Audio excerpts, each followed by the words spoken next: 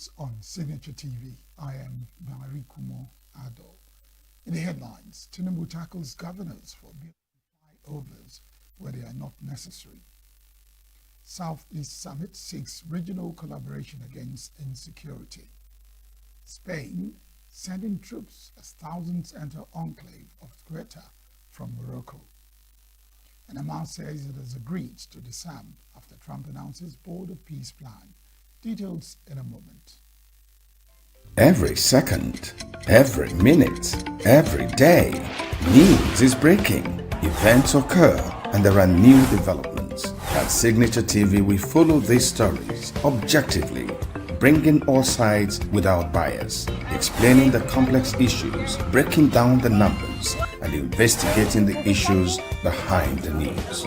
Anywhere and everywhere, near or far, wherever the news is, we will be there. Signature TV. News in your pocket.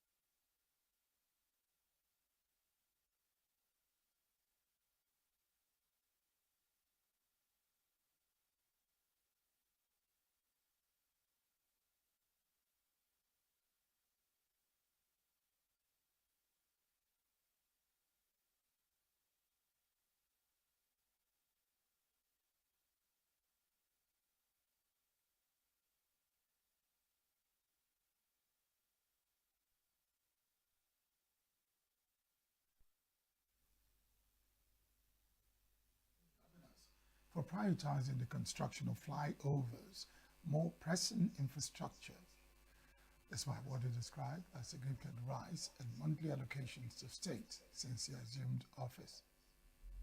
Tinubu spoke when he received a delegation of traditional rulers from Oyo State, led by the Olubadan of Ibadan land, Rashidi Ladoja, at the State House in Abuja. The president noted that many governors were spending public funds on flyovers in areas with little vehicular traffic rather than channeling resources into road networks that would improve security response and improve the quality of life of residents. It revealed that the governors now receive 4 to 5 times what they were receiving before he assumed office, saying they no longer borrow to pay salaries, pensions, and appealed to visiting traditional rulers to relay his concerns directly to governors. Tinubu used the meeting to update the traditional rulers on the administration's security strategy, describing recent successes against banditry and terrorism in parts of the country, including the rescue of kidnapped victims in Oyo. He said the Nigerian army had been expanded from 8 to 12 divisions to reduce response time in tackling insurgents, and disclosed that forest guards were being strengthened to pursue criminal elements operating in forested areas rather than focusing solely on wildlife protection. The federal government says it will soon publish details of how savings from the removal of fuel subsidy have been spent. It said that savings from the removal of fuel subsidies and foreign exchange market reforms have largely been absorbed by higher debt servicing costs and increased government spending. Speaking at the African Emerging Markets Forum in Abuja, the Minister of Finance and Coordinating Minister of Economy, Taiwo Yedele, said fuel subsidies and what he described as an implicit foreign exchange subsidy had cost Nigeria roughly 5% of GDP before their removal. He said the government's wage bill nearly doubled after the minimum wage was more than doubled to 70,000 naira per month, and increased spending on an education loan program that provides tuition support and monthly stipends to more than 1.5 million students, he said. Udele rejected a recent IMF assessment that millions of Nigerians remained in poverty despite reforms, arguing that a temporary decline in real economies was inevitable after subsidy removal. Gunmen suspected to be bandits causing mayhem in parts of Benue State have abducted a Catholic seminarian, Kevin Ochai. It was gathered that the incident occurred on Wednesday when the armed men attacked the bishop's residence at the Asa 3 area in Otukpo local government area of the state. Statement issued on Friday by the Otukpo Diocesan Chancellor, Reverend Father Joseph Aboyi Itodo, confirmed the incident. The statement said Bishop Michael Apoche was deeply saddened by the unfortunate development, has called on all Christian faithful in the Catholic diocese and all people of goodwill to earnestly pray for the quick and safe release of a seminarian. Insecurity remains one of Nigeria's most pressing challenges, which has given rise to calls for stronger collaboration between governments, security agencies, traditional institutions, and communities. The issue took the center stage at the first Southeast Security Summit held in Umuahia, Abia State, with the theme Collaboratory Approaches to Strengthen Security and Regional Stability. Christopher Lele, who attended the summit, completes the story. The Federal Ministry of Defense, in collaboration with the Office of the Senior Special Assistant to the President on Community Engagement Southeast, convened the first Southeast Security Summit with the theme Collaborative Approaches to Strengthening Security and Regional Stability. Declaring the summit open, the Minister of Defense, retired General Christopher Musa, noted that contemporary security threats have become increasingly dynamic and complex. Musa maintained that sustainable security can only be achieved through collaboration, strategic partnerships, and shared responsibility. Enduring peace can only be sustained when communities themselves become active stakeholders in the security architecture. Communities must feel they are being led properly, they are being cared for, and their concerns are being addressed. This summit should therefore serve as a platform for building stronger partnership between government and the people. It should strengthen confidence, encourage community ownership of security initiatives, and reinforce the bonds of unity that have always defined our nation. The Deputy Speaker of the House of Representatives, Benjamin Kalu, said the introduction of state police will bring policing closer to the people, improve accountability, intelligence gathering, and help curb insecurity in the country. The framework should include a joint intelligence fusion mechanism, a credible communication system, coordinated patrol along interstate routes, a shared database of wanted person and criminal network, and harmonized procedures for rapid response. Every distress call must reach the nearest capable security formation, irrespective of jurisdiction. Abia State Governor Alex Otti urged Southeast states to invest in surveillance technology and intelligence-driven policing to ensure that citizens live and do business without fear. We have established that more often than not, crime is driven by economic considerations. So, what we have simply done is to make it too costly for any intelligent mind to consider. By incentivizing security agents, investing in surveillance technology, and public enlightenment, we have simply made crime and criminality unprofitable in most parts of this region. ENUGU State Governor Peter Mba, who was represented by the Deputy Governor Ifeanyi Osai, called for intelligence sharing among Southeast states, harmonization of vehicle registration databases, and greater investment in technology to strengthen crime detection and prevention. The police and other services are essentially filling the role they should fill. The responsibility of the military will be highly concentrated on the territorial integrity of this country. But this is not a place to blame the police. We have to look at those of us that are supposed to provide and guide the police. Because when we take this job and we call ourselves chief security officers of states, it behoves on us to sit down with our commissioners of police and attempt those things that will make difference. Chief of the Air Staff, Air Marshal Sunday Aneke, assured that the Nigerian Air Force remains committed to working with other security agencies, local vigilantes, and intelligence networks to neutralize criminal elements across the Southeast. We need traditional rulers, the leadership of Ohaneze Igbo, and community leaders to continuously involve the youth. Additionally, the political class must deliver the dividends of democracy to prevent vulnerable youth from being rooted by violent groups. Security cannot be delivered by government alone. It requires a whole of society and a whole of government approach in which institutions, communities, and citizens work together with a shared sense of purpose. The summit ended with a shared commitment by governments, security agencies, and critical stakeholders to deepen collaboration, strengthen intelligence sharing, and pursue practical, homegrown solutions to bring about lasting peace, security, and stability across the Southeast. In Umuahia, Christopher Lele, Signature TV News. Newly appointed Registrar of the Joint Admissions and Matriculation Board, Professor of Computer Engineering, Segun Aina, has assumed office at JAM's headquarters in Buhari, Abuja. Aina took over the reins of the board on Friday from Ishaku Yedede, whose two-term tenure of 10 years ended on July 31, 2026. President Bola Tinubu appointed Aina on May 21, was 39 years old at the time, the substantive JAM registrar to succeed Oloyede, and becomes the youngest person to serve as JAM registrar. In its inaugural speech, Aina vowed to continue to uphold the integrity of the matriculation board, adding that more investment will be made into modern technology to fight examination malpractices. He want those behind examination malpractices to have a rethink and know that the business is in the wrong institution.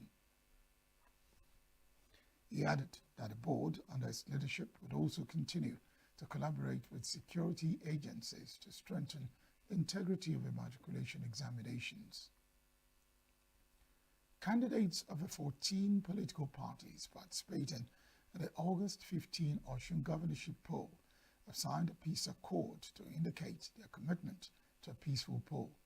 At the event, Osun State Governor Ademola Adeleke is seeking re-election. The platform the accord signed the document, while representatives of the candidates of the All Progressives Congress, Bola Oyebamiji and Najim Salam of the African Democratic Congress, signed on their behalf. John Cardinal Onayeka, who spoke on behalf of the chairman of the National Peace Committee and former head of state, retired General Abdul Salami Abubakar, said the accord represented another important milestone in the committee's long-standing efforts to promote dialogue, build trust, and ensure that political competition does not become a trigger for violence. Onayeka further said democracy flourishes when political competition is guided by peace, restraint, and respect for the rule of law, urging political actors to conduct the remainder of the campaign with civility and responsibility. Addressing the gathering, the chairman of the Independent National Electoral Commission, Professor Joash Amopita, said by signing the peace accord, the candidates were not only affirming dedication to non-violence and mutual respect, but also an unambiguous message to citizens that democracy thrives when peace prevails. Amopita called on all political parties, candidates, and supporters to strictly adhere to the letter and spirit of the agreement, warning that anyone attempting to disrupt the August 15 governorship election or engage in vote buying will face the full weight of the law.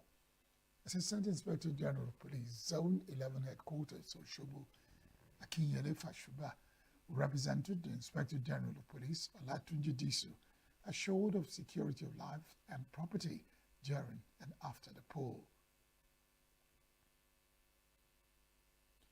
The Nigerian Association of Resident Doctors has given the federal government until Monday, August 10, 2026, to implement the terms of a previously signed Memorandum of Understanding or face a total and indefinite nationwide strike. The ultimatum is issued in a communique jointly signed by the President of the Association, Muhammad Suleiman, Secretary General Shuaibu Ibrahim, and Publicity Secretary Abdulmajid Yahya, following the association's week-long National Executive Council meeting held in Gombe. Topping a list of grievances were persistent cases of assault, harassment, and violent attacks on doctors while discharging the duties alongside poor remuneration, non-payment of outstanding salary and promotion arrears, and deteriorating working conditions. The association also painted a grim picture of the country's dwindling medical workforce and deteriorating infrastructure, noting that while Nigeria had about 25,000 resident doctors 11 years ago, only a little over 12,000 remain today to provide care for a population exceeding 230 million people. Association lamented the severe workload pressures, excessive call duty hours, casualization of doctors, and welfare challenges affecting house officers. The Nigerian National Petroleum Company Limited has announced a profit after tax of 535 billion naira in its operations for June 2026, representing a 15.8% increase from the 462 billion naira posted in May. According to the company's monthly financial and operations report released on Friday, total revenue for the month stood at 4.389 trillion naira, while cumulative statutory payments to the Federation from January to June rose to 6.3 billion naira. The report showed that average crude oil and condensate production dipped slightly to 1.72 million barrels per day in June, down from 1.73 million barrels per day in May.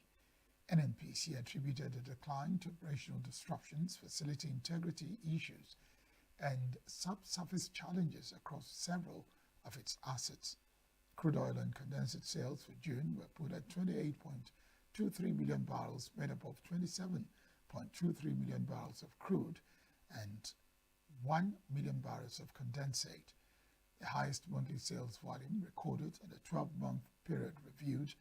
The company said it remained focused on delivering incremental production across its asset portfolio by improving facility reliability, minimizing unscheduled downtime, optimizing crude export operations, and accelerating new production opportunities. Still to come, at least 5 members of same family killed in Russian missile attack. Nigerian athletes continue to set world records at the ongoing Commonwealth Games.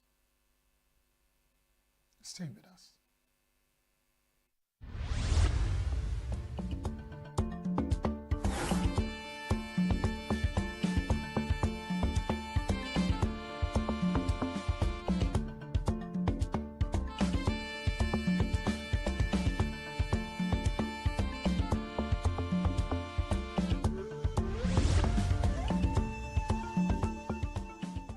Spain is sending troops to bolster security in its North African enclave of Ceuta after thousands of migrants swam from Morocco into the territory on Thursday.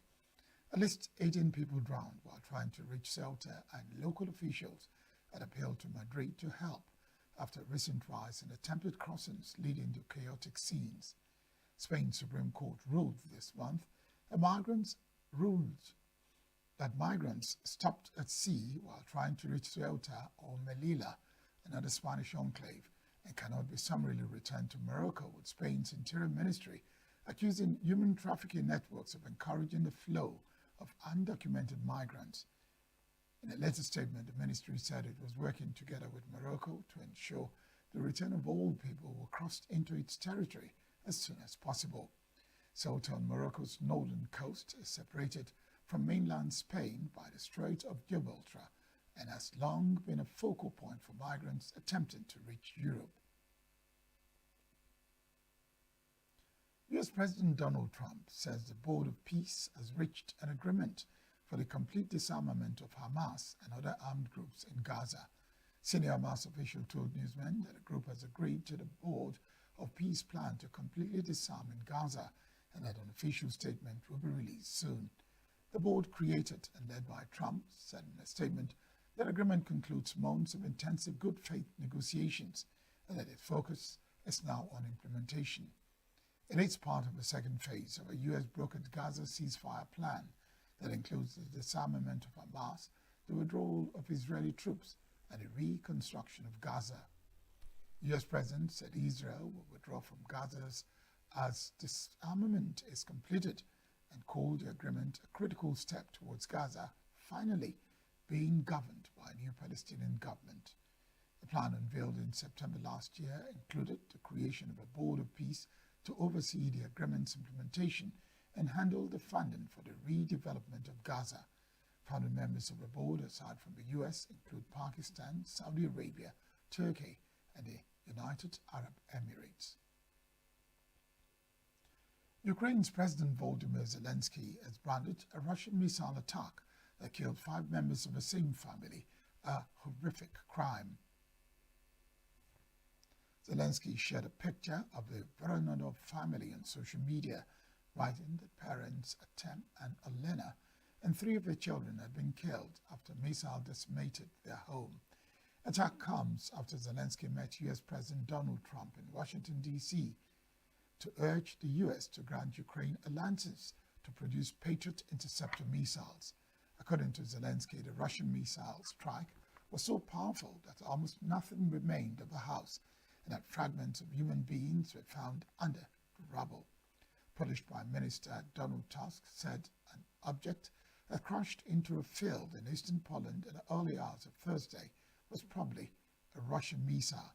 Ukraine's acting foreign minister Andrei Sybiha had earlier said a Russian Kh-101 cruise missile had crossed into Poland as part of Russia's massive strike against Ukraine, violating NATO air peace.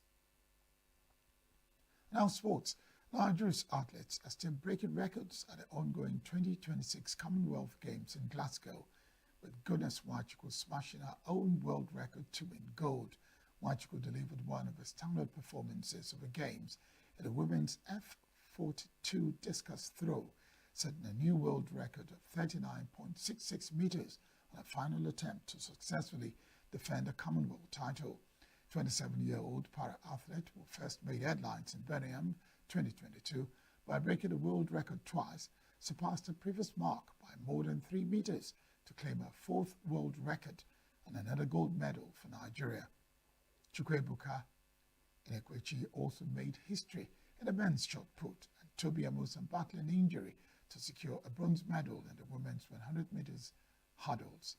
Inekwechi's triumph further underlined his status as one of Nigeria's most consistent athletic stars, as a 5-time African champion, has dominated the continent for much of the past decade and remains the holder of the African shot put record.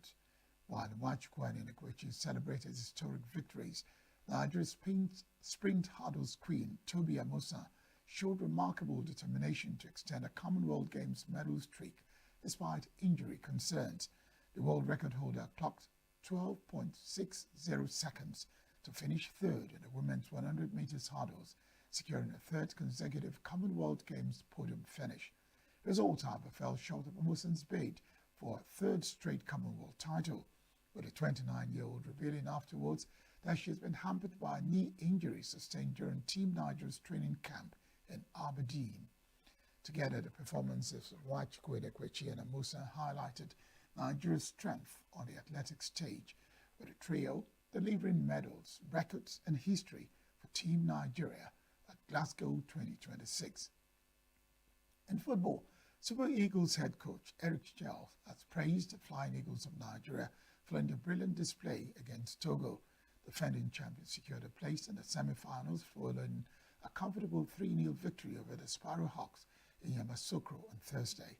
After goalless first half, Abdul Makaiba's side put pressure at the Togolese, scoring through Abdelmoise Adeleke and substitute Abdoulaye Agbeloye. Shell, who is in Cote d'Ivoire to support the Flying Eagles at the WAFU B Under-20 Championship, was impressed with the way the Eagles turned the game around. Flying Eagles will face Burkina Faso in their last group game on Sunday. European football's 55-member association have voted to boycott World Cups if the sports governing body, FIFA, proceeds with a plan to sell stakes in its competitions to private investors. The decision was made at an emergency meeting called to discuss a proposal announced earlier by FIFA.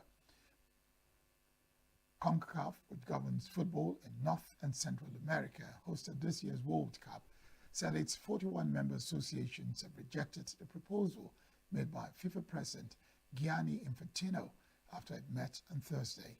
UFA's boycott will cover all FIFA competitions, including the Men's and Women's World Cups and Club World Cup, and be triggered if FIFA President Giuliani Infantino's proposals are voted through by member associations.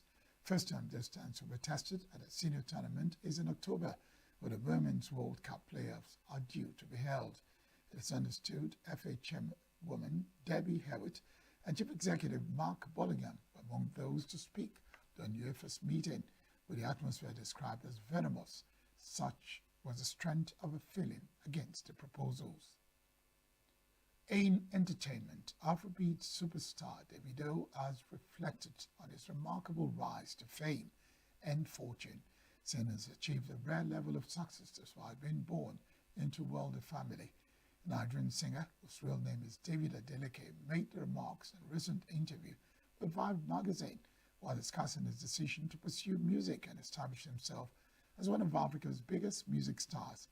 Davido acknowledged that his story does not fit the proper grass-to-grace narrative often celebrated by African audiences, but said he has nevertheless built a distinct identity and fortune of his own. Despite his privileged upbringing, Davido said his decision to pursue music was not initially welcomed by his father. Eventually released his debut single in 2011 and went on to establish a successful career that's lasted more than 15 years. Grammy-nominated Nigerian singer Ayra Starr has revealed that she recently underwent major surgery, explaining that the procedure has kept her away from social media and slowed down her recovery more than she anticipated. The Rush hitmaker shared a health update via Instagram story, apologizing to fans, popularly known as mob stars, for a reduced online presence in recent days. According to the singer, what she initially expected to be a quick recovery became more complicated after the surgery. Despite the setback, Ayra Starr reassured fans that she's steadily recovering and remains excited about the release of her forthcoming project, Star Girl. She urged supporters to continue promoting the project while she focuses on regaining her strength. Award-winning singer did not disclose the nature of the surgery or provide further details about a medical condition. That's it on the news. I am Barry Kumo. I'd like to thank you very much for watching.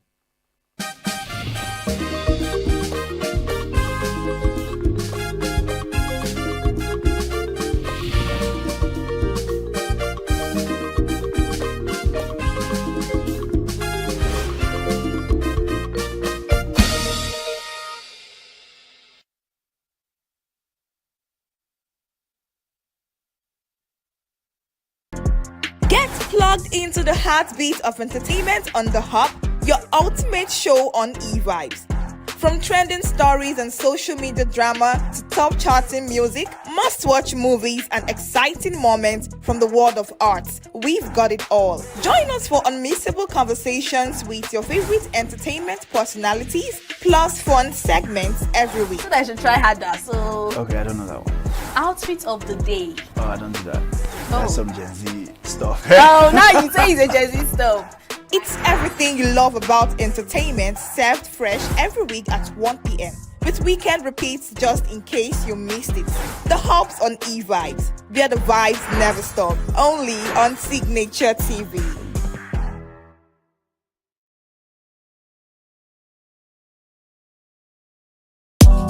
Tired of the snow? Tired of the bad TV signals? Nigeria has gone digital. Introducing Free TV, the national platform for every Nigerian. Get 100 plus channels immediately, sports, news and entertainment in your native language with clear picture quality. Whether you're in the city or the village, our satellite signal reaches every corner of 36 states from day one. No monthly subscription, just a compatible decoder and you are set. It's a national asset built for you. Take the show on the road, download the Free TV app and stream your favorite channels anywhere. Starting this May, scan to download the app or call 0700 388 7277. Free TV, digital TV for free. Brought to you by NBC. I lost my father when I was 8. A few years later, another tragedy struck. And my younger brother was shot. He passed. And in a few years after, another tragedy struck. My older brother, a car hit him and he died instantly. It made her give up on her faith. And I just gave my life to Christ. Right. Started her career in finance when she was called to turn around the fortunes of a failing radio station called Signaturetv in Lagos. The statement was, we know you don't know anything about radio, but you know how to run a business and you know how to make money. Within 4 years, she was being hailed as a whiz kid. More like I took it from scratch. Because almost 10 years after that miracle, her colleagues had conspired to get her kicked out. They accused her of misgovernance and misappropriation. I was at home for 7 months. No one knew. For the first time ever, Adedoda Allen is honest, candid, and vulnerable with Chude.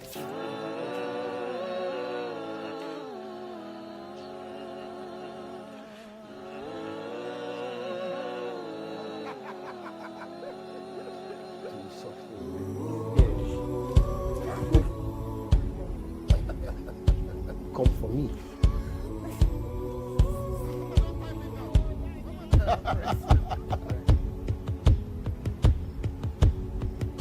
So your dad passed at 8, so your mother raised you as a single mother then? Yes, she did. Were you the only child? No. Right.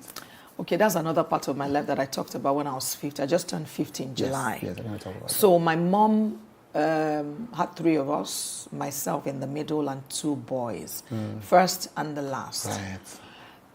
So when I lost my dad, I was 8, and we had to move out of the family house to go. My mom had to just, fend for herself. And why did she have to move out of the family house? Polygamy. Polygamy. Right. Okay, now we have to rent the house out. We have to pay bills. Your dad left mortgages, and all of that. So my mom just, so she left by herself. So she left by herself. Let me leave so that we can, rent the house and then start making money to pay the bills that your father left. Okay, right.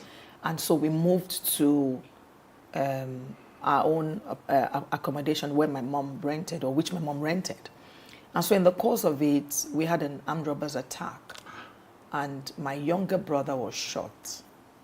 This was when he was maybe 18. This is a part of my life that I've never spoken about in the course of many years. And so he was shot by armed robbers, and he survived actually. And it wasn't a big gun; it was all those pellets. So he was shot in the eye, and the pellet traveled to his brain. He had a neurosurgeon come to do surgery. And he survived, but somehow 6 months or 8 months down the line, he passed. Oh. So that was my younger brother. Oh, I'm so sorry. Thank you. And so, my mom carried on with the 2 of us, and along the years again, my older brother somehow was coming back home. Okay, he got married. And so both of us, I got married, he got married, and so he had a kid. And on his way back to the house, when he was coming from the island, he had an accident on Ikorodu Road. He left his lane and went to the other lane, and a car hit him, and he died instantly. And that's what has made it become only myself today for my mother. I spoke about it briefly when I turned 50 in July. But I didn't go into this detail. So you're the first person I'm ever going to get into this detail with. Oh, thank you for sharing it with me. But that is a lot.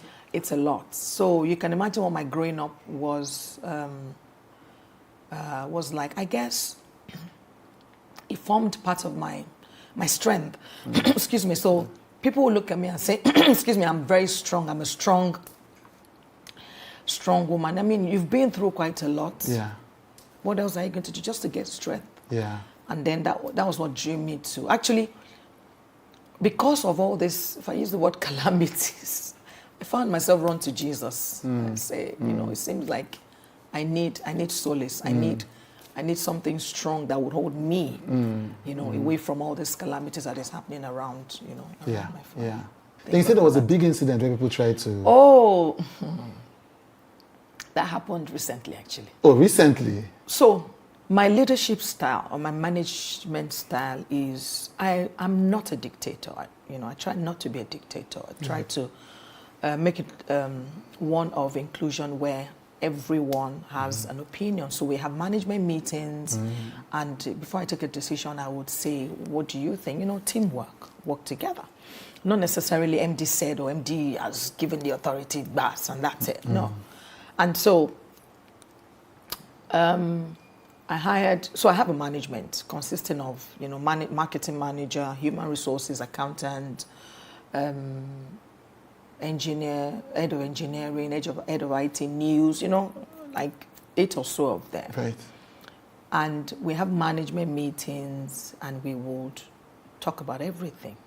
And I would just give them the free hand. Sometimes I would simply say, okay, if I'm not available, you guys can go ahead and do the management meeting. It's fine. Someone can chair it.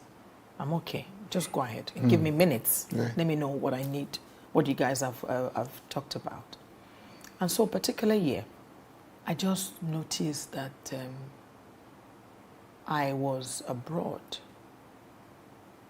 I was going on holiday back in 2022, actually, quite recent. And by the time I got to Dubai, I was in Dubai. I was Dubai and going to the UK. By the time I was in Dubai, I just got a mail that there were some accusations or allegations about me doing certain things, practices in the organization by, you know, some of my board members. And so I was like, okay, no, let me go back. I was built to travel, okay? Right. And just the week that I was built to travel, my board decided to pay a visit, which is normal, okay? How do you run things? How, you know, what are your, how do you mitigate that, you know, we don't have losses or, you know, there are no leakages? And so I explained all of that to them, and I thought that was it. And so a couple of other questions I answered, and I moved on and I traveled. So while I was there, I got a mail telling me that, again, I've not shared this, so I'm sharing quite a number of things with you, Chidi. I don't know why. Thank you. So then I got a mail that, okay, I've been accused of some misappropriation. Right. Wow. Misappropriation of funds, corporate governance. Right. You know, I didn't follow corporate governance. Some I didn't do some of my due diligence as a CEO. Right. Okay. So they picked 1, 2, 3, 4 things. And I looked at those and I'm like, okay, these are, I have explanations as to why this happened. So initially I thought, you know, in the boardroom, you have 1, 2 people that just don't like you and they want you out.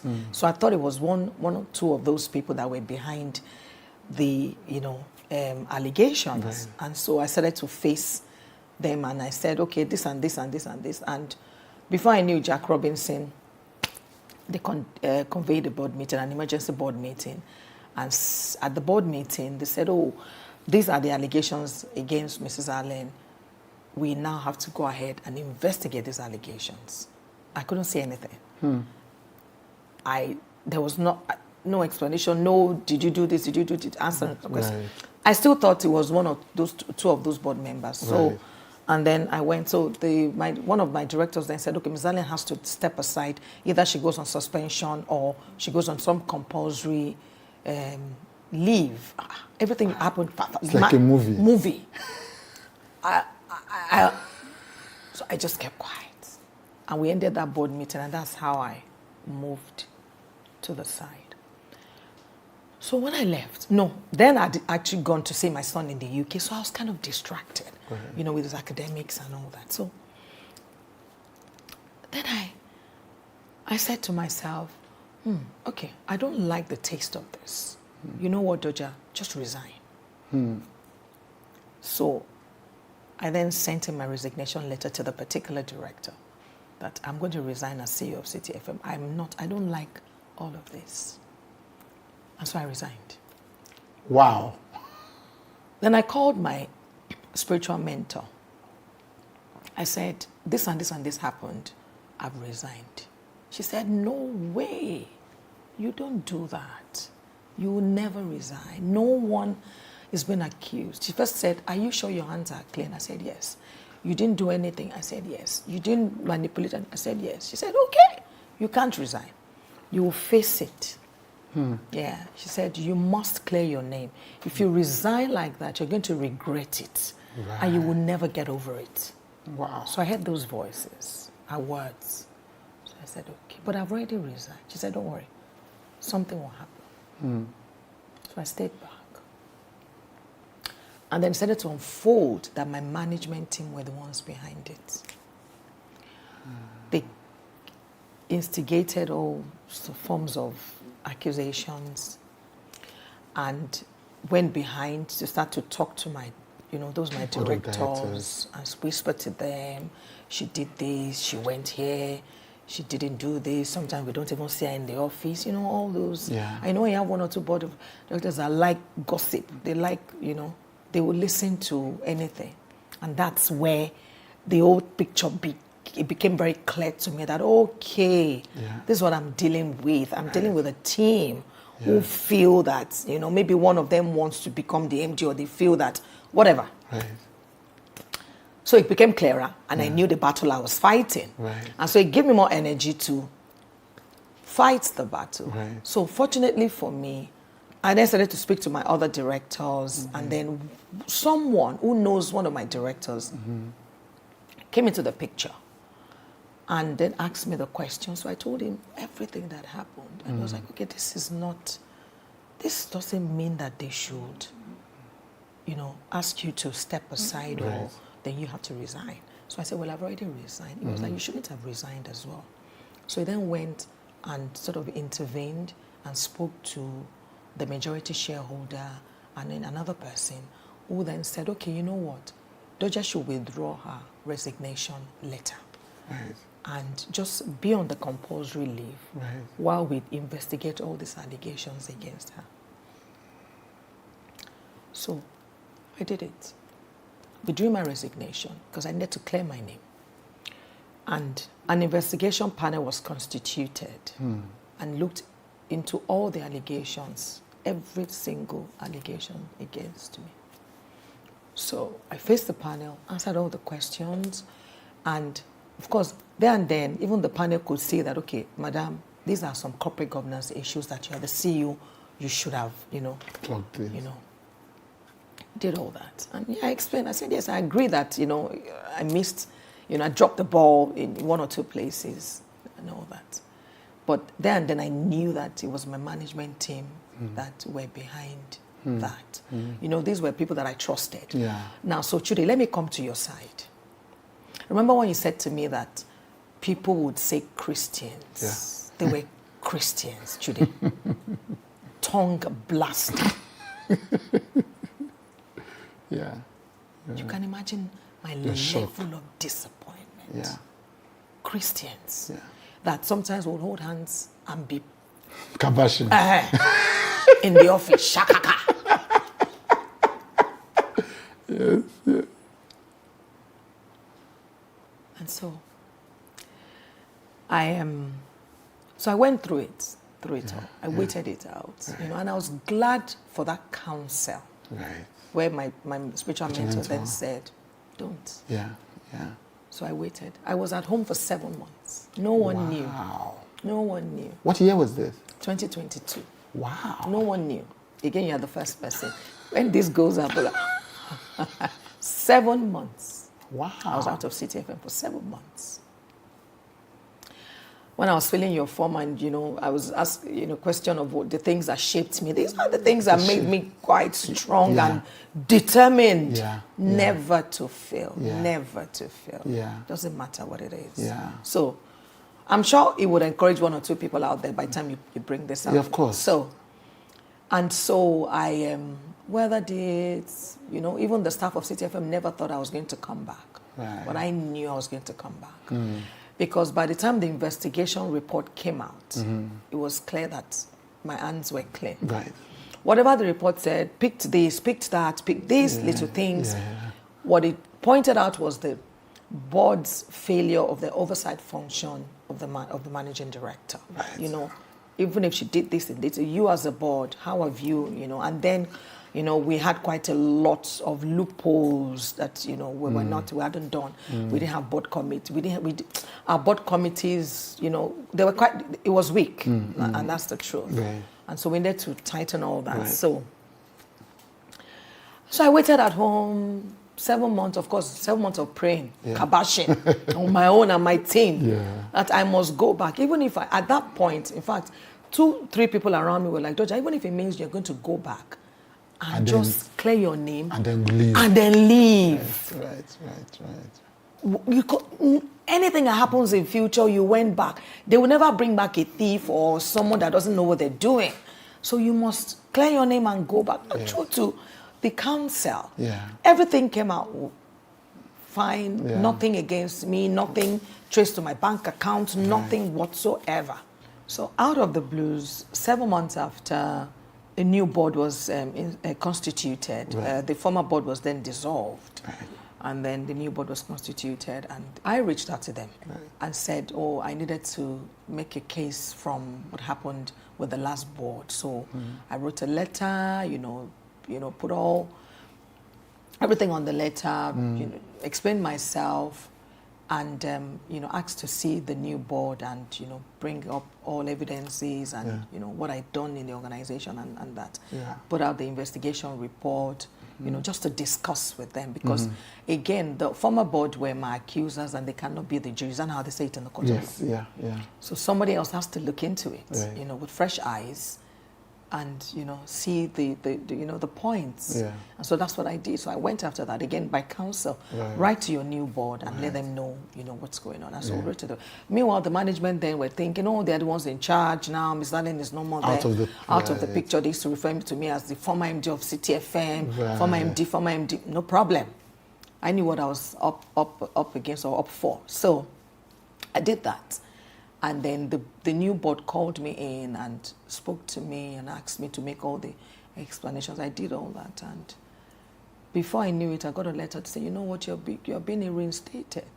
So I came back. I was so excited. I knew some people were going to be in trouble. Sacha was back in the building. Happily back. So by the time it was announced that Doja is coming back on Monday, of course, they took off. They resigned. I'm like, why? Why? Why do you have to resign? And then, they resigned, and the rest is history. And so, back, I mean, the plan was initially, the advice, not the plan, because I didn't think I was going to do that. But the advice was like, just stay a couple of months and go. But CTFM is my baby, is my organization. I mean, I am synonymous to City. In as much as I don't own the station, but I'm like the owner, because I run it like the owner of the station. It's an amazing story. So and that's where I am, 2022 to 2023, and now we're in 2025, and we're still standing strong. I'm better than I was many years ago. A number of achievements in CTFM over the years, even in content, having Dr. Abati, be one of the hosts, a string of viral interviews over the past few years, the Okoyes, all of that. But two of the things that are my favorite are, one, the annual Christmas concert, which I never miss. Baby. I'm always at the back. No, I was there last year. Believe I was there last year. What I talk about, I was there last year. the security men will recognize me because they're my people. Yes, I always come, but because I come because it's open air, there's something about it that's beautiful. Excellent. So I'm not coming to the front. People say come to the front. I'm like, no, I'm in the back. It's a really beautiful. I've been there once in the front, many years ago, but after that I thought, no, the real experience is to be in the crowd. So, and over the past few years, the number of the Christmas fiestas by radio stations have stopped, been suspended, died out of lack of sponsorship. CTFM has continued. So that's a remarkable achievement. So I want to ask you, so I'll talk about, the other thing is the CTFM Media Academy. But what do you think has kept that beautiful Christmas product shining, even when others seem to have struggled with that?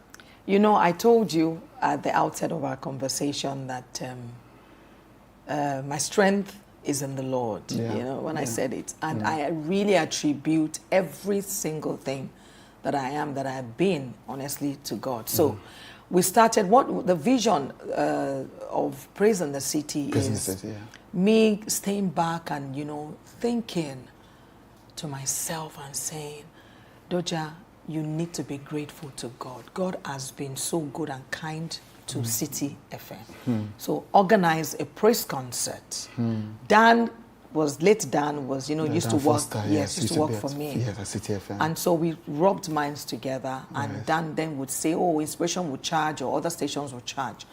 But I then said, I don't want to charge. I think that we should use it as giving back to the society, and all, of course, above all, to say thank you to God for keeping the station in spite of it all.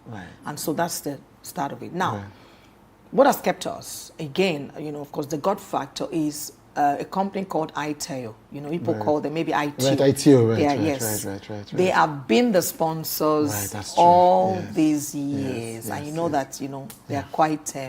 So the founder of ITEO is a strong Christian. Exactly. I've worked with him. Yes, Benedict and his siblings. Yes. So they have been the one. They swear by CTF, by Praise in the City.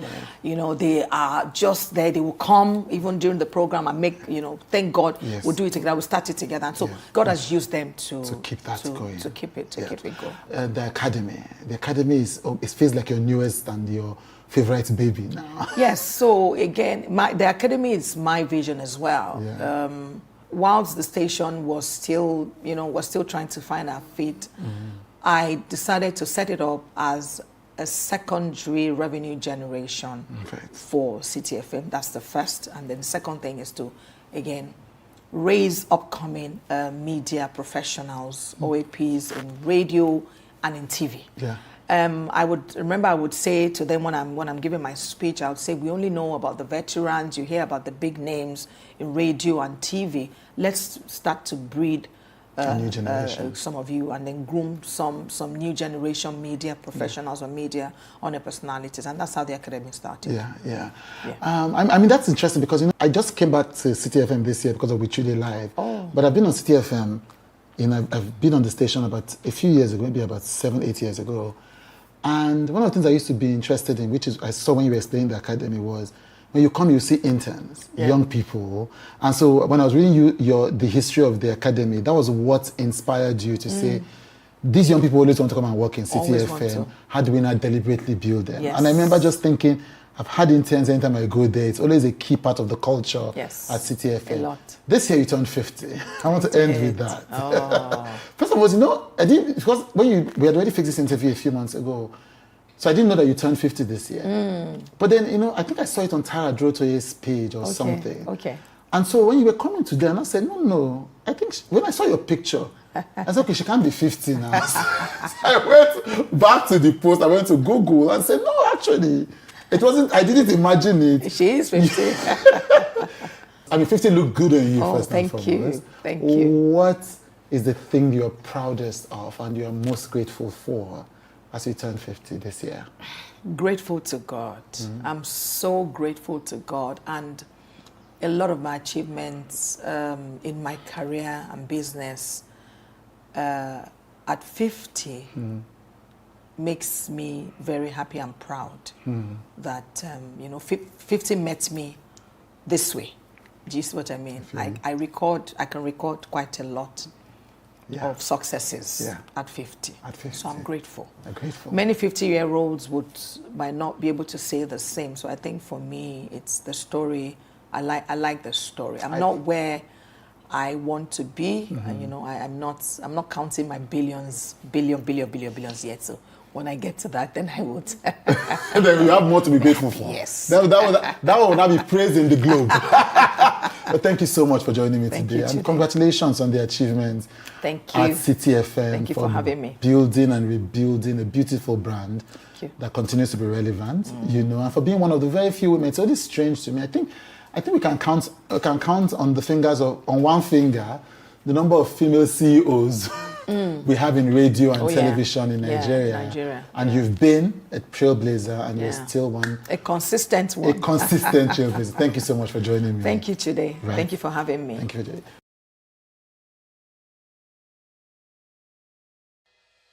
Health is more than a diagnosis. It's your lifestyle, your choices, and your future. Join us on Inside Health, your weekly deep dive into the stories, science, and solutions shaping your well-being. From expert interviews to real-life journeys of healing and hope, we cover it all. One of the complications of cancer management or treatment is they have some of them, at one point in time, you see them having anemia.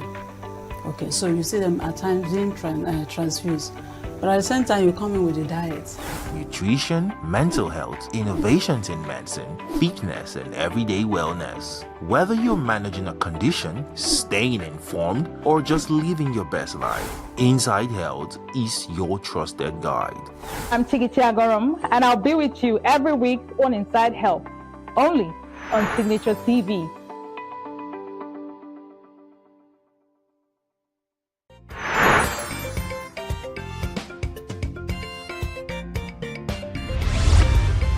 Signaturetv, news in your pocket.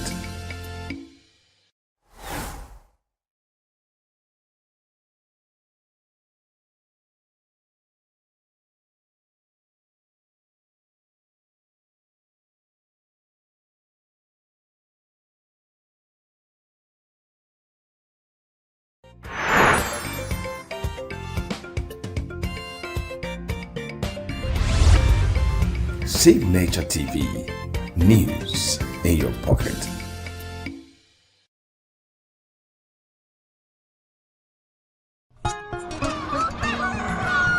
New every morning on Signaturetv, we open the day for you with needed energy, information, and required vibes to shape your day. From sizzling snippets of stories in various areas of life to intriguing conversations with net worth guests. When you have people who have no track record becoming your leaders, you have a problem. There is no outstanding graduate when Obi took over from me.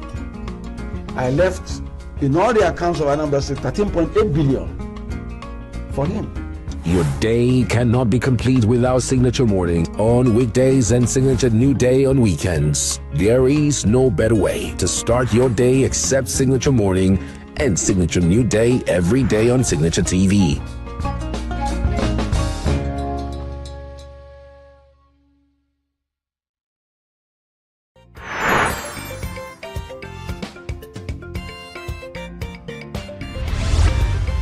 Signaturetv, news in your pocket.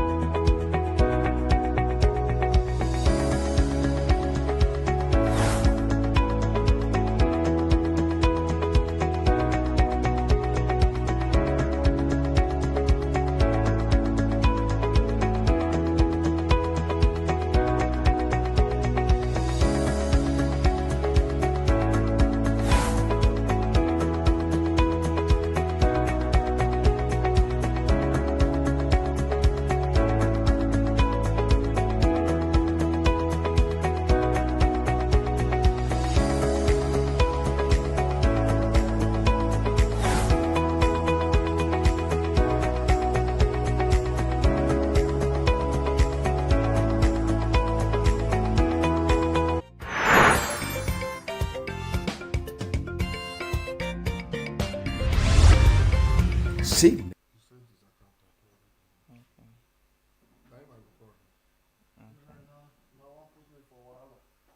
Good morning, sir. Okay.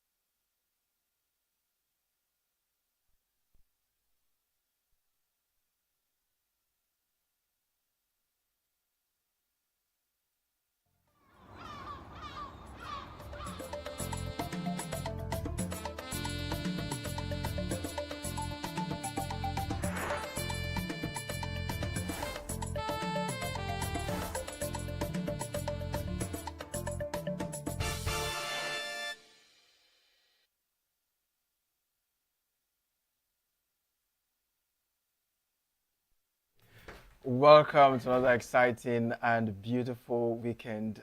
My name is Christopher Lele, and this is New Day on your favorite channel, Signature Television. My name, of course, is Christopher Lele. I feel like saying that over and over again. Happy New Month! We should have those. Okay, now your month is here now because you have been counting down to August. Oh my gosh! Now, my ginger, if he disappoints us this time again, remember what we said we do. We are going to buy you the gifts that colleagues buy for their friends who want to get married. Very soon. Both baby coats. I'll book the catering. Okay. Oh. And then we give it to you. Whatever you do with it becomes your wahala. Welcome. My name is Christian Chibuzo Maduka. This is a new day, a new month. Yes. New opportunities, new ideas, everything new. As wrestling Nigerians, whatever it is, God said it's new month, a new day. Yeah. Yeah, that's what we believe. Good morning, viewers. Welcome to the Signaturetv morning show again. It's good to be in another month. I mean, the year is fast running out. Yes. My ginger says Signature Morning Show. A lot of people need to be reset. We reset our mind. Okay, because it's used to Monday to Friday, Saturdays and Sundays, always new day. Welcome, actually. Officially, welcome. Oh, orientation. It's actually new on the new day set. Nice to have you on the new. We welcome him to the new day set. Yes. Mark Ginger, you are welcome to new day set on Signature Television. I just lost my virginity.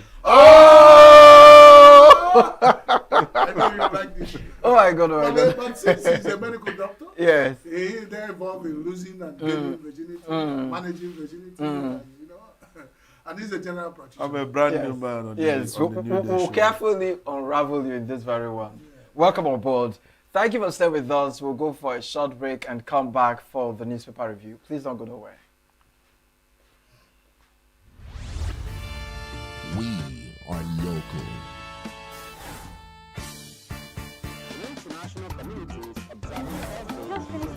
Why the main market is in chaos. People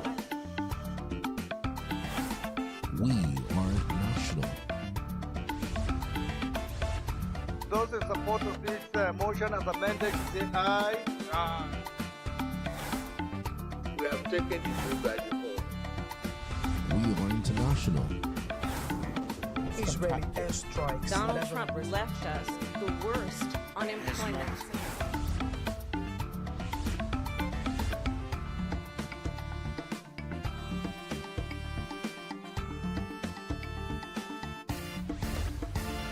Signature TV, news in your pocket.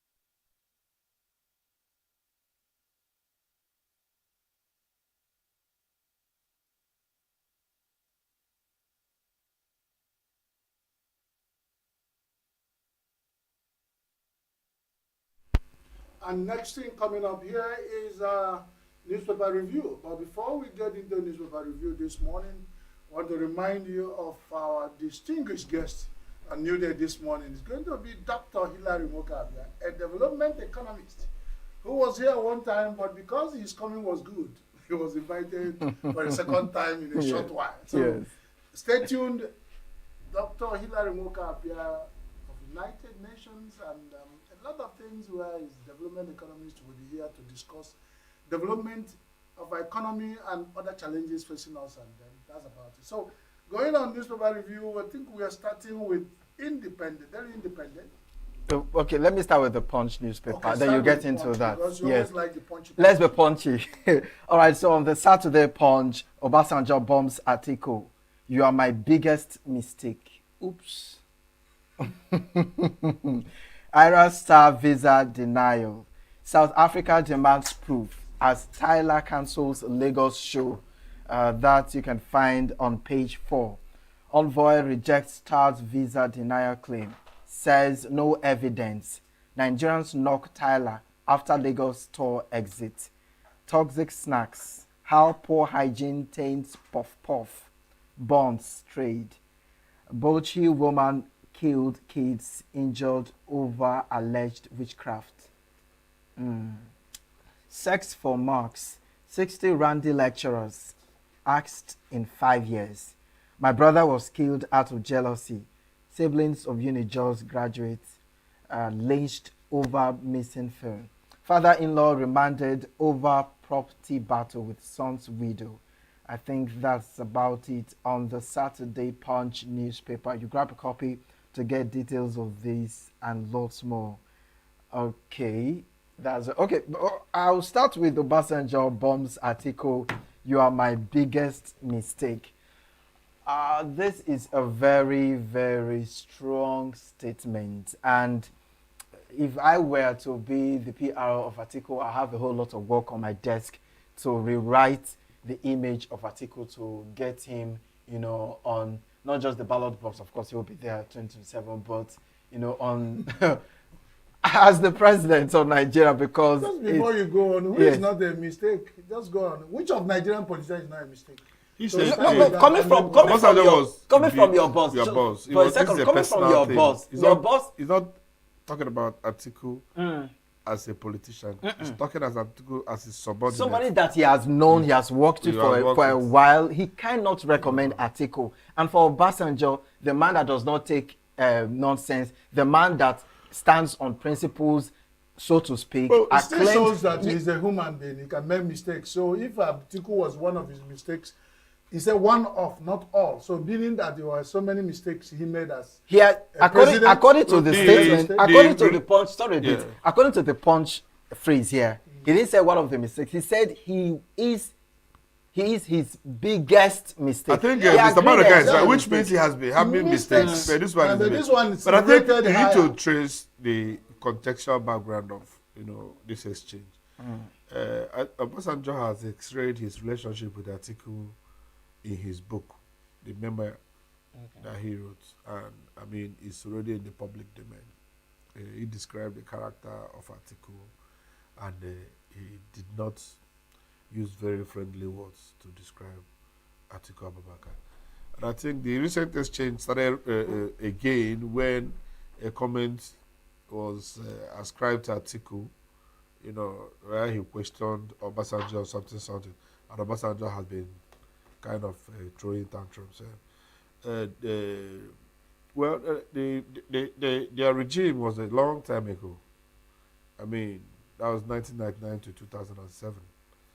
And if Obasanjo is talking about Atiku being his biggest mistake, there are also other mistakes that he made, like foisting President Umaru Yar'Adua on Nigerians, knowing fully well that he was sick. I mean, there are other Northerners who could have taken that mantle. Also, maybe his choice of Goodluck Jonathan as the vice instead of an Igbo man. I don't like the Jonathan's position was a bad one. Many Nigerians commended. Jonathan. No, but only Nigerians are commending Jonathan because we are now comparing apples and oranges. But even back then, people were happy. No, people were not happy. There was something from the region. Brother. I mean, I was not a child. What led to the change of regime? If people were happy, there was corruption, massive corruption. Government was so lax. The economy was better than it is now, but the prospects were not optimized. And he had the best of Nigerians working for him. The Okonjo Iwealas, the OBS Ekwesili, the Dora Akunyele, he had a lot of good Nigerians at his disposal. He was able, teams that Obasanjo discovered, he inherited a lot of them, and he worked with a lot of them. But the problem we had at that time was that the business of fighting corruption was grounded to a halt. That was why the opposition gained traction. If Nigerians were happy, why did we have a change of government? But what happened was that the government, Obasanjo completed his tenure. Was the asking for third tenure one of the mistakes? And then how are I agree with you, man. Just give me a second. The issue is that you're comparing. I'm not comparing. I mentioned something. I said that Atiku was not Obasanjo's only mistake. That he also made mistakes by fostering Yaradua on Nigerians, even though he knew the man was terminally sick. Punch said is the highest. So he's highest. Let's discuss the highest. You raised the issue of this not being the only. No, I just pointed out. And I now because, began to remind him there are others. Definitely. So, but let's concentrate on his highest mistake, which is Atiku. And at this point, where he's trumping it up as his highest mistake, you know, it has a lot of political connotation, which a lot of people are Atiku seeing. has become an albatross to Nigerian opposition. I think, you know, he has maybe inadvertently used to destabilize the opposition. That's a lot of people have seen him as a spoiler of, you know, because if he come in and at the point he comes, a lot of people are questioning the what do you call it? The appropriateness of his coming. He's the person who fought Goodluck Jonathan on the grounds that he was going against zoning. But Atiku has now consistently contested against the principle that he once said that was why he left the PDP. And then you know that once the smelly thing hit the ceiling fan, if you don't touch you perceive the odor. Now that we have, you know, he has done. Does it mean that when he touches you won't perceive the odor? No. If you don't, one way or the other, you have to feel it. Either you feel it, or. You know, and then that is what has happened. If Atiku persistently become perceived as the man who is spoiler, goes against what do you call it?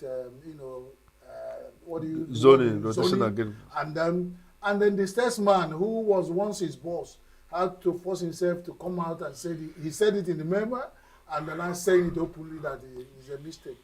I think his advisors, at the point he celebrated 80 years officially.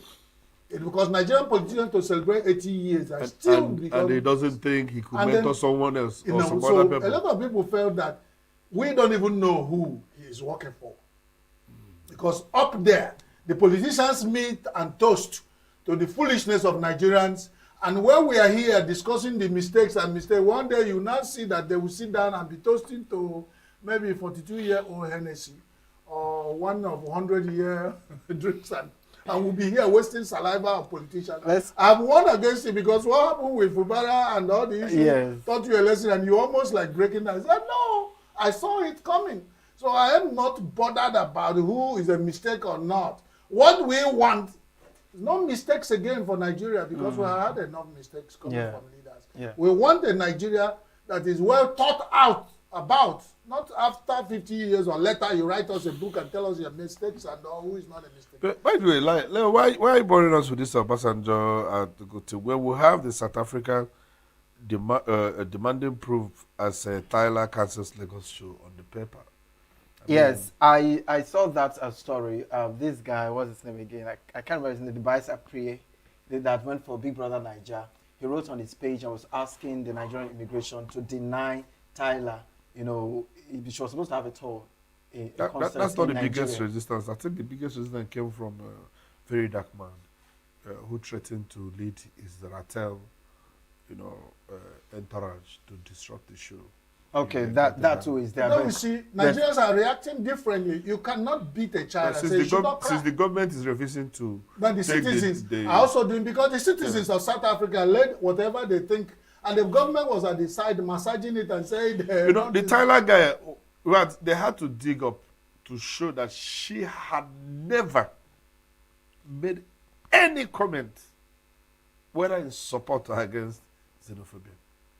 There had not been any comment. She's been so quiet about it. And she wanted to sneak into Nigeria. There are still some proud Nigerians we should be proud of. If the father of the house refused to speak, and the children are speaking up. Even Bonaboy has spoken up. It was Showore that said that he doesn't really, why he's totally against xenophobia, he does not also support citizens going against each other, that we're all victims of bad governance in Africa. And a lot of people are not taking it from him. They are saying that this girl is a star and that it is the duty of celebrities to speak up to their people, in the issues of national importance. Where she kept, a very suspicious silence, just like some South Africa. In fact, remember in the past xenophobic attacks that AKA, actually supported it, which, affected his African profile. The Nigerian rose to the point of becoming a queen. And how many Nigerian stars reacted? So even the stars within did not react about Nigerian. There were few, very few. Nigerian stars are outspoken. And how many of them can we quote that have said we do not support xenophobia? And when we're talking about stars that are supposed to maybe book for show tomorrow in South Africa, like Tyler is trying to do in Nigeria. So if such level of stars had come up to say, you are doing this, because remember that you've asked everybody to go to their father's their maternal uncle's home. You won't find anybody at home because everybody would have gone to their maternal uncle. Every house will be empty. So when you are doing xenophobia, everybody can start xenophobia reaction in Africa as we are now. It's not a monopoly of anything. So when the government sit on the fence playing ostrich, and they think the citizens will watch them do this, that is the result of bad governance. And Put it at it. Because it happened in South Africa, they would have come directly hard on them to stop it. Because they're going to cause series of diplomatic rows against, because South Africa is not it's not an isolation. And it's made mess of the whole AU brotherhood or nonsense they call it, because they just recently started reacting. These are what I keep warning. Stop the push before the fight. How many Nigerians lost their life? How much is Nigeria staying to profile and bring back people and settle them? Nigeria has lost 98 persons since this. Can you imagine? This xenophobic attack. Can you imagine? And who are you going to explain to the families? There is one pathetic video that is making the rounds currently on the internet. One man that was suffocated to death by the police. And yesterday, there's another one Igbo young man that was shot point blank in a restaurant. And the thing is making round. And they posted, what is South African diplomatic crew in Nigeria doing about it?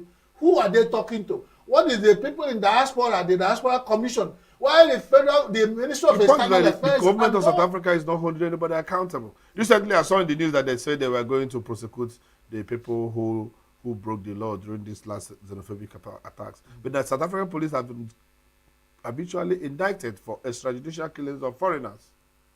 Can you imagine? And the government want to, at the end of it, or sweep out under the floor. They have started what they call put a knife to the thing that held us together. The center can never hold again, and it's not going to. At the end of the day, we'll find a way to blame the white man for this. The painful thing is that you see South Africans go into a company where you see white or even Indians, just non-blacks. Do you know what they'll tell them? Give us the foreigners in your company. Release them. Send them away. So these ones are not for the person you're talking to is not a foreigner. The person who is a foreigner is a black person. Shadow, yeah. It's a black man. And the fighting. I think it's psychological. There's something wrong. They lost it.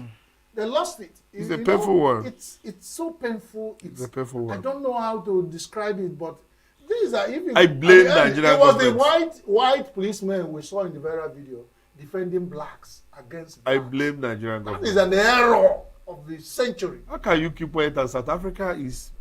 I mean, Nigeria should be the big brother in Africa. If Nigeria cannot do anything to defend her own citizens in South Africa, what is the fate of the rest of Africa? It's Ghana, a small country like Ghana, that is actually standing up to the South African bully. What is going on? Well, so much before we raise up a lot of sentiment to say why we tracked arrested kidnappers' families. And that's coming from the president. President Bola Ahmed Tinubu, GCFR, the President of Federal Republic of Nigeria, Jagaban. And he's saying, that's on a punch, or your abduction. Why we tracked arrested kidnappers' families? And the question is, why is the rest of people who have been arrested and, why are they not tracking their families and all that? Okay, that's about it. So let's move on. Mr. Maruka, your punch is not punching. However, it's a previous another day punch. My brother was killed out of jealousy. His punch. Can we check another paper? Okay, Tribune here has Awolowo Foundation opens nomination for 2026 Leadership Prize Sectoral Leadership Awards. Makinde inaugurates APM Campaign Council, 6 inclusive structure ahead of 2027 poll. Orire, ACF opposition asked Tinubu to deploy same strategy to resolve other abduction cases. ADC to president, track down families of Kwara Borno kidnappers too. Judicial Commission will uncover facts behind Orire abduction, strengthen school security, or your governor. Alhaji came from US to form robbery gang in Nigeria, specializes in snatching exotic SUVs using weapons shipped from America. Seminarian disappears from Bishop's residence in Benue. That's his lady's abduction. No blood worth shedding for Osun election, Amupita declares. Once election officials against political pressure, IGP deploys new CP ahead of August 15 polls. Every Nigerian is being harassed by hunger. Obi knocks Tinubu government over rising poverty.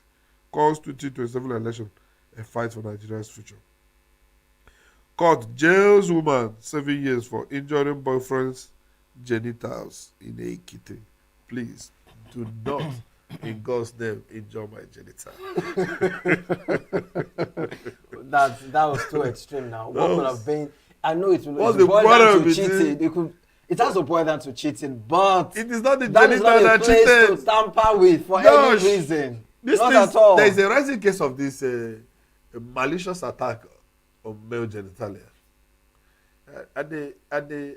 You know, it's appalling, and I don't know why women are resorting to this kind of violence. You could walk away when a relationship is not working. I mean, no need for anybody to resort to any kind of violence, you know. And well, I don't know. I don't envy the guy who was attacked, you know, at his genital of all places. Mr. Madoka. The genitals, male genitals are facing extinction, and they are very genital genocide. short in supply. So if you have genital xenophobia, genitalophobia, it means that the women are using what they have to fight. When a woman feels that is going to be dumped, and it's because of that only tools between your legs that another woman will become jealous of it and become. But we should not dump the man if actually, assuming the man no longer dumps her and the genitalia becomes malfunctioning. Sure. Well, they know how women think. They think about where their heart is where their mind should go and all the effort. So one thing about it for men now, there was this joke about having a lock. The metal lock. When you are quarreling with your partner, you lock buy up the an armor.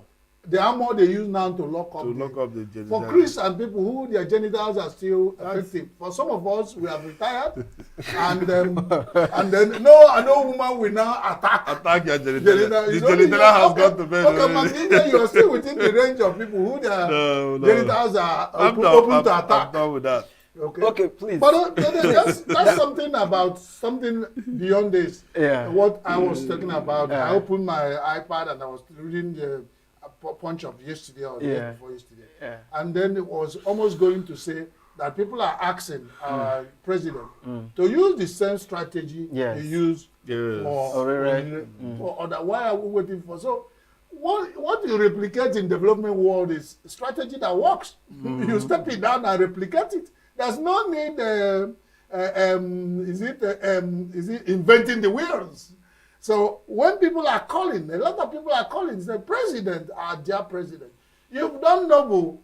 Even when you are stopping people from probing how you did the Onire thing, but still use that same strategy. All we are looking for in the bottom of plate is either meat or fish.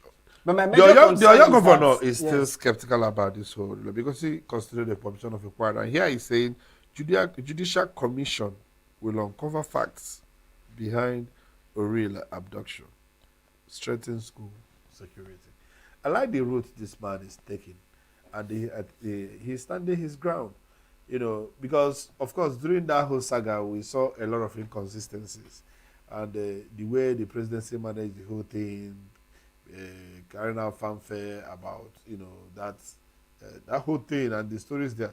We are not matching up. And the governor called for intervention of the UN to probe what happened and the way the presidency attacks him, and even the National Assembly. And here the man is saying that, I mean, the commission is to find out what happened, how it happened, who was involved, and what led to it, what were the security breaches, that will also help to strengthen the security of schools. I think any governor, you know why? In Nigeria, once you begin to set up another committee, another probe, another thing, you know what comes? What? Once come to my house, they be empty hand. Probe must have fund to function. If that fund will waste, whatever the President Tinubu and his group did for Nile, please do. Whatever you did for Ginger, do it for Chris. That's all Nigerians are asking. I do not agree that we should whatever you did. What you are proposing is that they continue to react. They abduct you, they will come and rescue you. This man is talking about prevention. The presidency, the call for the presidency to apply it elsewhere is not a bad call. Mm-hmm. But this man is talking about prevention. So if you say that this should not be done, what you are saying is that, okay, wait for your turn, you'll be abducted. No, we were told the probe to find out how that rescue was done. Not probe about what cost it. I think another angle we should also look into is that there have been accusations that this whole kidnap thing was planned out. It was a sham. It was a planned out. And then if a governor of a state, you should know very well that for him to still stand his ground and stay insisting on this, he must have gathered his own intelligence. And he's still concerned about what happened and how it went out and how the result came out. Supporting allowing the oppositions to breathe. And also, because in Nigeria, assuming that Makinde has been part of those who say aye, those who say nay, say nay. At the end of it all, you hear there's one viral video going up now where they find the president of the Senate say those who say yeah. Say they were shouting loud in the air. Then who said nay? Nobody said anything. I said the nay have it. And the whole place erupted in. So I don't know. You can imagine a country of those who say nay, those who say Makinde is fighting for survival. Remember that he's neither in APC or PDP. I think he's going into the election with APM because he fell out with Wike, and Wike has a chokehold on PDP. And of course, he didn't. After a series of meetings with the president, I guess he did not get a good deal to move into the APC, and he's trying to do his own thing in APM, and he believes that the real thing was engineered to probably throw his state into anarchy, either cause militarization or whatever in his state, and that's why he's shouting. And the problem is that not much persons are paying him attention. And we have seen this kind of playbook play out before our very eyes. You can see the River State situation. Why was a state of emergency declared in River State? And how was it settled? Was anybody ever prosecuted for the infractions that led to the state of emergency? How the Chibok issue played out. And how the Chibok issue played out. To make sure that the goes. So my major concern is that the Orures case was solved in quote because people made it popular. People talked about it. Which case? And the government, that's what I'm saying. The government seemed to pick interest in cases that come on social media that come to the eyes of people. But would it be because they have interest in that state? Other cases that people are not aware of. Yes, other cases that people are not aware of. Because the ruling party has political interest in the state. Because every abduction is popular online. Not every abduction. These are abductions that the videos. What single this one out was the government out there. The government. Hold on a second. Yes. There are situations. There are killings that have been going on that many people are not aware of. There are killings that go out in rural communities that some people are not aware of, but intelligence gathering, the military forces are aware of. Some of these cases are not popular, but that doesn't mean it does not happen. So we can't really say that every case that has happened so far, they are popular online, number one. And number two, my concern is that our government should not just bring to justice cases that are popular. Even cases that are not popular, even in some states that have experienced one kidnap or the other, one death or the other, without we even knowing, we expect the government through the military agency to go out there and get those people out, just as they use the same strategy that they use supposedly in a rural state. They should use the same strategy to go to these different rural areas on popular cases. The strategy and resolve I those support cases too. is the strategy that will stop the abductions. And this is why I stand with the governor on this one. Let there be an inquiry. Let there be an inquest. Why, how, where, when, who? But remember, all these things where people are calling for, apply the same strategy. Even if you do inquest, inquiry, whatever name the government use, those big Oyibos, they need to confuse people, to keep us speaking Dogo Trenchi and not following any action. Let them apply all to Borno, Kwara, Benue, Plateau, everywhere. Let the same process go through. Why are the governors of these states not calling not seeing what Makinde is seeing? And that boils down to when I say yes sir, yes no, nay, governors everywhere.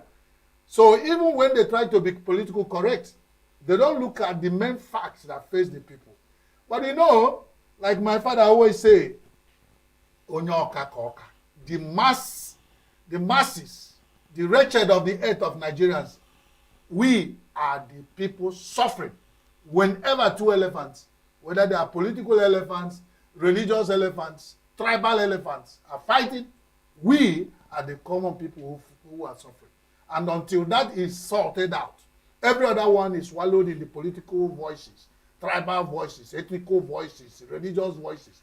And no nation survives such thing because it cripples and is chopping the nation like, how caterpillar eats on green leaves on a summer morning. And that's going to make us to find ourselves going disarray. I'm seeing Olusoyinka speak out here. Unusually, he says in Vanguard of August 1, end extrajudicial killings, casual butchery. Soyinka task Tinubu. Remi Tinubu celebrates a Lawrence world-class hospital now approaching completion. New army divisions, veterans split over timeline. Fix existing divisions first. And that the Shoki is celebrating 50 years on the stage. How Ajegun led Dynamic Miracle Vanguard Eco Hotels shaped my journey. To honor mom at August 9 concert, I once scavenged for aluminium to survive. That is Shoki. They tagged it from ghetto to grace. Saturday Vanguard. That's very interesting. Whether it's from ghetto to grace, whether it's from picking aluminium as scavengers, that the word they use, condemn iron condemn. I know iron condemn. Once you hear that in the neighborhood, now the iron condemn and all has taken another. I remember those Shoki days. Things were really tough, and the ghettos were really hard to survive. Lagos was hard, and the talent was only just raw. You didn't have access to tools or equipment, of course, not digital tools that we have today. You did not even have platforms. These guys performed for the neighborhood. That's why he's describing the people who platform. Neighborhood platform is a platform. Who gave him platform. You just stood somewhere. I want to create a picture that I needed to appreciate. We will talk about neighborhood platform of the 80s and 90s. It's a platform without the cameras, platform without the internet. Now, what you are doing in one street may not filter to the next street. It was very restrictive. I could still, almost feel it, what it felt like.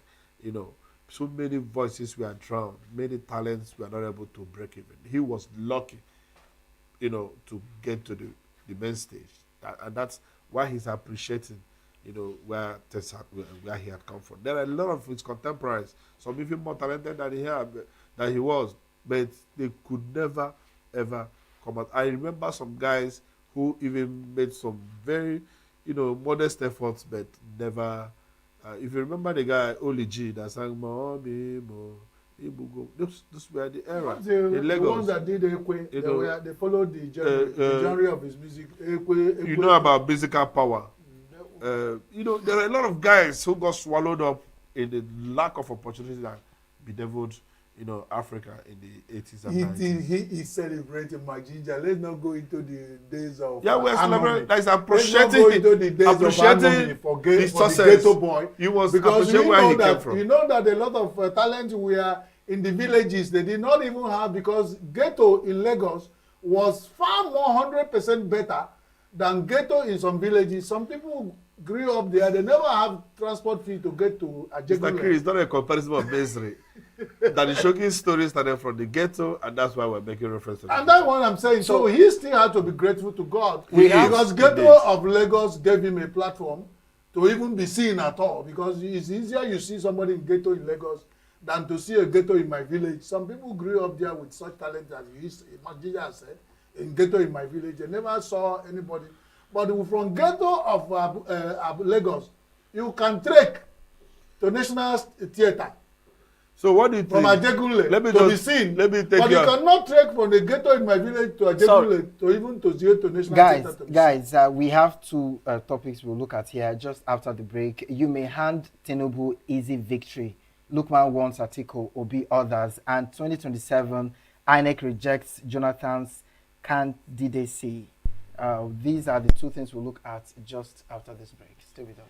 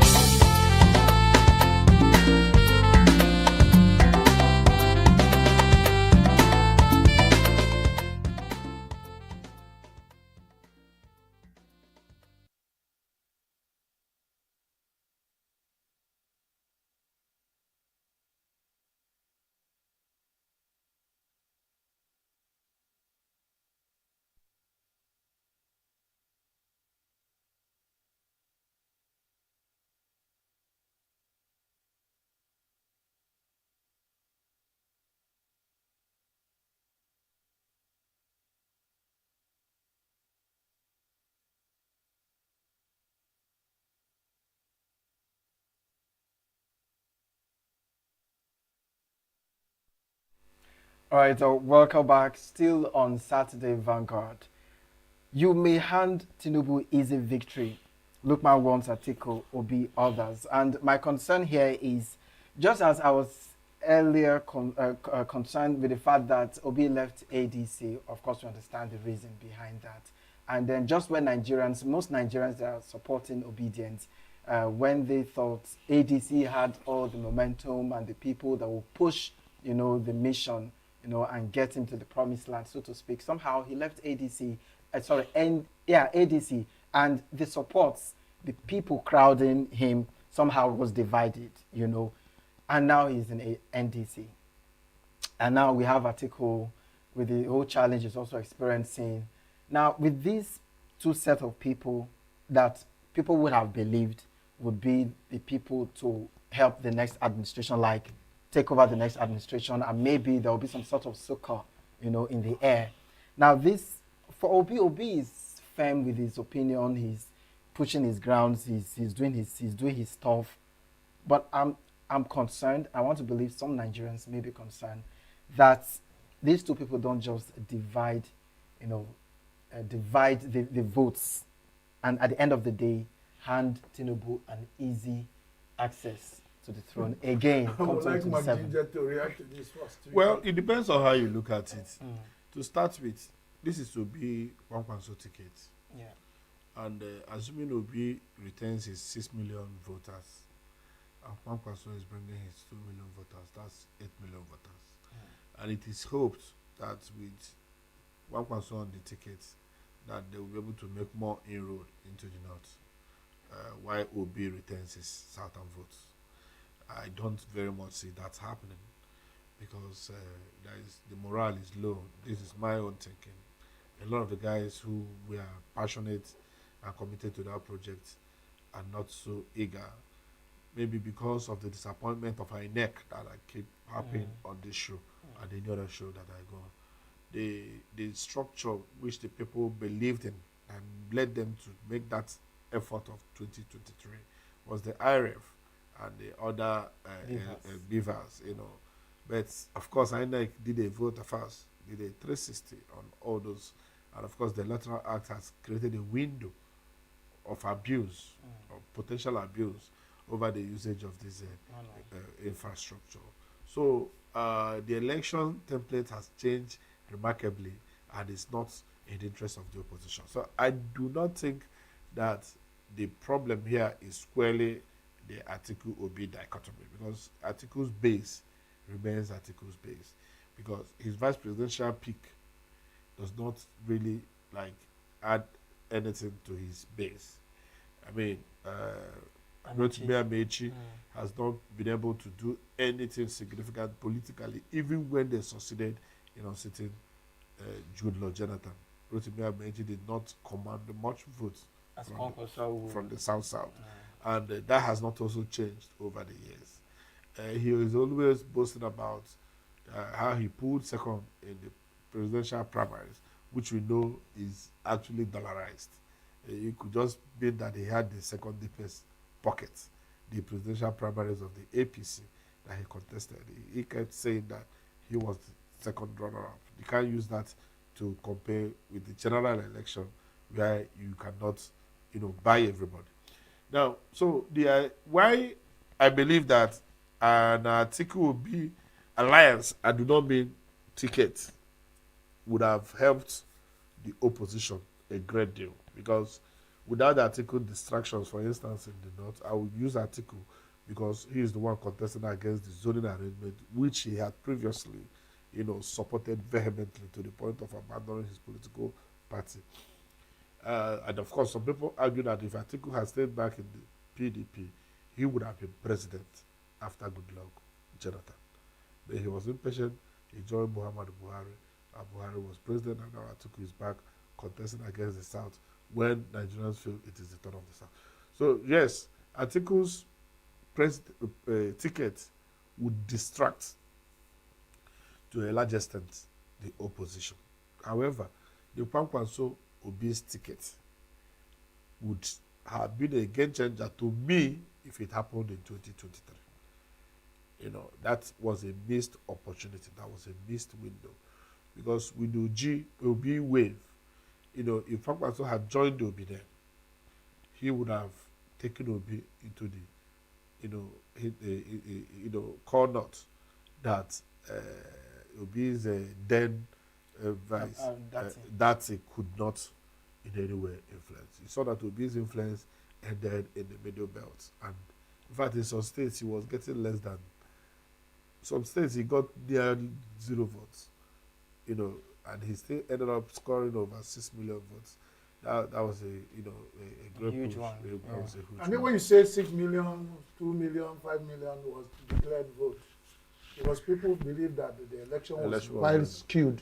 Skewed so badly. I agree with that, you. But Mr. Madoka, you must appreciate that for elections to be rigged, remarkably in Nigeria, the call needs to be close. You understand? The states that were rigged was Lagos, Rivers, mostly. You understand? Some other southwestern states, the rigging was not as much. If, for instance, Obi had pulled 2 million votes in Kano and, did better, because with Kwankwaso, the votes would have been better defended in the middle belt, because, of course, yes, Benue was touched. Benue, Nasarawa, Plateau, all these places, there was no real protection because Obi did not have the ground structure. He had just had passionate followers who were not members of any political structure. If Kwankwaso was on that ticket, he would have better fortified the votes that they gathered. However, elections are rigged when the margins are not astronomical. There are elections that are difficult to rig. For instance, imagine Atiku bringing his 6 million to be 6 million against Tinubu's 8 million. Where would you start rigging it? You understand? It's elections that the differences are not so much that you can rig remarkably. Well, because I'm very close to the grassroots, there is this viral video of when President Bola Ahmed Tinubu with Muhammad Buhari, God bless his soul, and Alhaji Atiku were sitting in they were just like ordinary citizens, and people were making comparison. They said there's 2 down, 1 to go.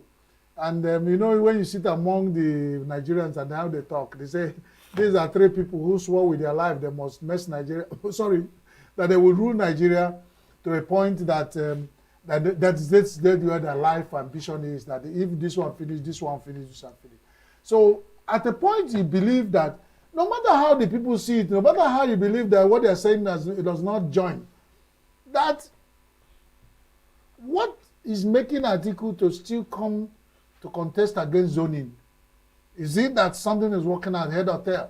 A lot of people believe that the last election, that even when they were one confirmed sources said there will be one, and that it was something that happened in Imo. Somebody who got 3rd position later became governor, and he ruled the 2nd tenure, and even can rule 3rd tenure if he wants to.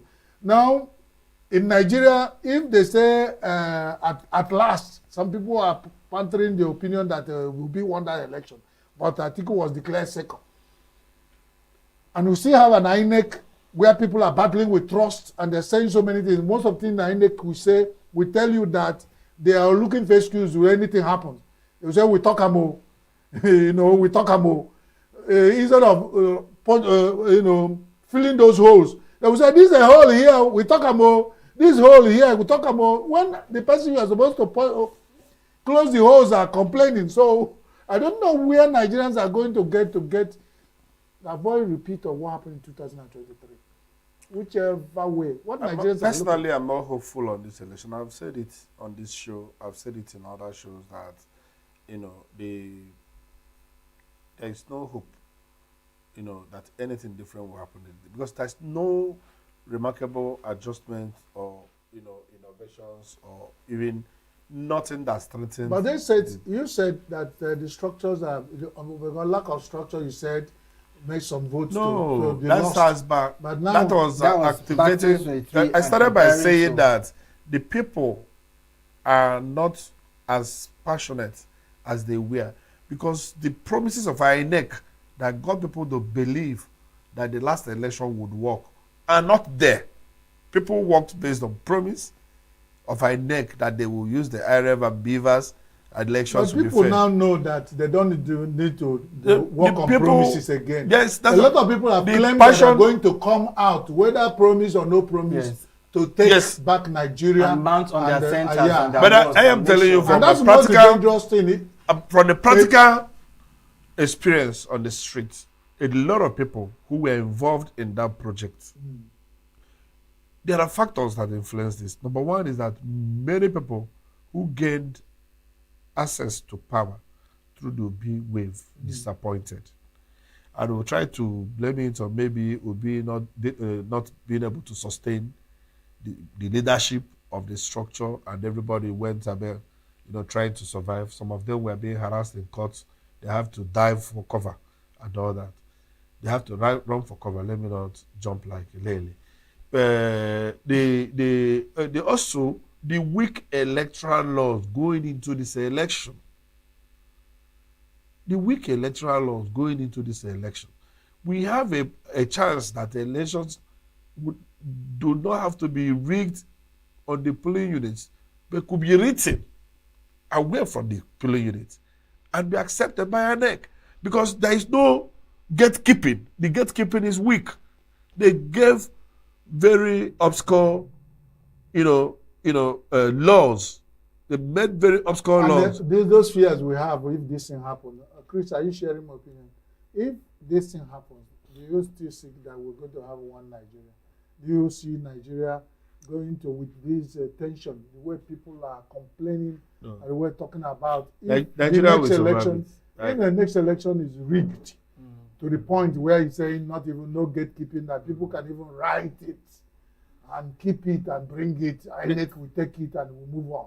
You think, and that would be the greatest mistake for people to assume that Nigeria will proceed with this mistake. Nigeria will survive. Nigeria will survive what? We survive. Nigeria will survive. For the sake of time, I think we are underrating the power of Nigeria. For the sake of time, let's just briefly look into the 2027 INEC rejecting Jonathan's candidacy.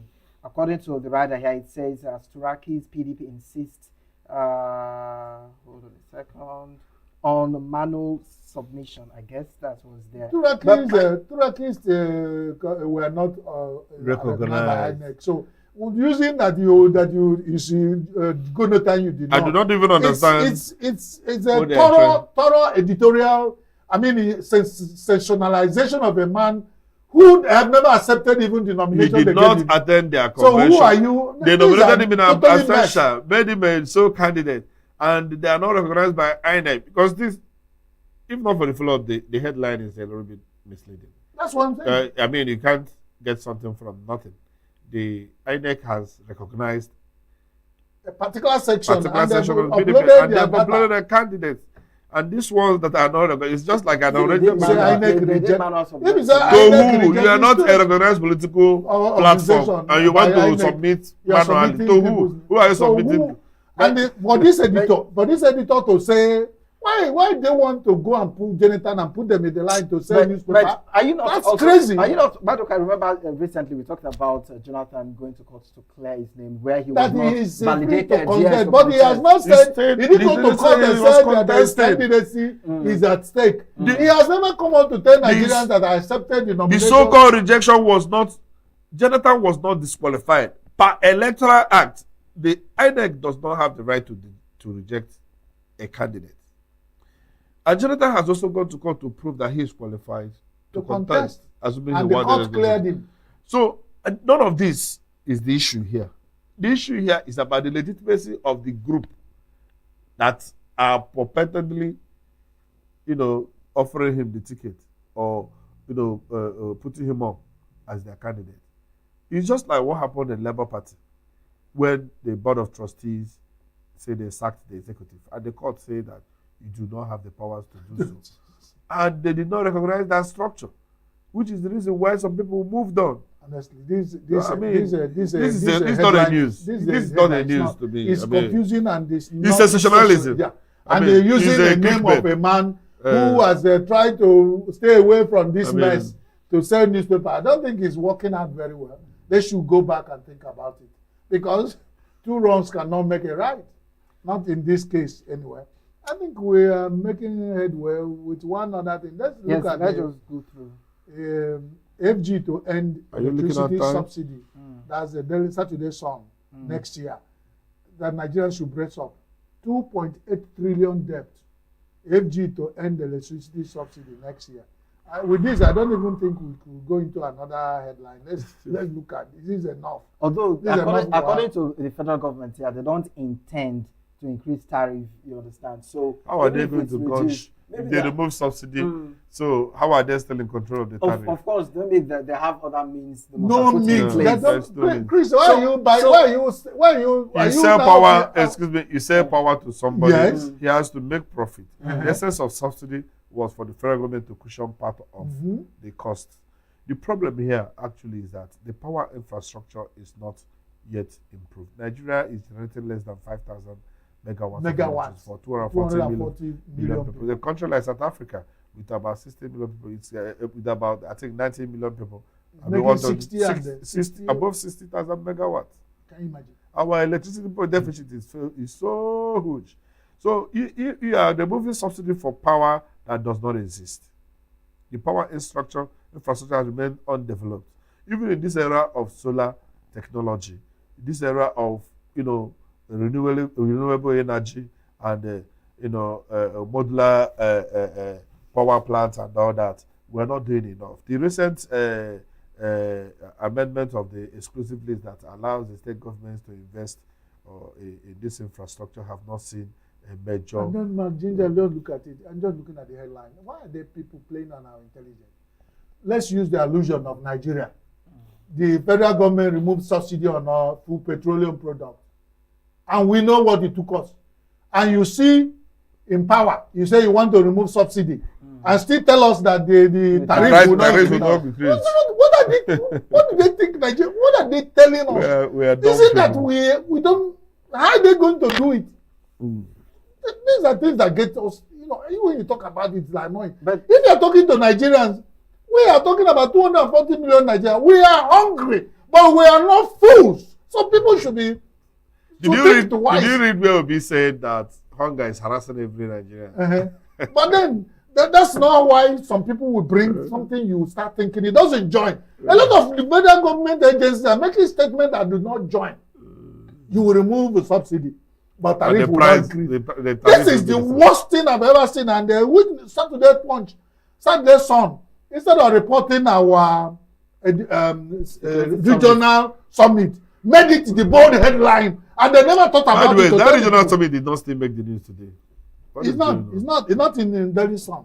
If it doesn't make in all the other ones, in Daily Sun. Why is it so as far as we're concerned, they all have the same source. Politics is diminishing something must be the region. All right, so politics is diminishing the region. This is where we have to call it, the newspaper review. I would rather say it's a new hope, renewed hope agenda. And I hope those of us that voted in this administration is enjoying what we are seeing right now. And we look forward to seeing it again in 2027. I hope so. Okay. But if you don't hope so, then this is where your voters' rights counts, and for us to all come out and do the right thing come 2027. Stay with us as we're having a conversation coming up shortly. And I would like Maduka to brief us on what we'll be expecting 9 o'clock. Well, 9 o'clock we said Dr. Hilary Walker. We'll be looking at lack of anticipatory action, policy actions, sustainability actions has become the bane of Nigeria's economic success and the sustainability. We are reactive instead of we just wait for things to spoil finish. Speak Oyibo, no action until things spoil finish. We begin to react to it, and Nigerians are getting used to it. But this egghead, man who has seen it all in development, contributing in development some nations of the world economically. Incidentally, is a Nigerian. The Nigerians don't even value what we have. He's going to come on our desk to talk about. So we're talking about if that's our contribution to making Nigeria economy successful. All right. And Signature TV is doing its own bit. Stay with us as we have this shortly. Don't go nowhere.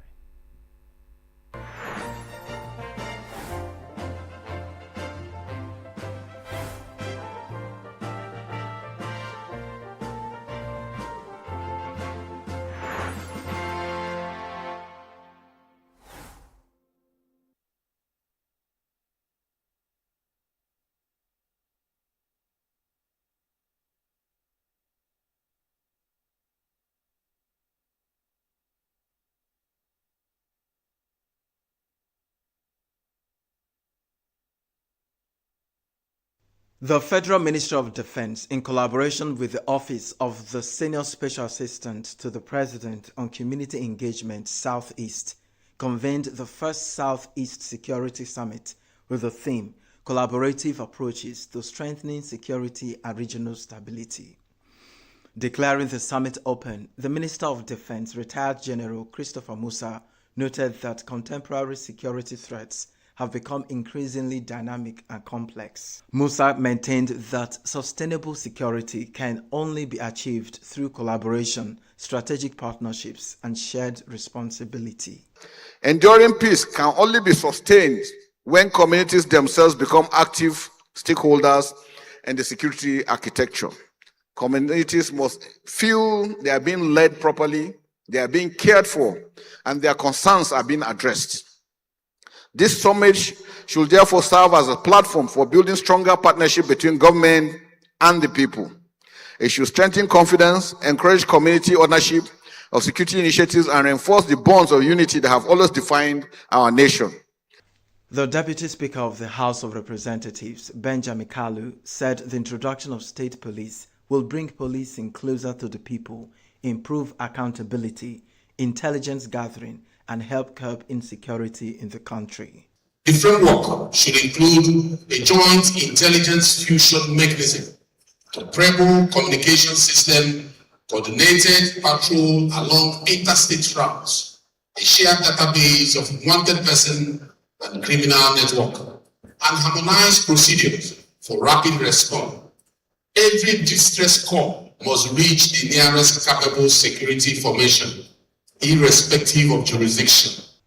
Abia State Governor Alex Otti urged Southeast states to invest in surveillance technology and intelligence-driven policing to ensure that citizens live and do business without fear. We have established that more often than not, crime is driven by economic considerations. So, what we have simply done is to make it too costly for any intelligent mind to consider. By incentivizing security agents, investing in surveillance technology, and public enlightenment, we have simply made crime and criminality unprofitable in most parts of this region.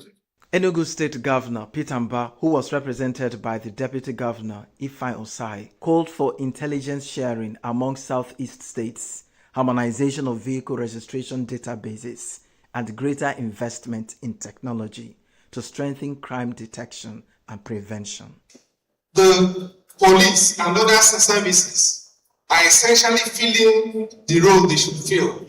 The responsibility of the military will be highly concentrated on the territorial integrity of this country. But this is not a place to blame the police. We have to look at those of us that are supposed to provide and guide the police.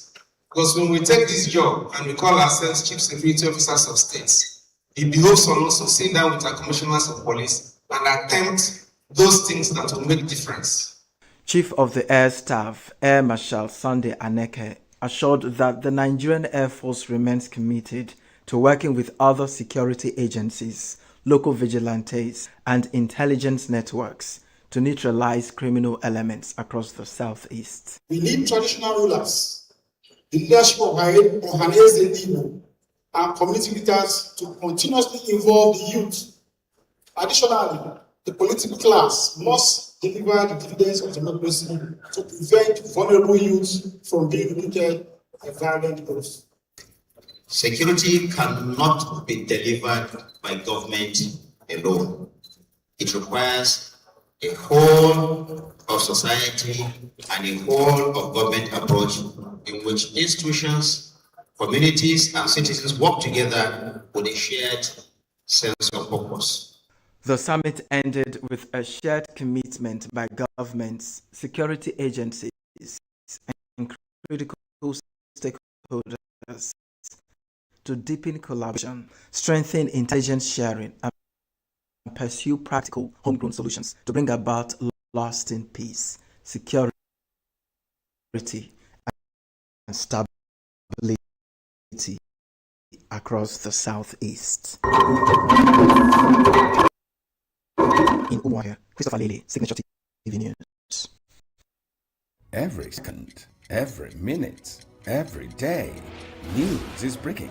Events occur and there are new developments. At Signature TV, we follow these stories objectively, bringing all sides without bias, explaining the complex issues, breaking down the numbers, and investigating the issues behind the news. Anywhere and everywhere, near or far, wherever the news is, we will be there. Signature TV. News in your pocket.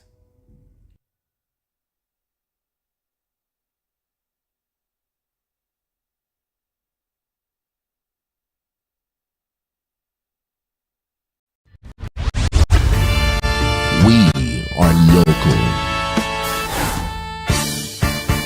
International communities observing just finished the academic market is in chaos. People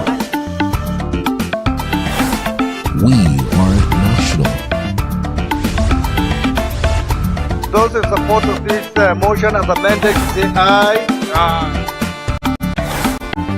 We have taken the vote by default. We are international. Israeli airstrikes. Donald Trump left us the worst unemployment.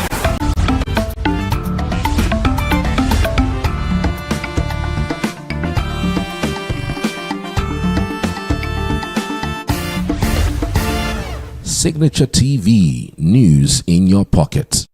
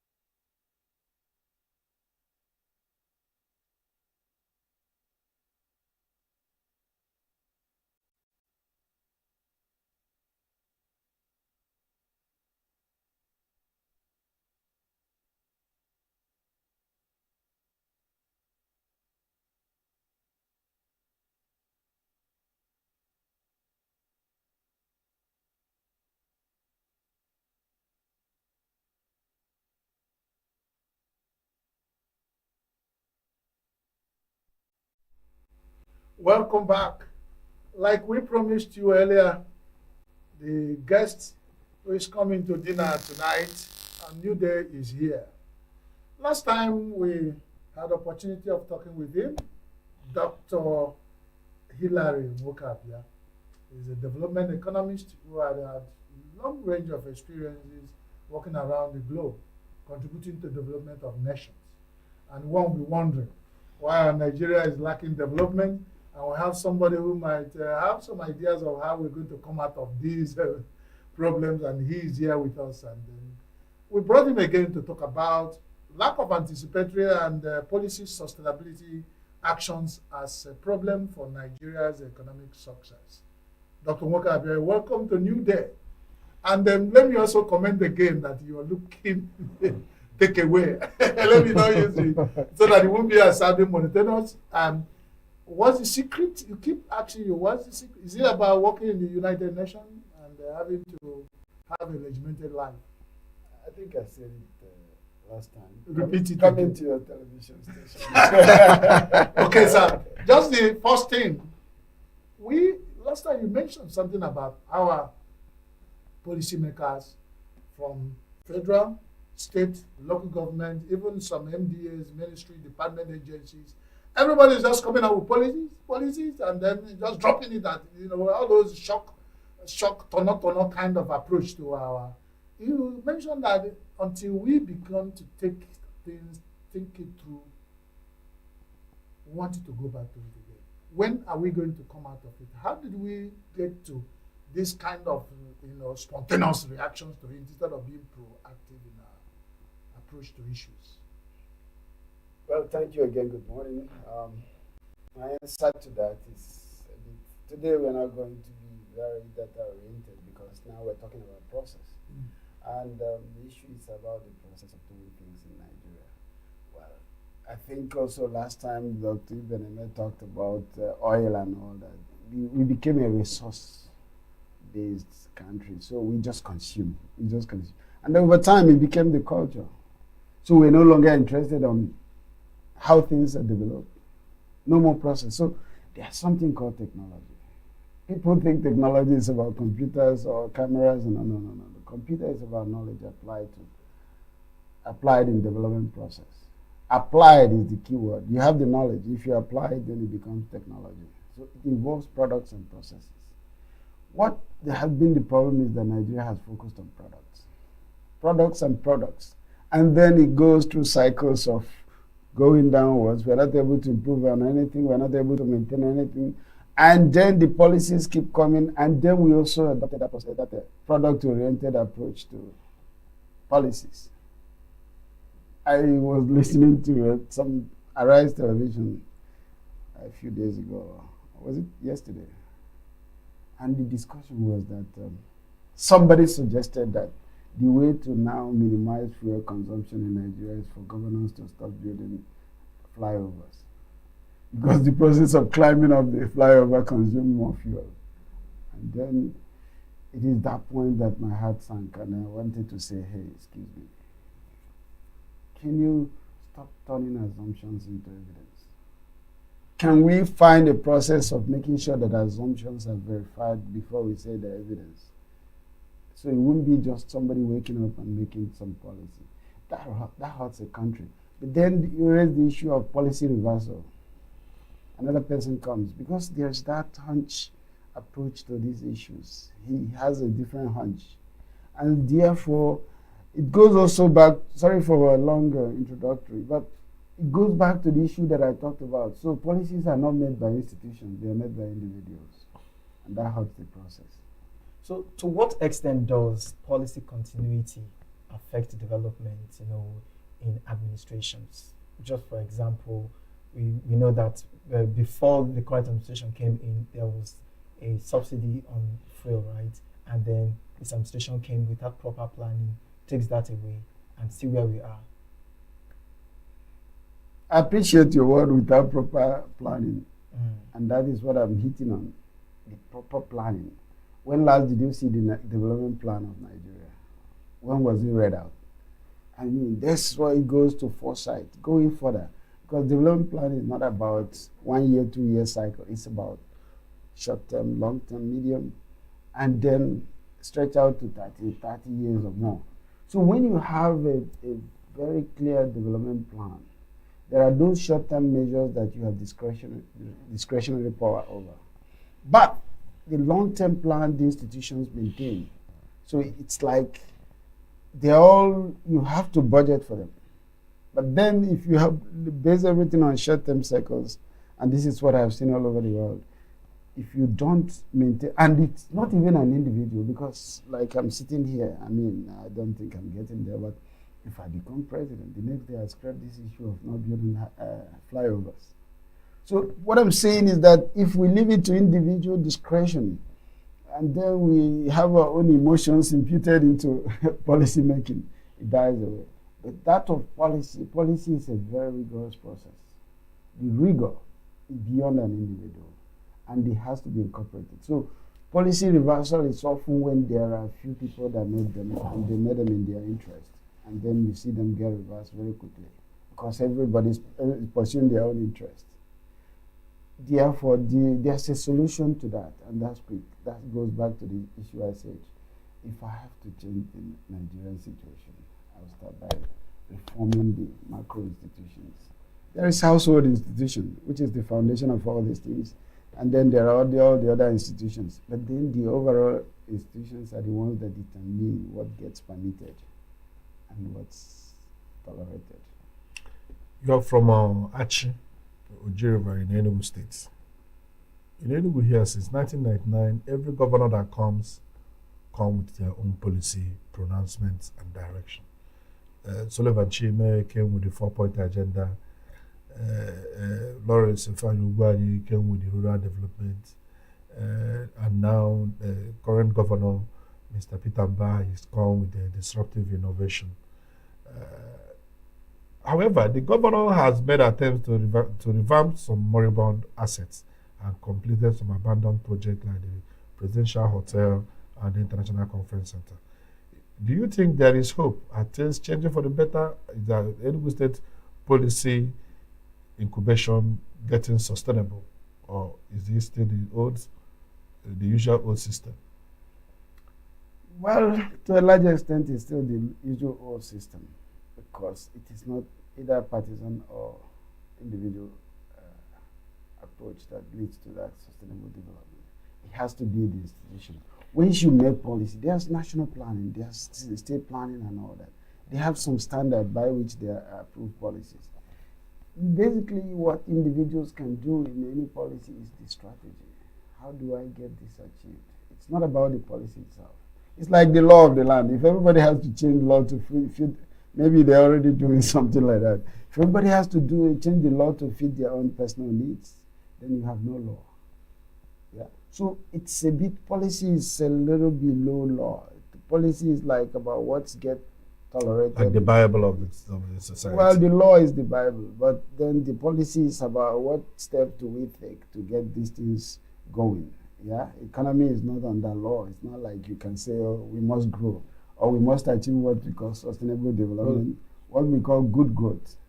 But you must allow an institution some steady state in this system, and that is the institution that maintains, whether Sullivan comes, whether Mbah comes and all that, there are standards that they must adhere to. And that's where you say nobody is above the law. There are things that you imbibe in the law that they cannot exceed. But if you leave everything open just because they're elected, that it becomes a problem. So it is the public institutions that hold them accountable to a level.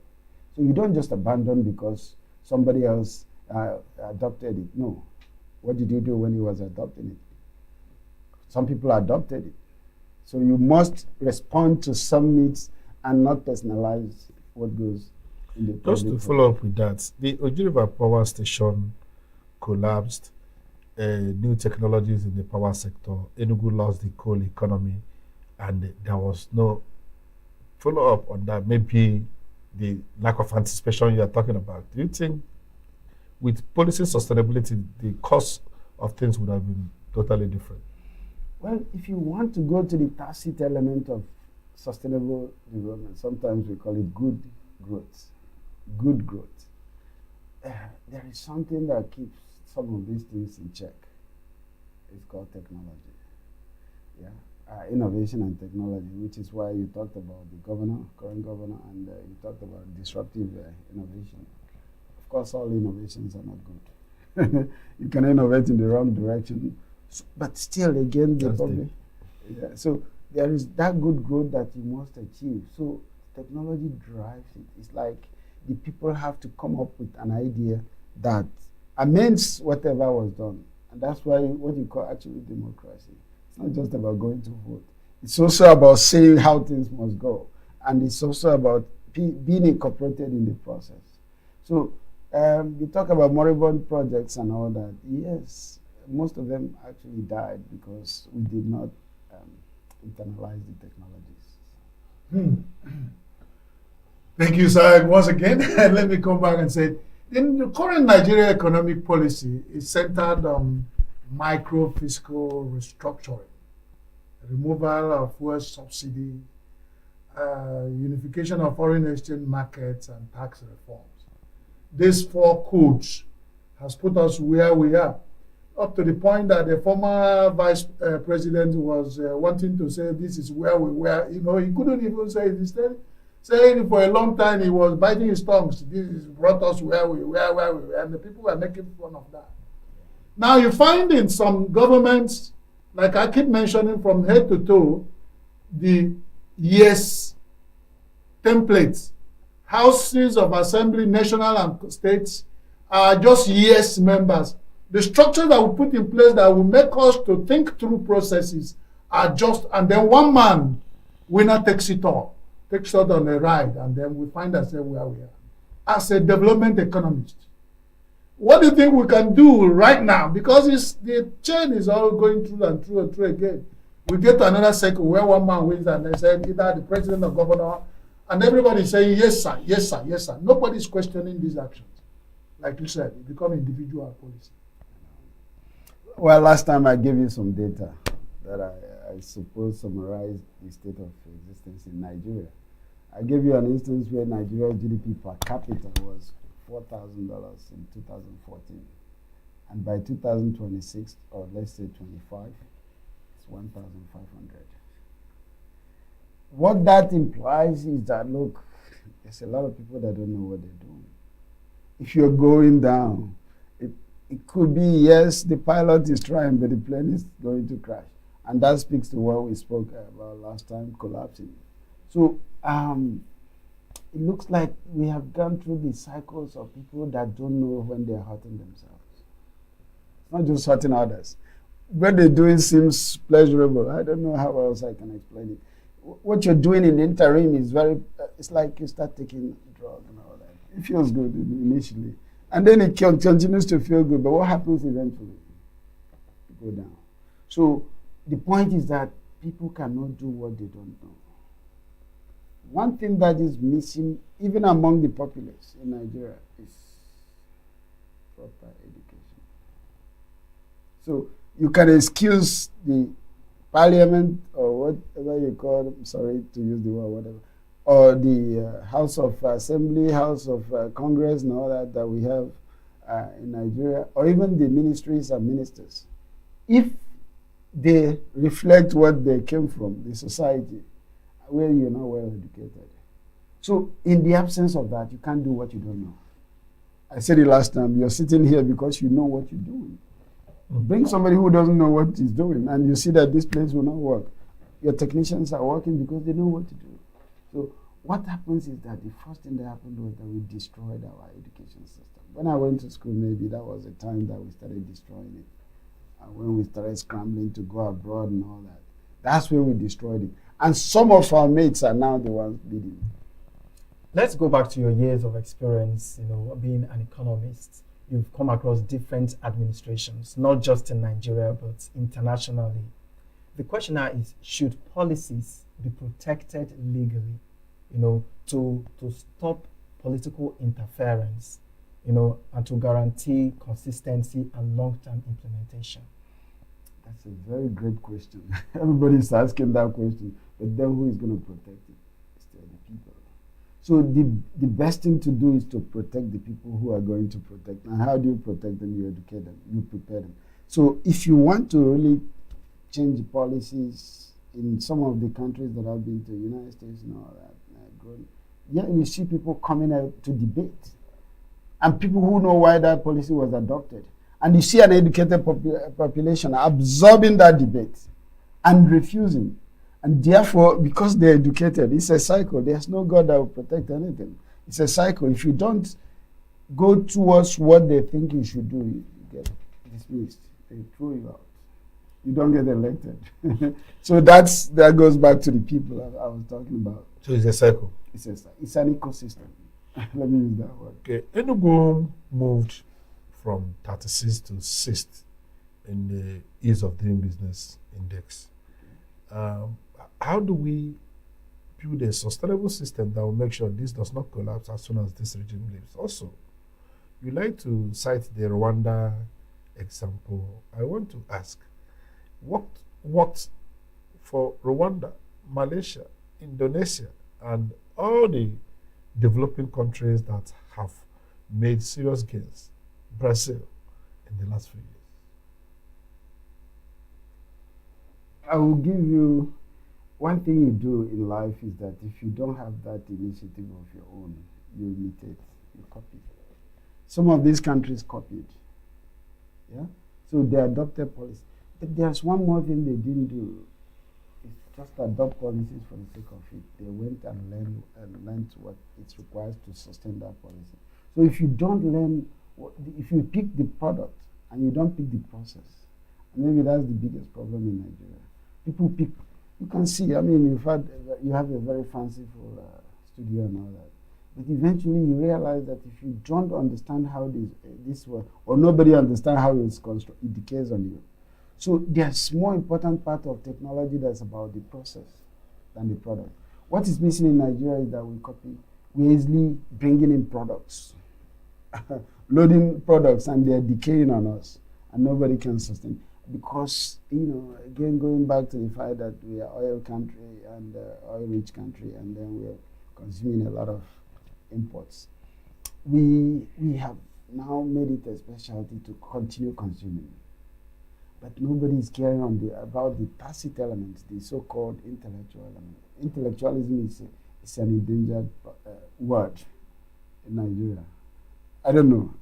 I have to survey that. I don't want you to accept my assumption. But from what I have observed, if you start talking intellectual issues, very few people have patience to even listen to you.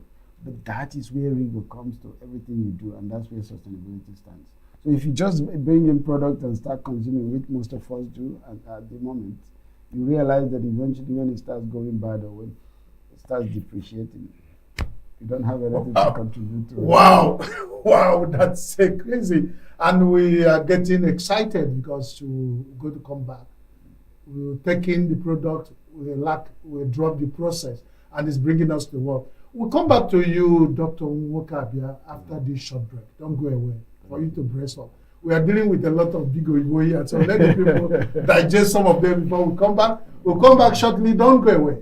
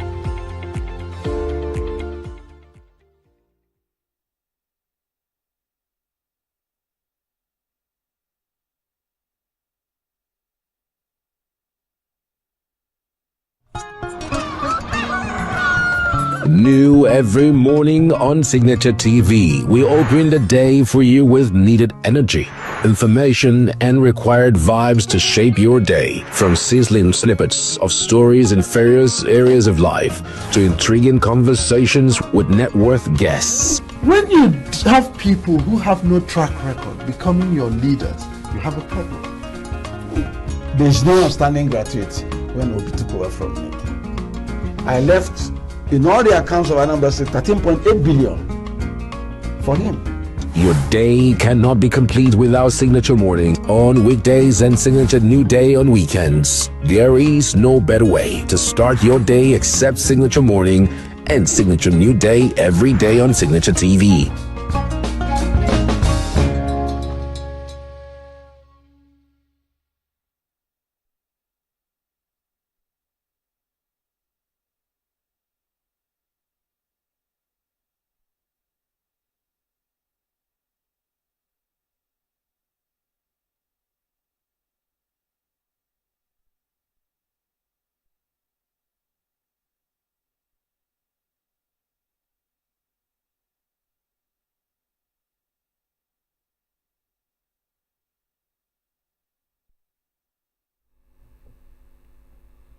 Welcome back. Still on New Day, new idea, new opportunities, with even a new guest who is new, repeated.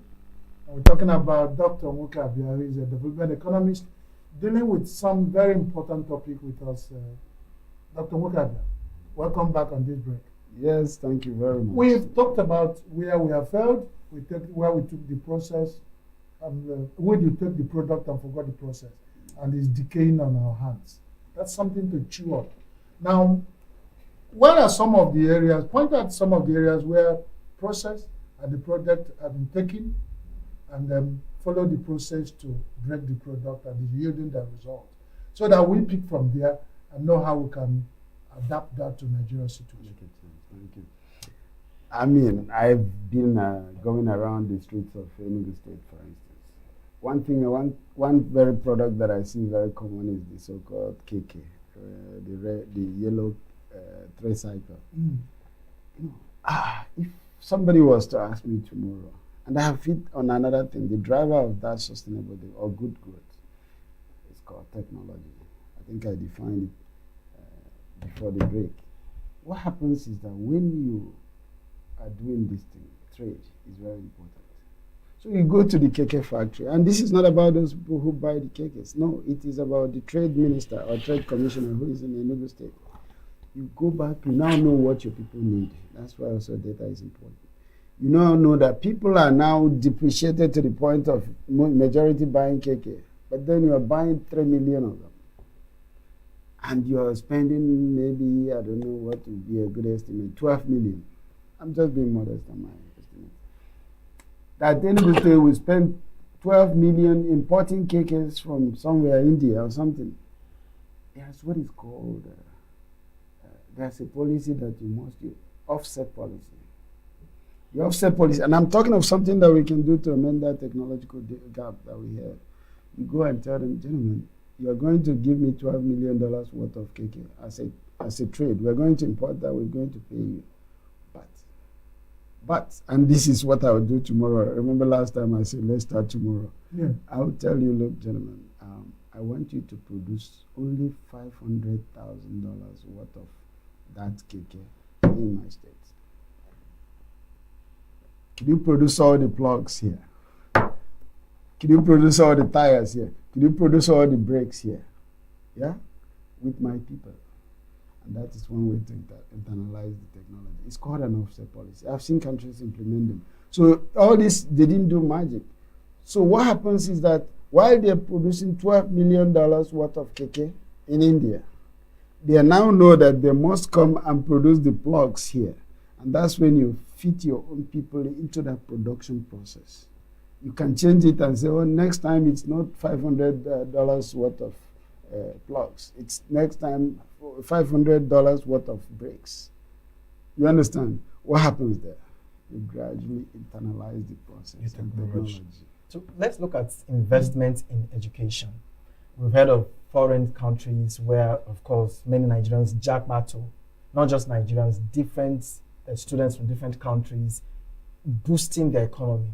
How can Nigeria as a country take advantage of the education system? This time around, let's not look out too much on other countries, outside Africa. How can we boost our education system, make it attractive for even Africans to come study here and increase the economy? Yeah, you can only show them that you're already productive through what you're doing. That's when the people say, I'm going to America, it's because they've seen those people who study in America and England become productive and become rich from doing that. But if it's when you are telling them it's not a propaganda issue, you can't tell them that it's good. People know when things are good, and then they come to it. So it's not just about promoting the education, saying it's good and all that. No. What do they do with it? What can they do? How many of your own graduates are being employed? And where are they being employed? Are they getting rich through the education system that you're giving them? So unless you do that, it's not going to change. Just because you're saying you want to change it. Yeah? Prof, let's bring your global thesis back home to ENUGU State, your home state. And we're talking about solution here. If you are appointed as a special advisor on policy sustainability to the ENUGU State government, what will be your first executive order to make sure that we do not come back here in 2035 still having the conversation around policy, lack of policy sustainability? What would you do differently than what is going on? Well, I will start correcting what I've always hammered on: knowledge, technology, and productivity. I will go immediately. Next, that's why when I said let's start tomorrow. most of these countries that grew, Japan, United States, all these big countries, they have what is called, they're always correcting the human beings. And it's not by arresting them and all that. They always have what is called adult education. Bam, immediately from tomorrow, I'll institute adult education. Let me give you an example of Japan. If you want to make this cup in Japan, do you remember when they were being called, they were imitating inferior products? So if you want to make this, maybe it's, I don't know if it's still there. If you want to make this cup in Japan, you just go to what they call, the prefecture they call them, because I've been to all these places. And you tell them, I want to start making cup. Either they bring somebody who knows how to make this cup, or they send somebody who has to learn how to make this cup. And then the person will learn it and say, okay, our people are making cup. Go and start your business. Come back with any problem you have. They call it technical support center. As soon as you have problem, they will give you free support on how to make this cup until you perfect it. So this is also re-educating the adults. My thesis has been very central. The people are very important in that ecosystem that I mentioned. So you must be correcting and guiding the adults. Otherwise, the future doesn't exist. Even the children will come out faulty. So you keep guiding them, and this is what they're doing up till now in the United States. You know what they do in the military. They use the military to prepare the population to do businesses. They use the military to prepare their engineers. As soon as you graduate and as an engineer, they send you somewhere around the world. Go and build bridges. So you're supported. When you come back to build bridges, you've learned a lot through the public sector support. So that's what I would do. Executive order, tomorrow, henceforth, and all that, I will institute a night school for driving. So that, yes, please come. I know you know how to drive. Come and see whether what you know to do is in compliance with what the system requires of you. There will be a lot of people that will say, oh, we didn't know that this is how to do it. Yeah, let's start tomorrow. And that's very encouraging. And we're talking about some of the things you mentioned. You'll find the droplets of it in the Nigerian system. The Newi, where Newi people start to produce some parts of the vehicles, they sell parts. And the Newi has gotten that, become very popular about parts. Nigeria, go to Newi, even all the African markets come there. What is happening with our leadership, political leadership, that they fail to see what you are telling us?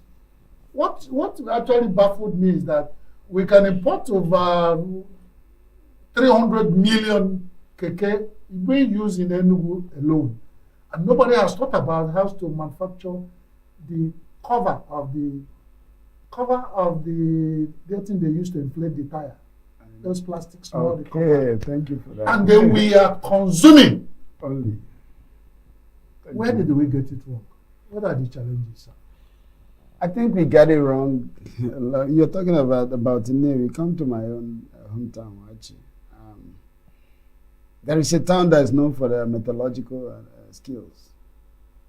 And the question is, why are they not producing all the hoes and all the spade, all the shovel spades that we need in Enugu State?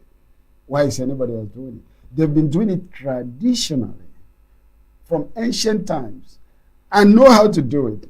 They can even make guns.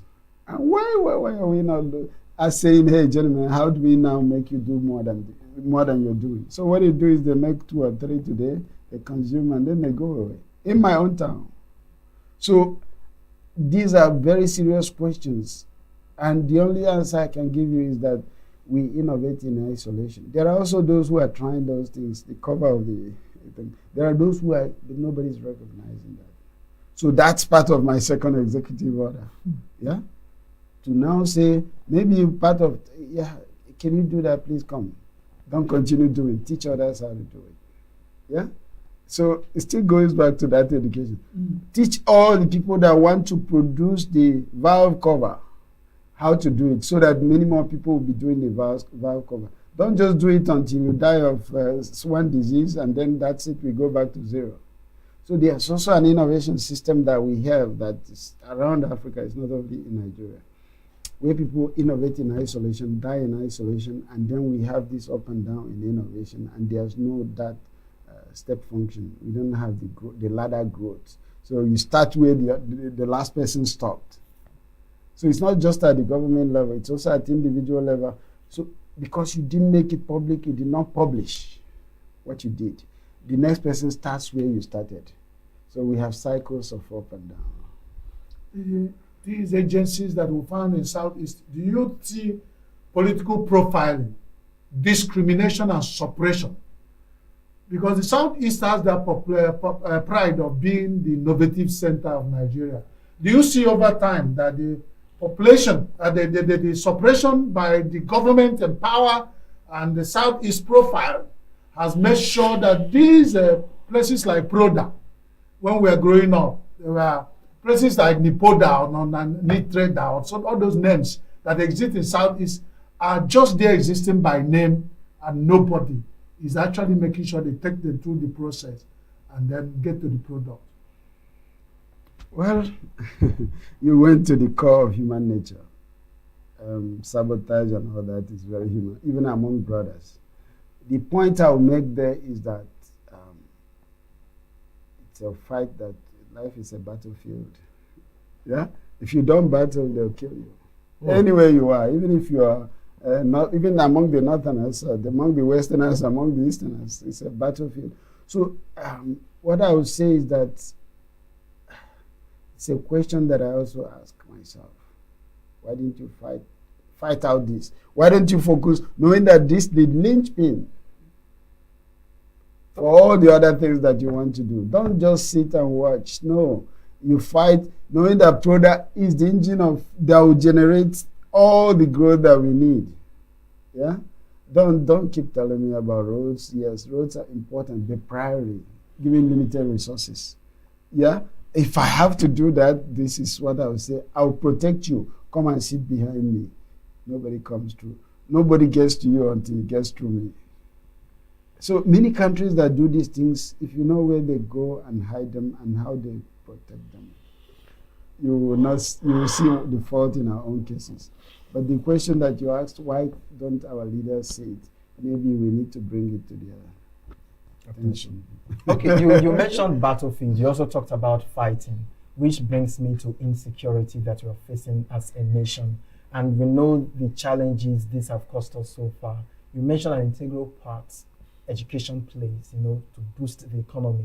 And that's one of the things insecurity currently is also sabotaging. We talked about Boko Haram and the fight against education. Now, just the recent attack on schools, fighting against education again, kidnapping of mass students. Many teachers, recently in the news, Borno teachers are scared of going back to their classes. And this is just one out of the many northern schools where teachers and schools are scared to open. How can we use security to bring back economy development in our country? Well, if you listen to, I always talk about the best practices. If you listen to the United States, sometimes they talk about war-driven growth. Sometimes they start a war to drive growth. But if you also go back to their history a little bit, you talk about the Wild Wild West. If you're talking of sabotage, they were open killers. Going around, you have your cattle or ranch and all, they come and kill off anything that's living as a human being and take over your ranch. And how they wiped out the Spaniards out of Florida, California, and all that. Yeah? So it's no history. The issue is, look, simple. If you still don't want any authentic to continue, can you go and study and improve the tools that either stop them or promote them, whichever way you want to go? I'm sorry, it's about different things. But if you come complaining, nobody stops anything because you complain. No, you have to refine the tools. Yes, there are tools that can be used to make the fight a fruitful one. Determine the winners. Stop the bad guys. So there's no common method. They are fighting it out on the Middle East. Eventually, to lead to an equilibrium. And then the winner will start growing. So, but you must be prepared to fight. Life is a battlefield. Yeah. Prof, you talked about technology and knowledge linkages. Some of the countries we look at as positive examples, like China, Japan, Malaysia, even down here in Rwanda, even South Africa. I think the SME system with proper knowledge linkages has helped a great deal. But like in ENUGU here, the SMEs, they don't have a vertical integration and they have poor linkages. It's up to 68.4. Do not subcontract. So I want to ask, is it that our policies are failing, or we just declare industrial parks without creating the requisite knowledge linkages to support them? I always like to use local examples, and it's advisory in nature. Yeah. When I was coming to ENUGU, I saw a place they called Mechanic Village. Is it something they're building? Mm-hmm. And my first question is, have you gone to study the previous mechanic village in ENUGU State before you build a new one?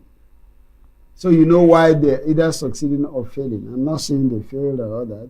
Jiriba, that's the only about Jiriba local government. That's about the only industrial activity taking place. But go and see it. That's the only hub where you have a hub. That's the only place you have a little bit of industrial activity. So why don't you go and see it and tell me what you learned from what is happening there? Because it's the same people that you're bringing over to your new activity. So it's about the isolation of activities. Don't ever do things in isolation because it's an ecosystem. They're all linked in a way, They are ricocheted. Let me use your word at the beginning. Yes, it's like you're weaving a sweater. Oh, the line, one thread can bring everything down. Mm. So can you go and see how the threads are linked? So that still repeats my point that, look, the absence of those studies kills a lot.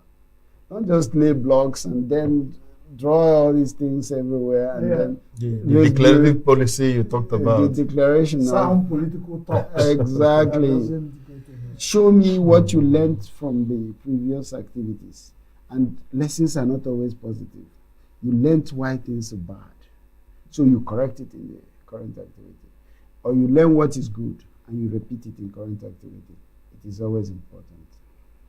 Anyway, we talk about economy, you hear from people like the World Trade Organizations, see the central banks, and you see bilateral policies. They always come back to tell you the sound economic policy is the only way out of Nigeria. And you keep finding, like my professor will say, our people are making decisions, but whether they are making good decision or bad decision, that they're making decisions all the same. Now, this sound economic policy, as a development economist, what does it look like? Who is he? Where is he from? Because why is he so far from Nigeria that everyone will tell us, IMF will tell us, World Bank will tell us, the same sound economic policy. Sound economic policy. Is it that one Weke does not know how to cut the hair, or the barbing instrument that is not sharp? Sir. It could be both of them. It could be both of them. I think in the process of this discussion, I mentioned what I called offset policies. It does not mean that you don't import from India, but you go into agreement with Indians, and that's the essence of bilateral agreement. That, look, can you produce the valve covers in my country? And it's not based in isolation. You justify it. You tell them, look, I have a lot of petroleum products that can help you produce this thing here. Yeah. So it's not a declaration. You have all the petroleum bitumen and all that you can use. I'm not a scientist in valve production, but you tell them, I have these products that can be used here. So why would you produce it and they bring it from India? So you give them both an incentive and justification for doing it.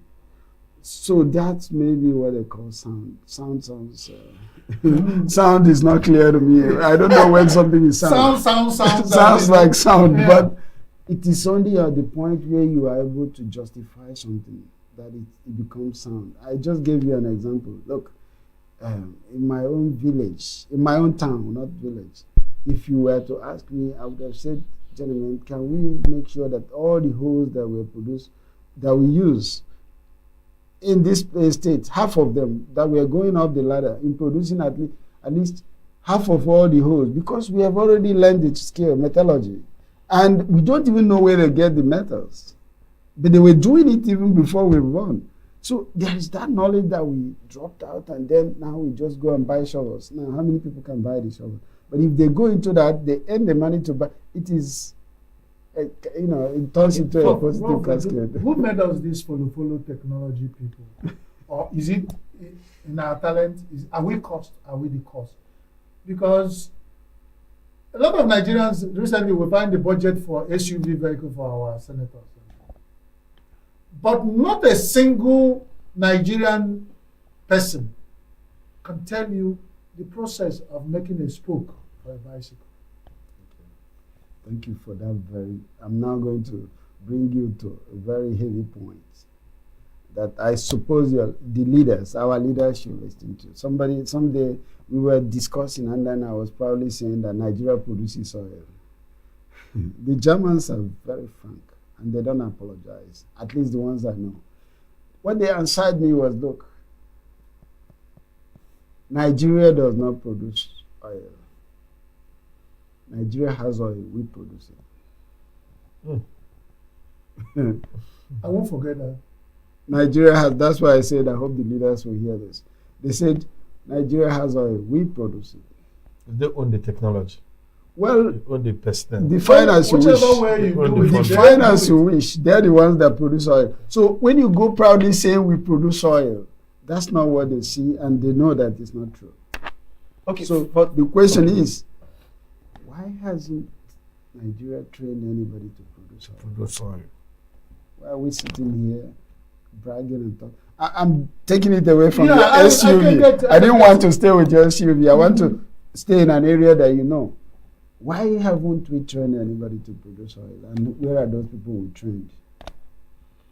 Then whether it's wise or not wise, it's an issue that you may have to decide for yourself. Okay, so for the sake of time, because we're running out of time, just in a few seconds, I'd like you to address this. Can Nigeria achieve a sustainable economic growth, without addressing first corruption in systemic organizations and public institutions? Well, I don't know the definition of corruption. Some people will tell you that people are greedy, and the greedy people are the ones that are making things happen. So in economics, many people might disagree with me. The argument is very simple. You can only eat 3 meals a day. So if you steal more than 3 meals, somebody else will eat it. If you buy more than 1 car, drivers will own the rest. And so many things, yeah? If you build 1,000 houses, either you call it corruption or not, other people will be living in the rest of them. So there's no real effect on your person that you've stolen 10 billion and all that. If you put it in the bank, other people will borrow it and use for their own activities. So there's, in economics, you don't go beyond your capacity. So I would say that Nigeria can also go through that. It doesn't matter. Yeah, you can only steal what you can use. Breakfast, lunch, and dinner. If you eat more than that, you will die. Not if you eat more than that, you die. Thank you. If you use all the SUVs in the world, you'll get the, I don't know, doctors will tell you the effect of doing that. Thank you so much for joining us. We are getting the signs. Wow. It's already time for us to leave. This is feeling. Yeah, indeed. Well, thank you for coming. As again. always. And I think you keep coming until you get it right.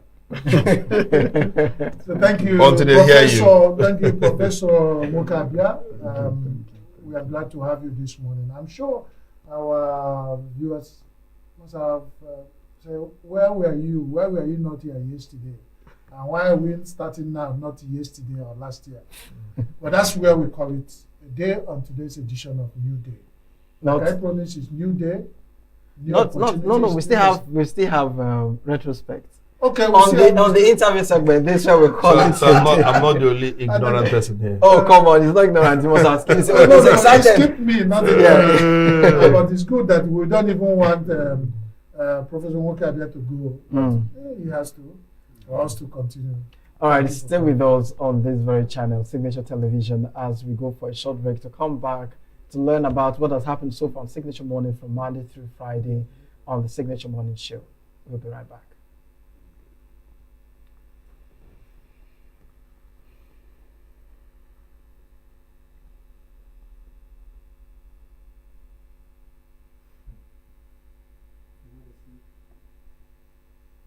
Every second, every minute, every day, news is breaking, events occur, and there are new developments. At Signature TV, we follow these stories objectively, bringing all sides without bias, explaining the complex issues, breaking down the numbers, and investigating the issues behind the news. Anywhere and everywhere, near or far, wherever the news is, we will be there. Signature TV. News in your pocket.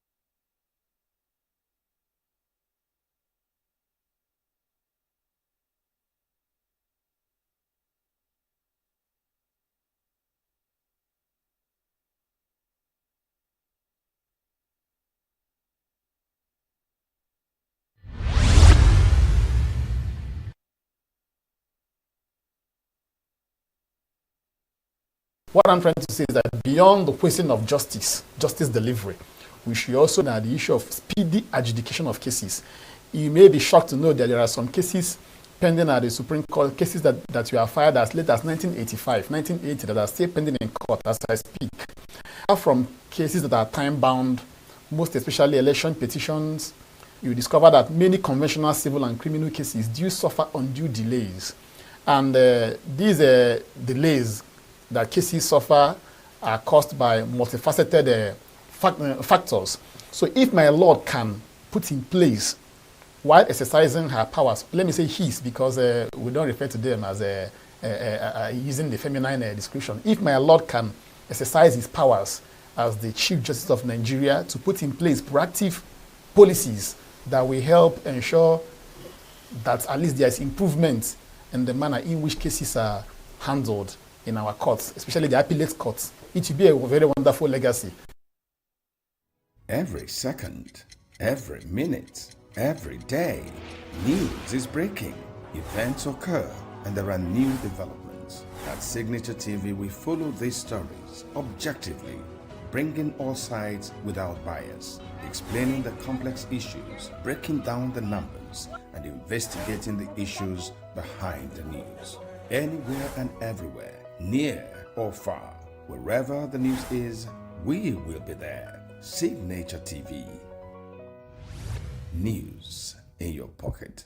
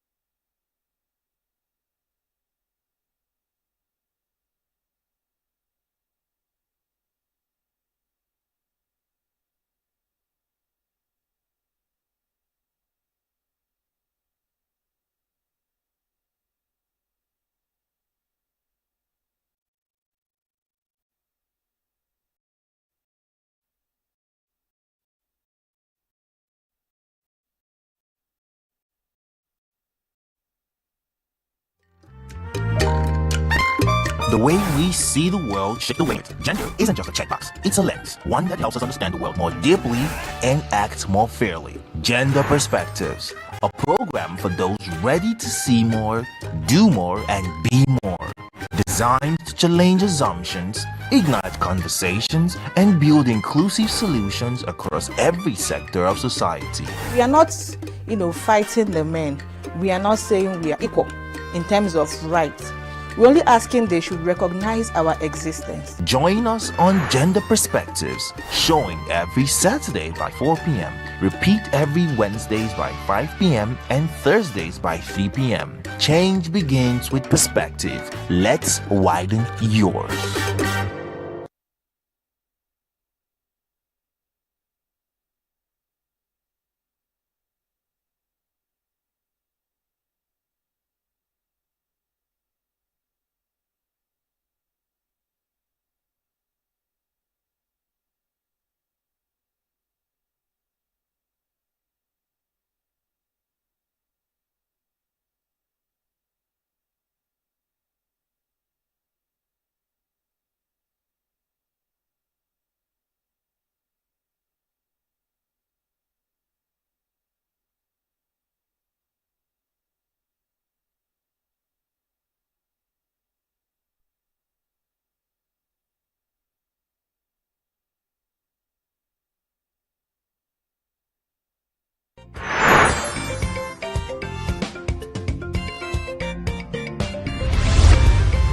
Signature TV, news in your pocket.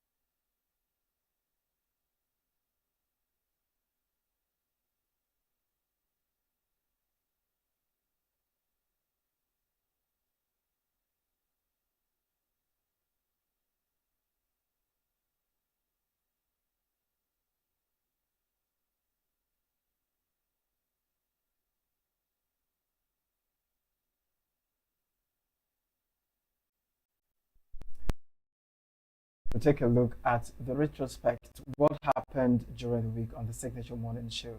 We believe that somehow you may have gotten very busy and skipped on any of the shows, or just to emphasize some of the important conversations we had, to learn one or two and be part of the program as well.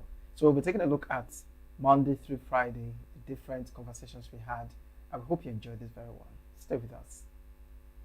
They still sit in National Assembly to say, hey, we hope, we know it will fail. So when it fails, do this. What are we doing? What are we doing? But all of them sit down there to book tickets for their plane that will travel in the next 20 years. They dare sit down there, pay their children's school fees abroad. I think Nigeria is telling ourselves lies, and that's what pains me. If I get passionate, you will say, Chris Madika, cool down. What is the problem about waiting ceremonial when you roll out an INEC staff to go sit somewhere that is unconducive to begin to people, Nigerians will come and line up to do registration of voters 2026.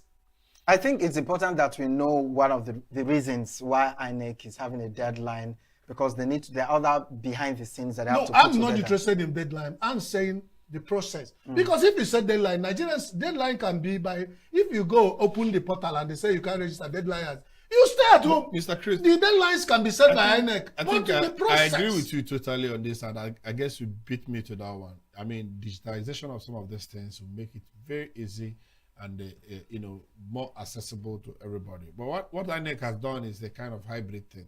You could do this registration online, but they still need to go to an INEC office to get the card. I think that will make things unnecessarily difficult. And I would like for us to invite the INEC people to this studio to interrogate, the possible technologies that they can easily introduce to our elections and the issue of rigging, and which is at the core of electoral violence, will be solved, including registration of new voters or issues that have to do with voters card, change of location, and all that. It'd be nice for the NEC person can come, but it's like inviting any of the bank people in ENUGU to come, and you are asking a hardcore decision issue. We tell you, Lagos, our office in Lagos. This is a social. If you come on, ask any NEC person, he will tell you the chairman will have to take decision about some major decisions. But there's a feedback. What I'm saying is that we will bring a high-ranking INEC official, not just anybody here, to interrogate some of these issues, so that Nigerians will also, we will get their questions through our social media handles, because I believe that a lot of the things like we are doing in this country with digitization, with the digital technology available today. I mean, people can stay at the comfort of their zone, scan their voter's card, or key in their information and vote. You understand? If we begin to vote more virtually than physically, violence will go down, rigging will go down, the cost of logistics will drastically go down, and we use our tools for a lot of things. Like he said, if we can use phones to run transactions running into billions and billions, how difficult is it to use our phones to vote or register to vote? You understand? So I think sometimes these things are intentional. We just create the system to be able to give a leeway for the criminal aspect of that process. Mojija, when Nigeria were going on this NEPA thing, they will stop and say, you now buy card and recharge. Almost some of those NEPA officials who carry ladder everywhere, some of them committed suicide because they now find out that the business is gone. So when you say they made it for purpose, you are right.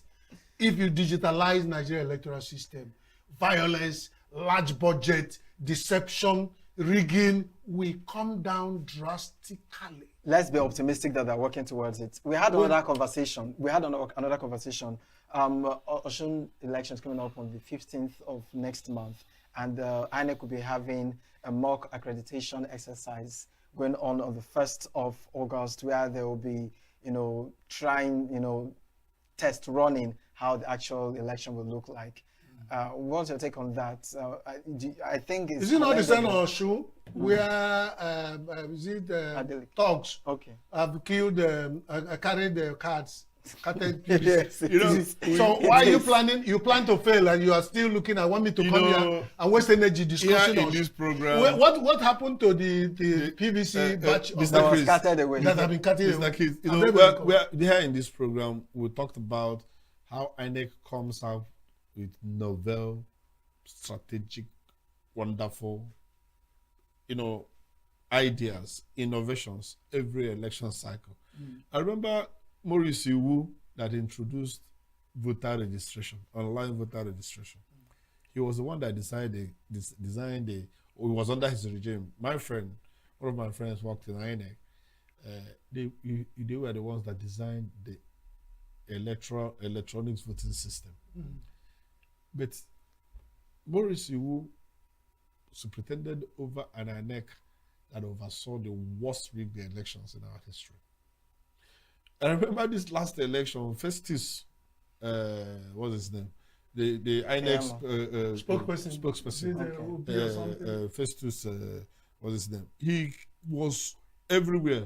Festus Okoye, he was everywhere in the internet. He was on the radio. They held town hall meetings. INEC made sweeping promises. I was part of that election.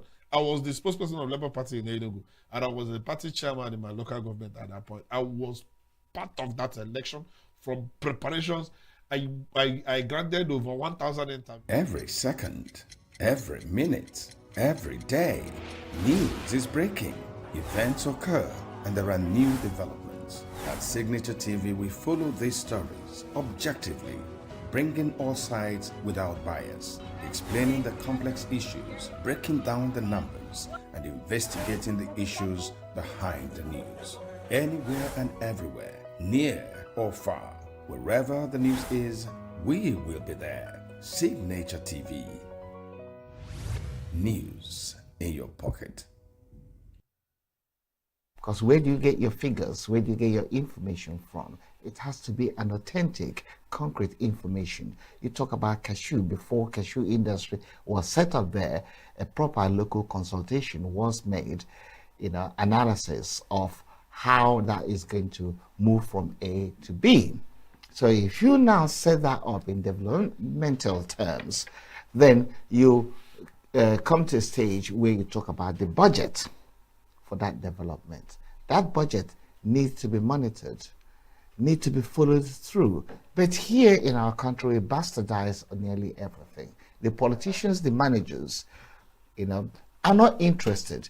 Look at the budgets we set up, billions and billions, and those billions never leave the offices.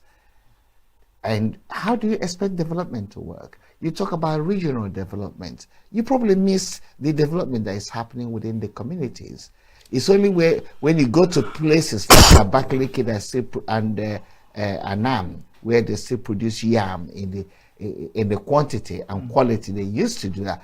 Other people have avoided farming, and we have those in that nuclear level by which you can escalate it.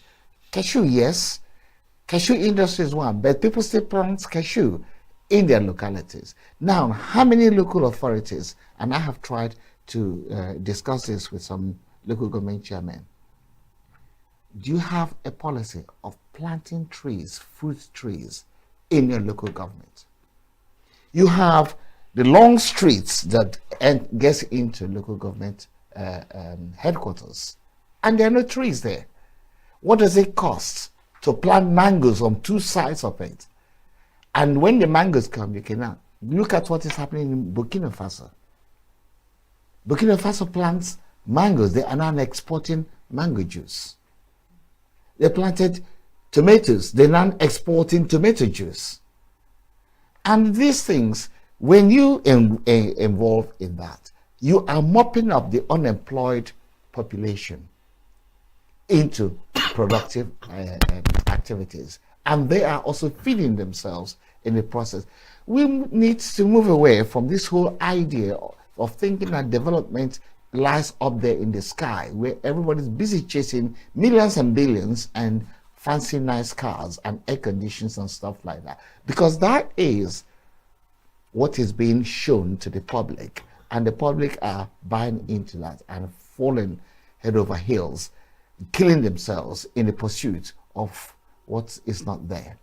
So the managers, the policymakers, need to be more accountable, and the local people, us, need to hold them accountable to those. They all have budgets for all those things. Okay, so now let's look at our population. Yeah. Of course, the giant of Africa. Do you think we're really taking, leverage, taking advantage of not just our popularity, but our exposure, having our top, citizens being in different top international institutions, to develop Nigeria as a country, and of course, staying in the agenda of developmental plan? Of course, we're underutilizing. In fact, we're not even utilizing our potentials at all.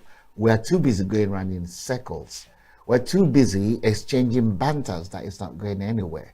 This television program, what's the exit strategy from this television program?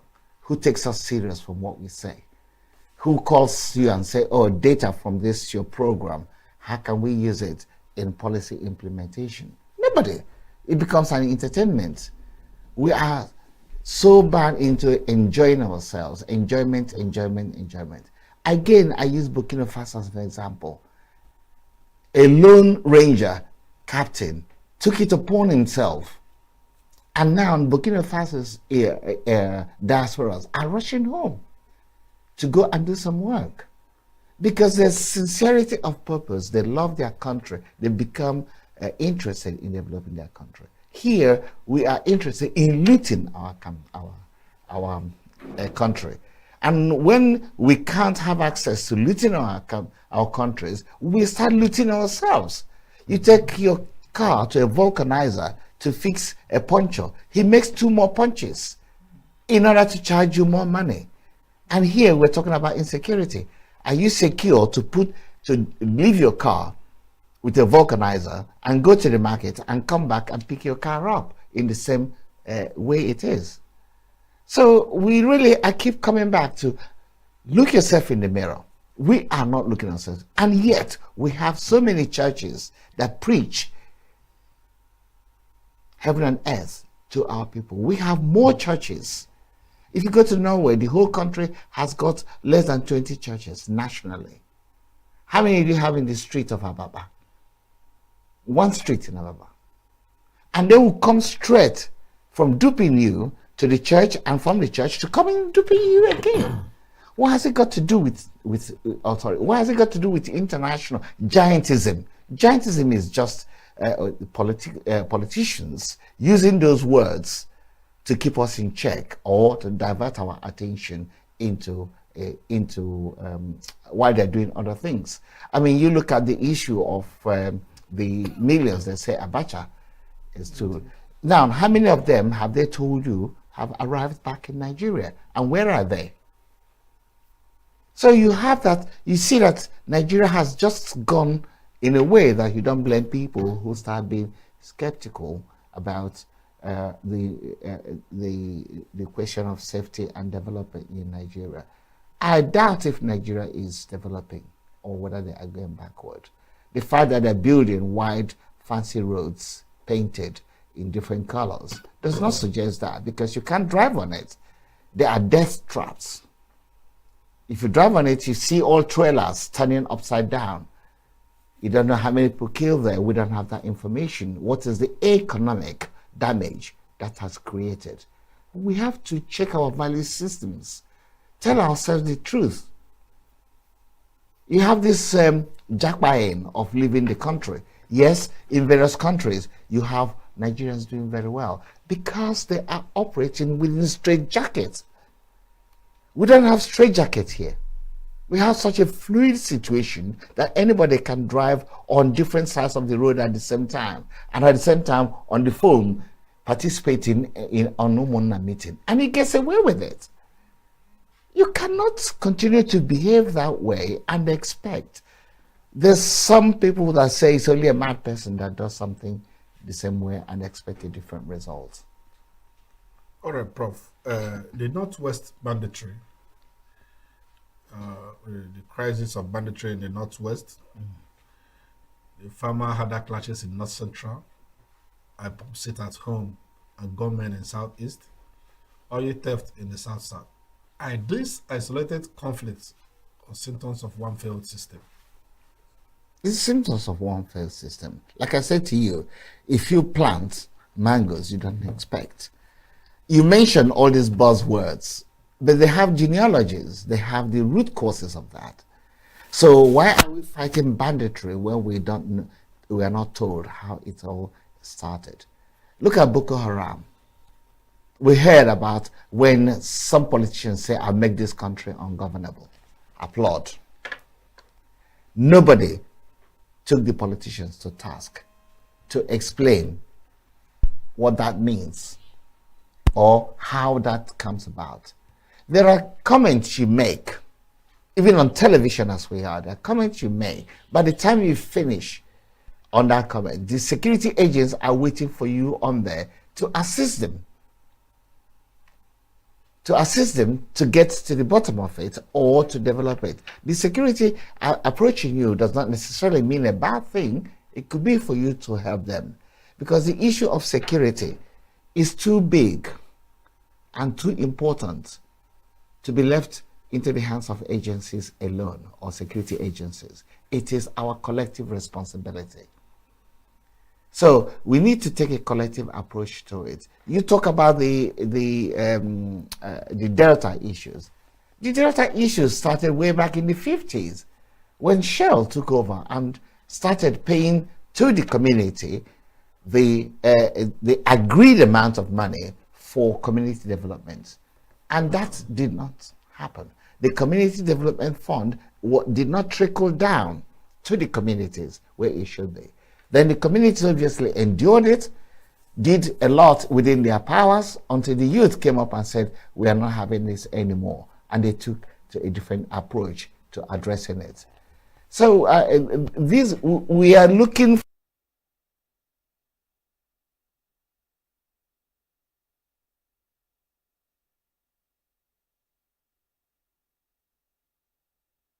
he is a career military officer, a lawyer, administrator, and a politician. Actually, a member of the board of trustees of All People's Congress, APC. You are welcome to be our guest, sir. Good morning. Welcome, General. Welcome. And this salute you're giving us, you must first tell us what's the secret of looking this beautiful, healthy, agile, suave, and rapper at 80. At 80. Well, it can only be God if I have to start that way. And before I say anything, I always ask the Holy Spirit to guide me and say, God, take control. In all honesty, I'd like to state that Right Honorable Martin Silo surprised me because I didn't even know what I was coming to do. He called me and said, hey, whether he told lies or what, I didn't know I was having a party, but I must come over to this. I've been hearing about Signature Television, but I never knew that such an exquisite outfit exists just behind my house. I live here. That's cool. You're welcome. That's why I say he's a person of many parts and unique. I would say that. To the glory of God and to the glory of my parents who are now with their Creator in heaven, I came into this world on the 26th of July, 1946. I may not be chronological in my presentation and thoughts because, again, the best way to know a general and a soldier is to spring a surprise. It's the reactions. So I'm also on test. Martins has put me on test, but I'm going to do my best. I will give you my best, the best I can. Yes. Like I said, I came into this world on the 26th of July 1946, as documented and told by my parents. But nobody knows when it gets born. You were not there. And my early stages were full of crisis, if you will. I must admit I was a very stubborn somebody coming up as a young person. But I did my primary school in St. Charles Primary School in Kehe. Ostensibly too early because I didn't even know who were my teachers up to the time I went. But because of possibly my character, my father, one of the early converts of the Christianity, pushed me to the Reverend Father and I spent. They guided me. That bit I can say until close to the glory of God. One significant thing as a young boy, I'll never forget, is carrying the Nigerian flag on 1st of October 1960, marching around, and in those days, the military bands played for you. You have every reason to love the military, and it still ought to be loved now, even though politics is trying to bastardize it. And I marched with my 2 foot. 1960, excited about independence, whatever was independence, we didn't know then.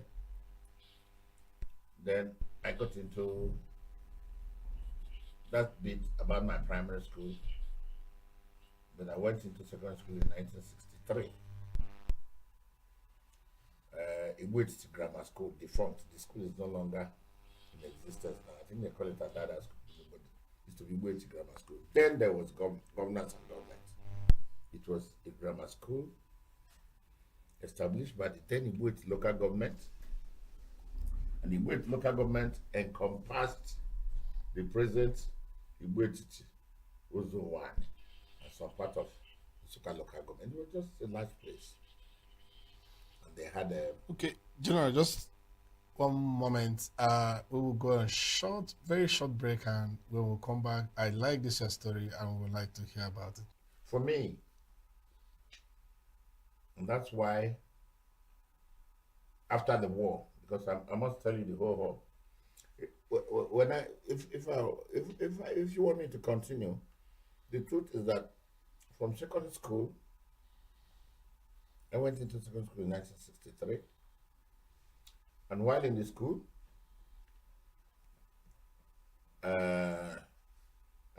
my school then, there were 3 schools in the east that had military cadet force. The first one was Government College Omahia, the second one was Government College Afibo, and the third one was my school, Signaturetv Grammar School.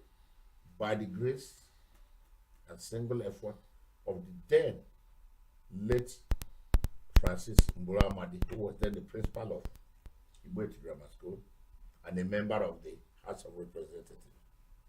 Politics was not a profession, I must tell you people. My principal was a member of the House of Representatives, but he was my principal. He attended whenever there was need, and that's the kind of thing that is even practiced in the US today. This present democracy or whatever is totally. My principal was a member of the House of Representatives, represented my constituency, but was still a principal of the secondary school until death cut him short in 1964. And then he actually appointed Reverend Father Ikeme Odobro as his vice, because Ikeme was a young priest who had just come back from I don't know where, but employed by the Eastern Region Ministry of Education, but a priest. So they posted him to Signaturetv Grammar School. And so, by accident of fate, the young priest became our principal when Amadi died in 1964. And that's the story of my life. That principal,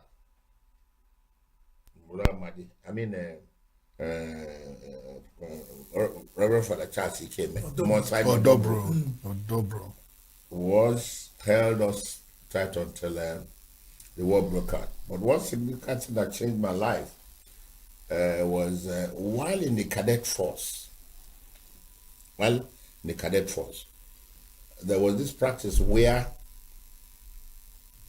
at the end of every year, the Eastern region, the Northern region, and Western region brought all cadets to one particular camp to exercise. It is now beginning to understand why, because we interacted. We never knew Hausa, Yoruba, Igbo, anything. We never knew any of those things. Because this present, whatever lexicon, whatever you call it, are just the creation, post-war creation. But we didn't know. We progressed. So, in 1965, the Eastern contingent to which I belong, because I had already, it was the source of recruiting officers into the military in those days. All cadet schools, they go there to pick people who to go to the defense and can take exams. But the aim is to activate your interest in the career, the military career. So I started wearing boots as a soldier from 1964 till I retired, or they retired me in 2002. I'm coming. Yeah, because the point is, it's a long journey. We were in Lanlate, somewhere around Abeokuta, the president of Ogun State. I don't know what area now. Lanlate could be either or whatever, but it's an exercise. It's an exercise area between Nigeria and Dahomey, the present Republic of Benin. That's where we were on January 15, 1966, and there was a coup. We were boys. We didn't know what was called coup, but for me, it just gave me an insight into what the future looked like, because we were bundled overnight to be guided to our respective homes from Lanlate. We don't know the area, we're not involved. We don't know who took part in the but the only significant thing I still remember is that My commandant, Meji Boba, a very bullet-looking major, then all of us was killed. Lieutenant's model. Yes, was killed in the Kantaku when there was a Kantaku of July. So he was one of those people who were killed. But be that as it may, that's my contact with the military, I think, influenced my life till today. The only significant thing which I like to tell everybody who cares to know is that the present principal, my principal who saw me through, is 95 years. He attended my 80th birthday. Odobro. He attended both the church mass and then I'm a very lucky person because even the bishop, Bishop Anselm Umoren, came from Abuja. People just honored me in life. Nando, if you will. He attended it, and his reason for attending is that that same man gave me 24 lashes of cane on my buttocks in 1965 because I broke bounds. Broke bounds to go and play music. He didn't think that was anything for me, but that thing straightened me and probably sharpened my interest in the military. So sorry, let's ask you, let's get to learn about the military.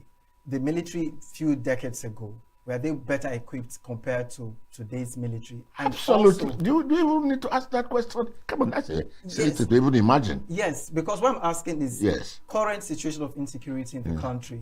Do you see it ending anytime soon? I wish, because it's not a question of if I see it or not. I wish and pray it ends soon because I'm not enjoying it. And the God has blessed me with so many talented grandkids that I would like them to enjoy what. I mean, this is a country where you walk the street and pick gold, man. You don't lack anything. By the way, I'm a product of the Eastern Region Scholarship. This does no longer exist. All right? Because people are more interested in the military. You need to also appreciate how governance, when that I'm a product of Eastern Region Scholarship. My secondary school. My father never paid a dime. Okay? But since you cut me short, so be it. But I mustn't, the military, that's why I was going to, but when the war broke out, when we were brought back safely to our respective districts, one Captain Boulier, you may have known him as Colonel Boulier, of the 5 majors, came to visit his uncle or cousin. This Odobro was my principal. And all the military cadets were they say fall in. We dressed in uniform and he addressed us. He was in impeccable, I don't know whether he was a captain then or they must have been a captain, yes. Dressed, cross belt and, starched well, khaki green and that kind of a thing. That started my interest for the military. I wanted to look like that man. So you want to know why I'm in the military. Boulier came to my school to visit Odobro. Wanted to see the military cadet because he told him he has soldiers. In those days, you are the principal, you dressed in uniform with us. So he was the Odobro, a reverend father, but if there's an extra, wears khaki with us, you go. So if you look at it from that perspective, you don't need to ask whether the military of those days were not even full soldiers. We don't have I hope he's not blocking. It's okay. You don't have he was distracting me. But you don't have AK-47, you have those things no, it's not even the equipment. We had everything we needed. But whatever I was going to say, in 1966, when the coup happened, that uniqueness of the military, irrespective of the truth, made the commanders to guide we to our respective contingent bases. So there was order. There was order. and we were loved. My platoon commander, Brigadier General Nasarawa of the blessed memory. I still remember HQ Denwa, who was military governor of, who was the executive governor of Imo State under the democracy, was my colleague at Lanleta when this happened. We were all under Nasarawa. And Nasarawa is from Kebbi, because he's dead now, from Kebbi State. Well, he saw us as his children and made sure that none of his cadets, anything happened to them, were guided back to our respective contingents.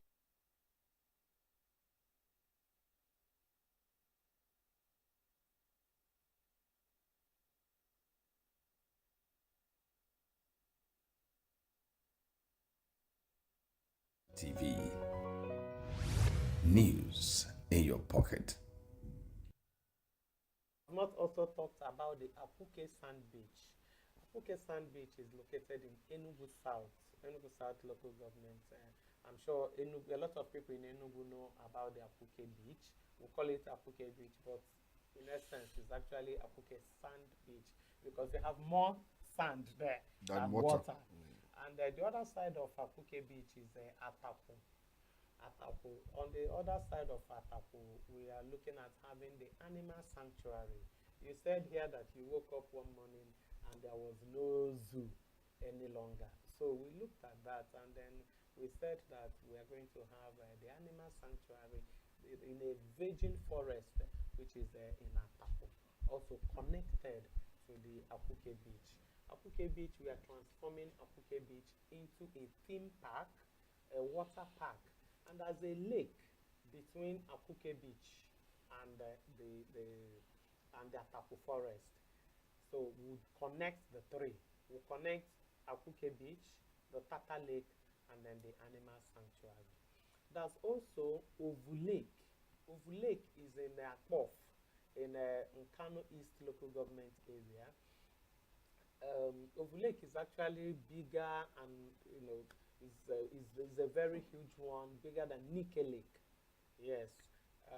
So in Ovu Lake, we are going to have a boat regatta, which will be an annual game, and then other water sports coming up there. In all these sites, in Ovu Lake, there will be an 18-hole golf course. Then, of course, it's a resort, so there will be accommodation for the golfers and other people. There will be 2 clubhouses, one on the island in Uruku, and then the other one will be in Akpof too. So, you asked a very important question. You said, how are we planning to market these places? We are not talking about marketing today because you don't have what you are marketing.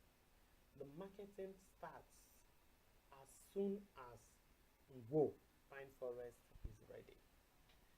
Once this food that we are cooking, once it is done, there will be an aggressive marketing, both in CNN, in our liaison offices, ENUGU Airport, Lagos. That's very important. Yeah. Lagos Airport. Well, of course, we have our consultant, which is a very known person in tourism sector, Mr. Ikechi Uko. Okay, so we are planning for that. Just we are ready for that market. Just on that, ATPN recently commended ENUGU's over 13.7 billion investment in tourism. So beyond government funding, how are you attracting private investors, and what guarantees are you giving them?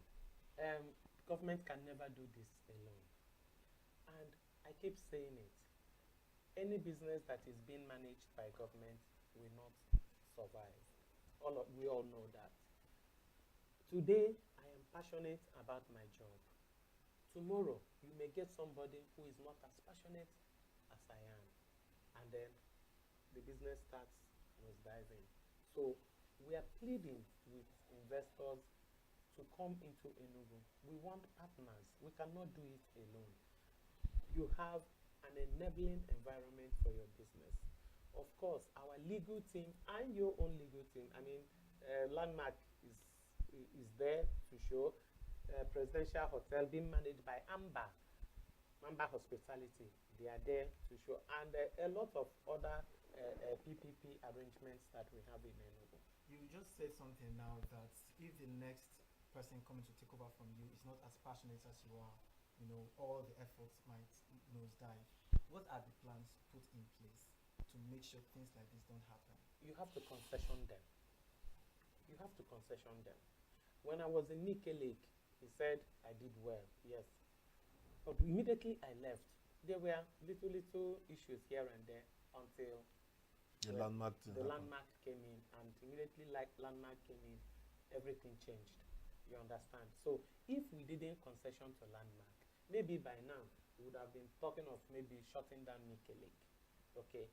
So the same thing will go with all these sites. We cannot leave them in the hands of the ministry. No, they will not survive. They have to be concessioned to private owners. They are the ones that will manage it. Concession, passion, sustainability. The key words we can pick from what you were saying. And that's wonderful. We are worried about the sustainability. After now, with so much on your plate, beautiful arrangement, we are dreaming of ENUGU. Which one is going to materialize soon, and how soon? So that we start from, if we aim for the sky, fall on the rooftop, we can beat our chest.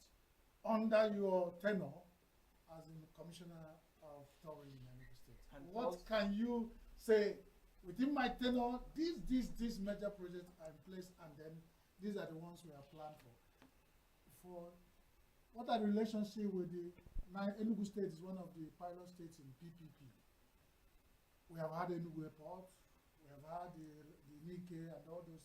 What's the relationship with the P3 PAM, the PPP Association of Nigeria and all, with all you are doing? Okay, let me answer the first. You asked two questions. Yes, right? let's start with the first one. Okay, you talked about sustainability. Yeah.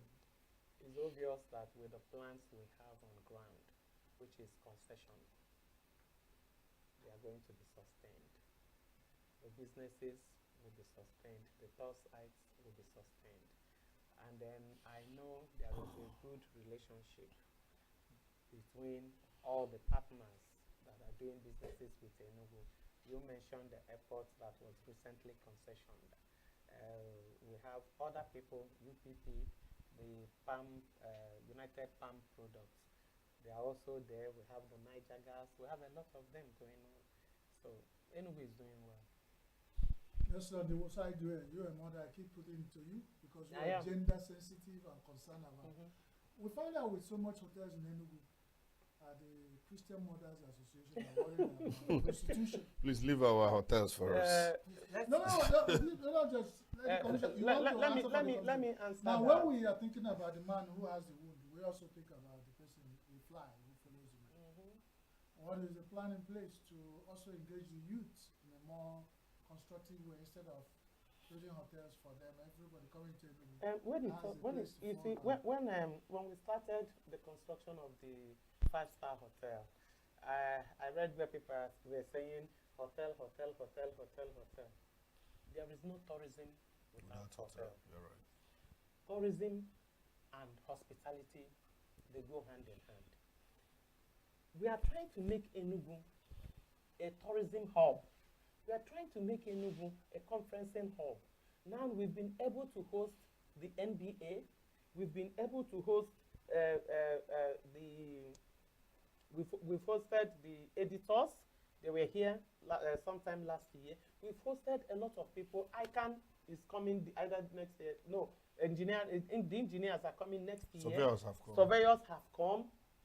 How have we achieved Sports that? Festival is coming. Sports Festival is coming. Festival NAFES of is coming. Art of Country. Where will they stay? In my house or in your house? We don't even have enough hotels yet. If we are looking at Enugu as a destination, if we are looking at having over 3 million people, His Excellency keeps saying he wants 3 million visitors. I want 6 million. And I have told him that entertainment alone will give him that 3 million. Imagine Davido playing this month, next month Fino, upper month Flavor, the other month Rema, Tiwa Savage. everybody will want to go to Enugu. We will achieve that number that we are looking for. But the question is, where will they stay? Do you know that today, no international flight, apart from Ethiopian Airlines, can come to Enugu? Why? There is no five-star hotel where they will stay. Yes, BA cannot come. Emirates cannot come because there are no hotels for them to stay. So when we build hotels, let us stop looking at it. These hotels are not built for Enugu. For your information, They're not built for the students. they are not built for the students, for crying out loud. They're not for the students. They are for our visitors. Excuse me, let me land. You talked about Christian mothers. We are building hotels for. No. My dear, even if you're a reverend sister and you have prostitution in your blood, even from the convent, you will still what? The hotel will not make you prostitute. You still do what? We are building the hotels to provide jobs. If you think about the direct and indirect jobs created by these hotels that are coming up, it's not just you go there, you become hotel manager. No, most of these hotels abroad in Enugu that are working there, you have people from other places coming there to work. So please, what is happening in Enugu is actually bigger than Enugu. That was actually the angle was coming in, where I was asking, what are the opportunities, put in place for the young people, SMEs, artisan, local communities to benefit from, looking at the expansion of tourism in Enugu State? Thank you. Like I said before, that these communities, the host communities, are the first beneficiaries of everything that is happening in tourism. I'll always take Ngo for. I will always take Ngo. Though we've started Ngo, we've started in Sude, we've started Okpato, we've started Ohum. Okay, we just awarded Akuke, Atapu, and also Uvu. My people will ask me, when are you coming to Oji? And Soka people will say, when are you coming to Soka? Like I said before, we are doing it in phases. This is just phase 1. By phase 2, Oji will come in, Eziago will come in, Ogu will come in, Ezimo will come in, Leja will come in, and other places. So the youths are the ones doing these jobs. I cannot be an artisan. I will not come down to our above to do the work for them. So we are creating employment, we are creating job opportunities, we are creating economic development through tourism. Sorry, you asked me a question that I missed. Yes, you asked me which one is coming. Yes, Ngo. Ngo will be commissioned in this August by the grace of God. Followed by Nsude. Ngo, Nsude, Okpato, every other thing in Okpato is ready.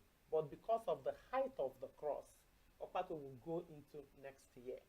Okay? Ohum will also be this year, but Ovu Lake, because of the golf course, Ovu Lake and Akuke Ataku will be ready, if not by December, but before February. And also the tourist buses, what's up with that? And to add to that, which of the projects so far that have been carried out that you think is your massive project that is bringing out massive revenue? Tourism is not cheap, and these projects are not cheap.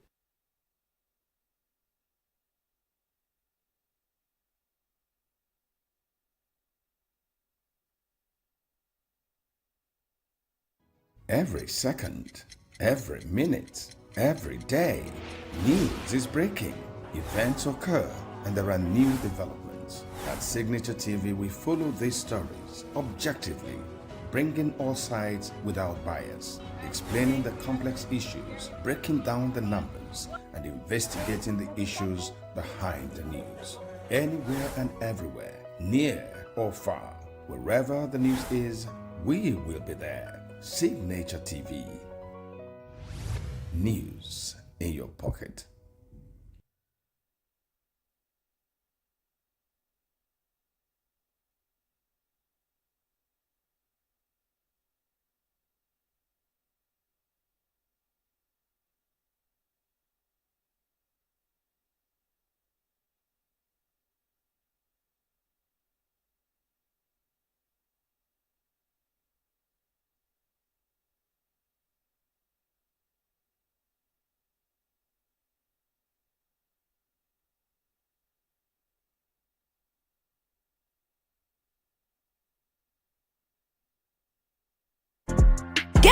plugged into the heartbeat of entertainment on The Hub, your ultimate show on e-vibes. From trending stories and social media drama to top charting music, must-watch movies and exciting moments from the world of arts, we've got it all. Join us for unmissable conversations with your favorite entertainment personalities, plus fun segments every week. I should try harder, so... Okay, I don't know that one. Outfit of the day. Oh, I don't do that. That's some Gen Z stuff. Oh, now you say it's a Gen Z stuff. It's everything you love about entertainment served fresh every week at 1 p.m. with weekend repeats just in case you missed it. The Hubs on eVibes, where the vibes never stop. Only on Signature TV.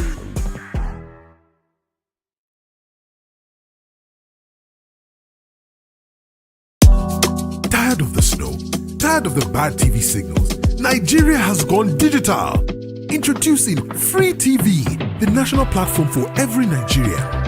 Get 100 plus channels immediately. Sports, news, and entertainment in your native language with clear picture quality. Whether you're in the city or the village, our satellite signal reaches every corner of 36 states from day one. No monthly subscription, just a compatible decoder and you are set. It's a national asset built for you.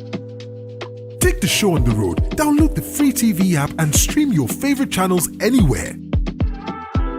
Starting this May, scan to download the app or call 0700 388 7277. Free TV, digital TV for free. Brought to you by NBC.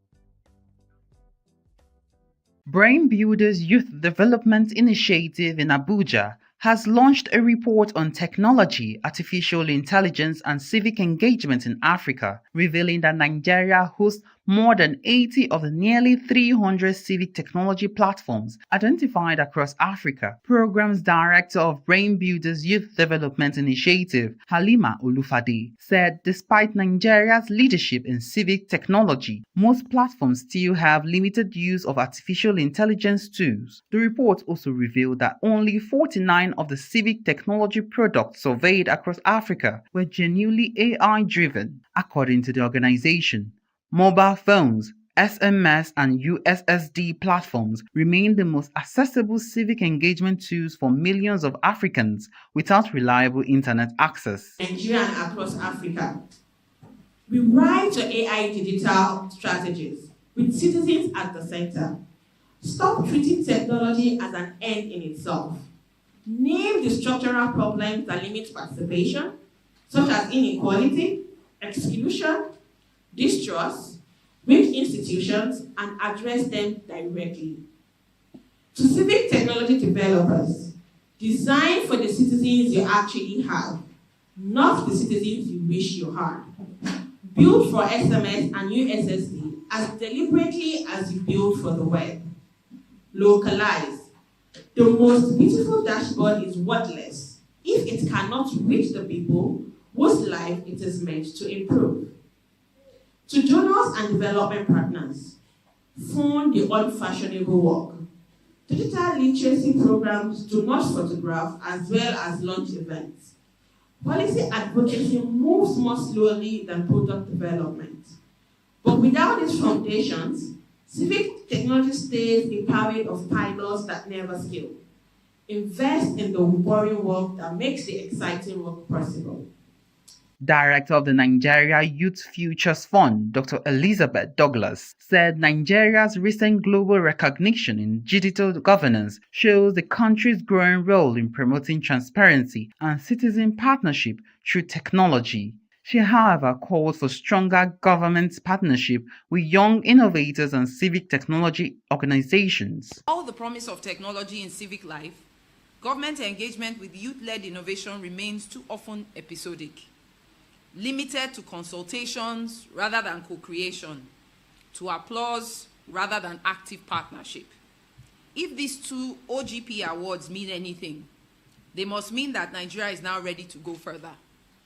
Sustainable nation building cannot happen without government choosing deliberately and consistently to partner with its citizens, in this case, especially with young people and the organizations that serve them, not just as beneficiaries to be managed, but as architects of the future that we all say we want. That means resourcing youth-led civic technology.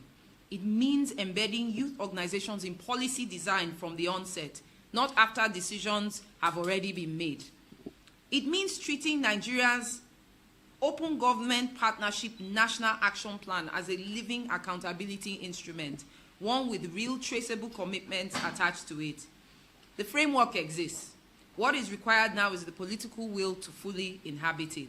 Representing the Director General of National Information Technology Development Agency, Abdullahi Abubakar, said artificial intelligence presents both opportunities and risks for governance and public engagement. He noted that Nigeria is developing ethical guidelines for the use of AI focused on accountability, transparency, and inclusion. I strongly believe that Africa must not merely consume emerging technologies, we must actively shape how they are governed, deployed, and aligned with our developmental realities and values.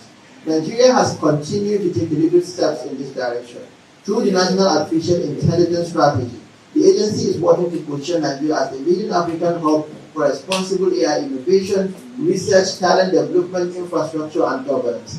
We are also currently developing the Nigeria's guideline for the ethical development and deployment of artificial intelligence, which is anchored on principles such as accountability, transparency, human oversight, safety, data protection, fairness, and risk-based approach to AI adoption. Stakeholders at the event agreed that Africa must move beyond merely consuming emerging technologies and instead develop systems and policies that reflect the continent's realities, cultures, and democratic aspirations. In Abuja, Chimize Zadima, reporting for Signature Television.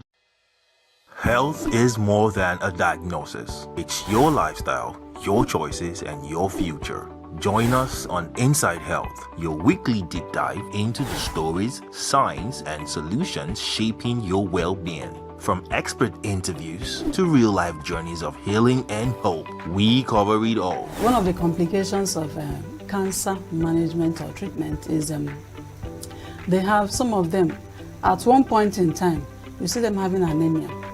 Okay, so you see them at times being transfused. But at the same time, you come in with the diet.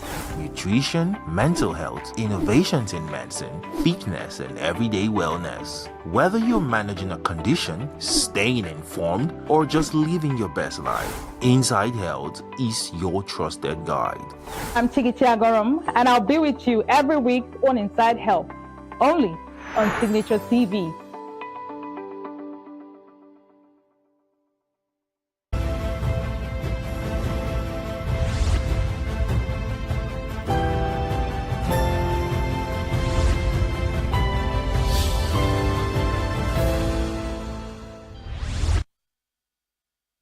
Good day, Nigerians. Good day, our viewers. This is Signature Television Unscripted.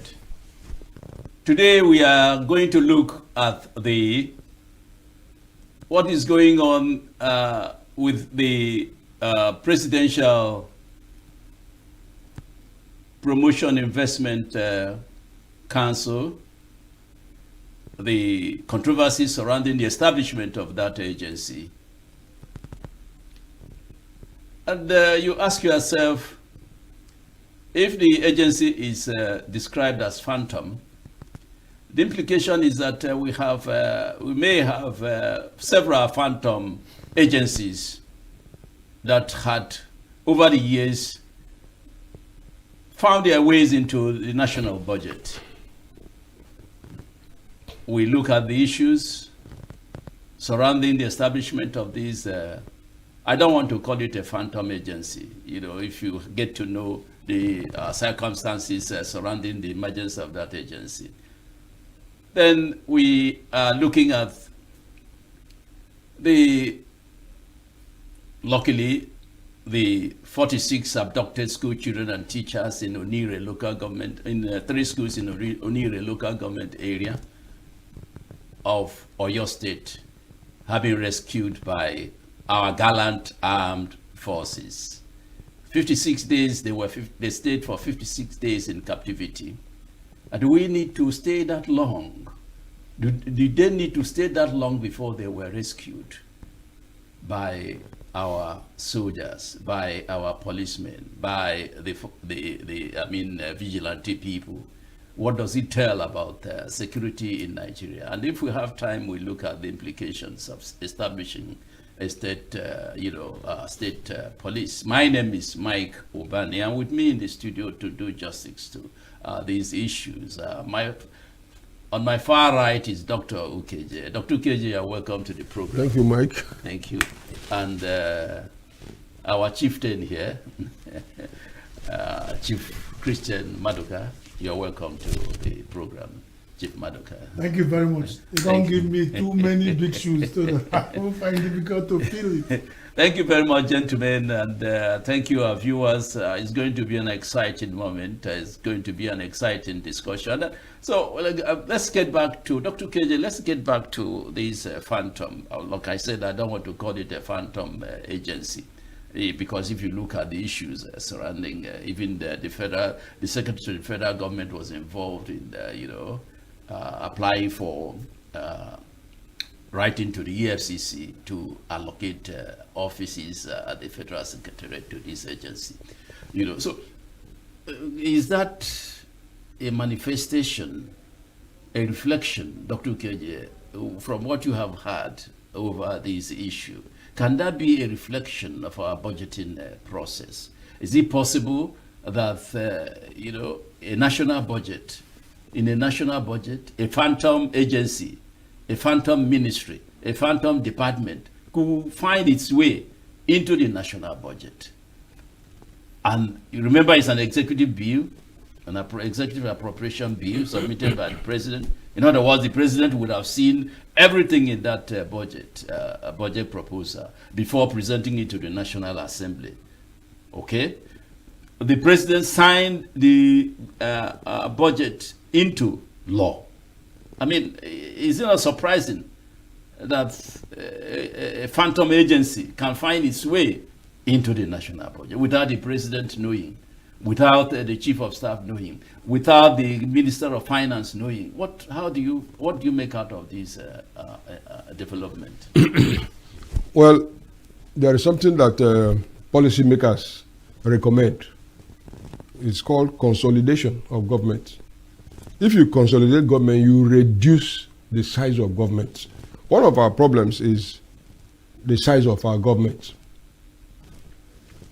You see, that agency is called council. It's not called commission. It's commissions that are authorized by written law. But agencies, council, program, they create these things anyhow. The tax body, the body that generated the tax bill, that is controversial. You know, we don't know the correct version of the law. It was a council, and the president's office set it up without authorization from anybody. And they were being paid. They may not have a budget head independently, but they are being paid, and huge sum of money was provided for them. And that council remains after the chairman has been made a minister. Yeah. It is the way things are run in Nigeria. But more to the point is authorization that the supposed council should hire staff, provision of office space in a federal secretariat. You know why this thing came out? The man made the mistake of convening a meeting of ambassadors to Nigeria, ambassadors in Nigeria. The Ministry of Foreign Affairs then raised the alarm. Maybe if the Minister of Foreign Affairs was from the same tribe or nation or ethnic group with the president, he will not raise the alarm. He may even go to the president or tell the chief of staff, I want to see the president, and they will say, File, leave it. And that would have ended the matter. Because for the ambassadors to respond meant that they knew that that council existed with authorization. But, like I said, every large government leaves leakages. Leakages. And when you have people from the same community running a government of a diverse community, conspiracy, do as you like, take what you want, becomes the order of the day. And you can see that there are reports that the man is recanting. He said, I did it for this purpose, and then his father was arrested. But all these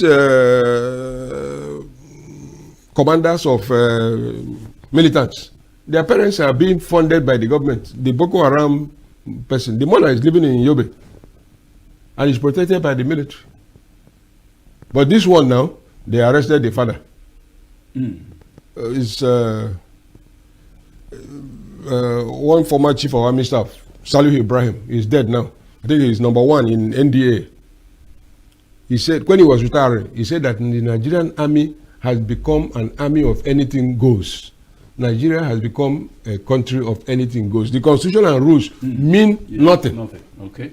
So, it's not surprising. Yeah. You also, Mr. Madoka, you also feel that it's not surprising. When the country of, if somebody who has served in the army at the level Salih who served, may God rest his soul, can leave that parting shot, that anything goes, it means that anything goes in the different sectors of Nigeria life. But, you know, I thank God for Dr. KJ, who even opened up the processes of even certain things happening in Nigeria. Nigerians are people who live in total blackout. The government do not talk with the people. The government talks to Nigerians. We don't know how agencies are formed. They only meet together, do that. It's only now that even accepting for the first time that I'm learning how these things happen. But the Dogo Trenching does not solve the fact that PFIPC existed with empowerment from one of the major arms of Nigerian government, whether it's the presidency. Because we see a lot of organizations, when you see, even their plate number said the presidency. They can call it anything. But in everything that happens in Nigeria or in the world generally, there is always one day when the air will blow and the people will see the backside of the chicken. This is one of it. Because beyond the fact because when you started, I was like almost stopping you short of saying, it's like Mr. Bani, you are now part of it. Who says that PFIPC is phantom?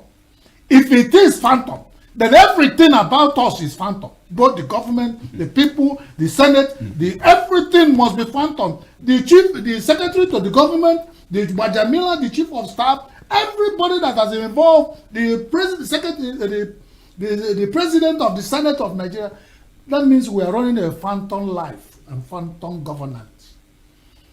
These are people who were creatively sat down, created PFI, and he was doing whatever he's doing. They did not, like you said, find time to clean it up and go follow the normal process. And so many organizations like that may be existing. Somebody said, I saw from unverified source, that we have over 32 agencies like that existing, that they created as conduit pipe of doing what they call incognito governance. That's the governing by underground.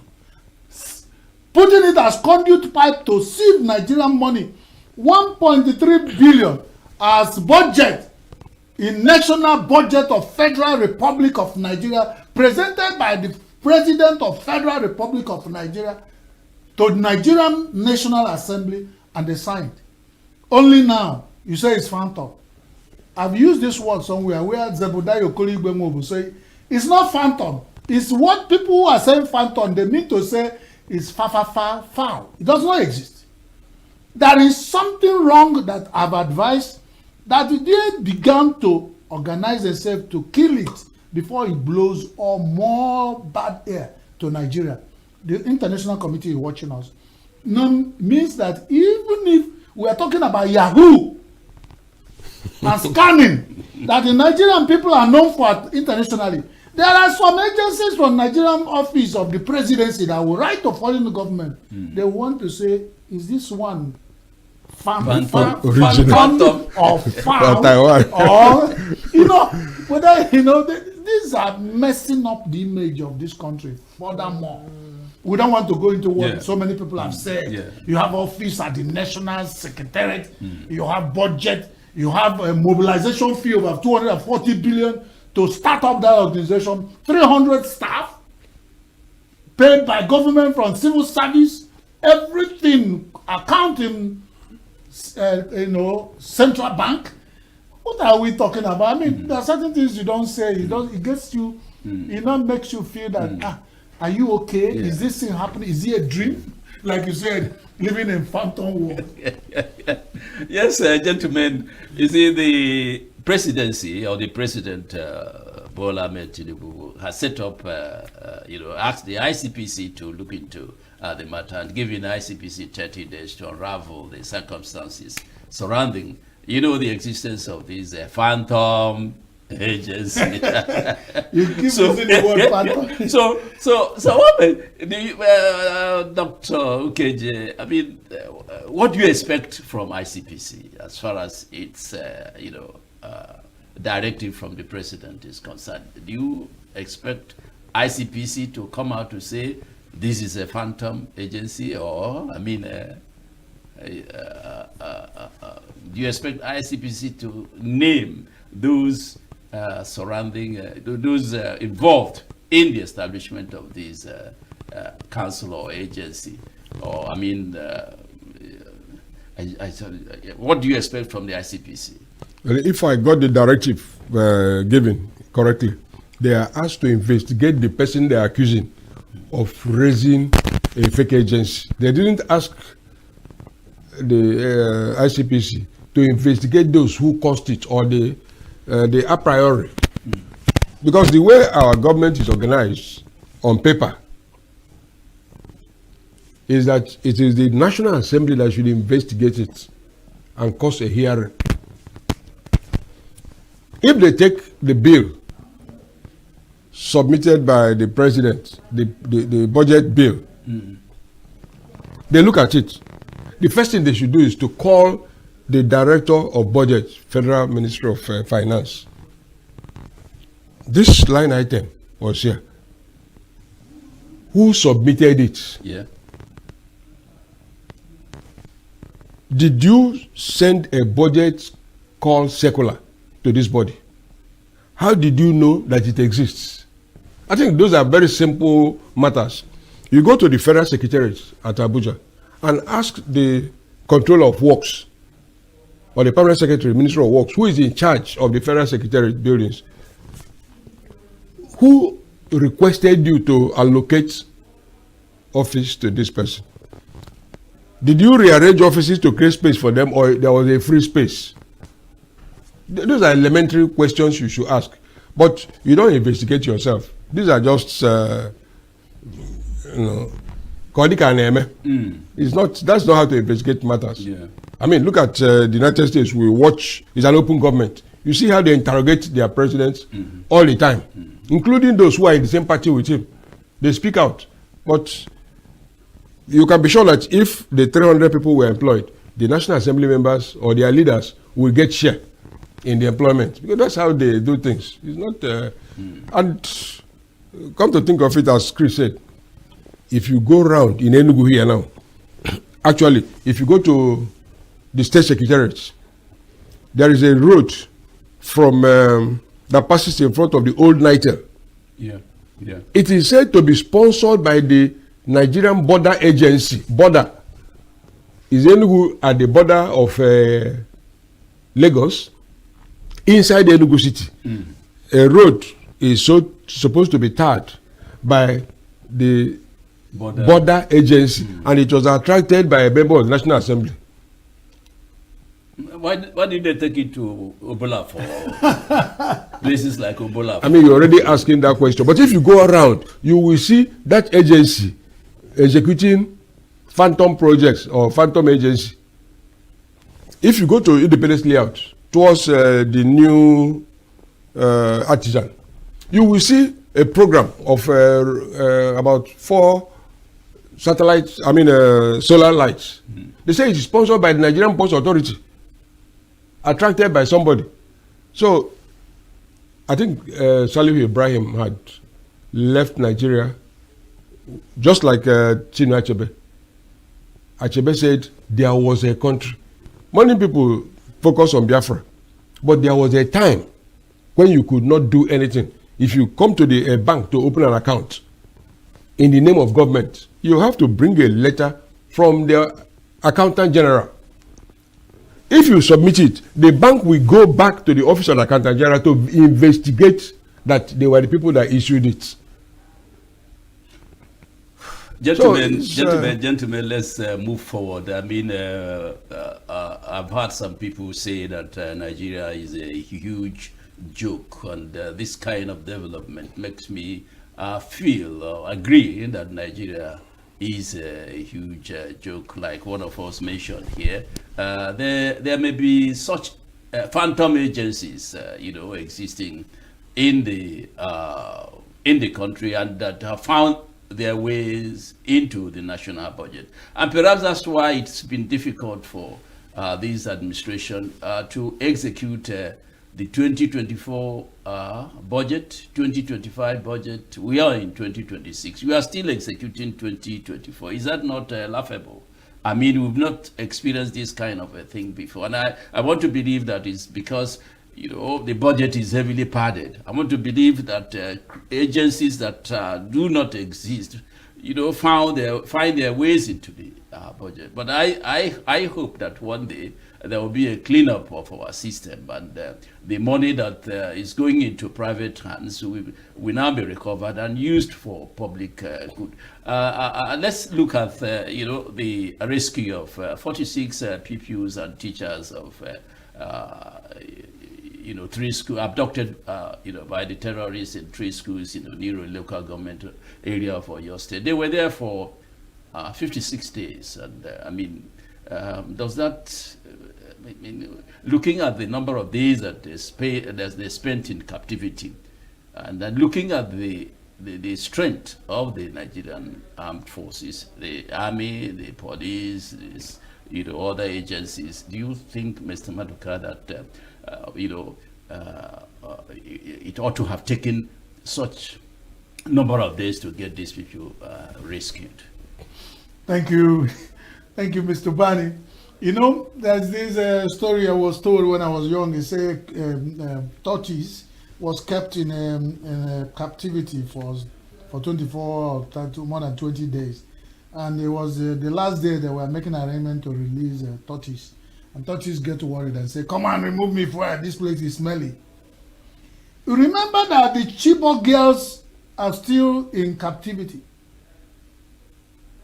We remember that it's not only your children that are in captivity. As we are talking, there are children in captivity in Borno for more than... There are people who are in captivity that are not even known in the hands of bandits and terrorists that are ranging for over... Some of them are stayed for 6 months. So let's leave about duration. Let's look at the success that are meant by the combined security agency now. That is what should be, because if we are looking, we leave the success they achieved, look at the distances. Whatever long it takes them to prove themselves that we still have security agencies in Nigeria, we give them kudos. Because you get to a point where we were losing all hopes that everything Nigerian government and the security agency are overwhelmed. Now, I've proved, said in other platforms that, you know that, that they call it the Agama lizard. Agama lizard said, if he does not behave like Agama lizard, children will eat Agama lizard in rainy season and dry season. So the security agencies have started beefing up to show that they are really security agencies with all the power given to them by the federal government of Nigeria to at least show signs that we start to raise a trust for that such agencies. They are combined agencies of security in Nigeria. So we need to pop champagne for them and say kudos to them. May God, who have guaranteed them, granted them this strength to score this result, whatever it took, may He continually guide them, keeping them to achieve more results, rescue more people in captivity, and then think about how to even stop. Because there's no need to get people in captivity and go into negotiation.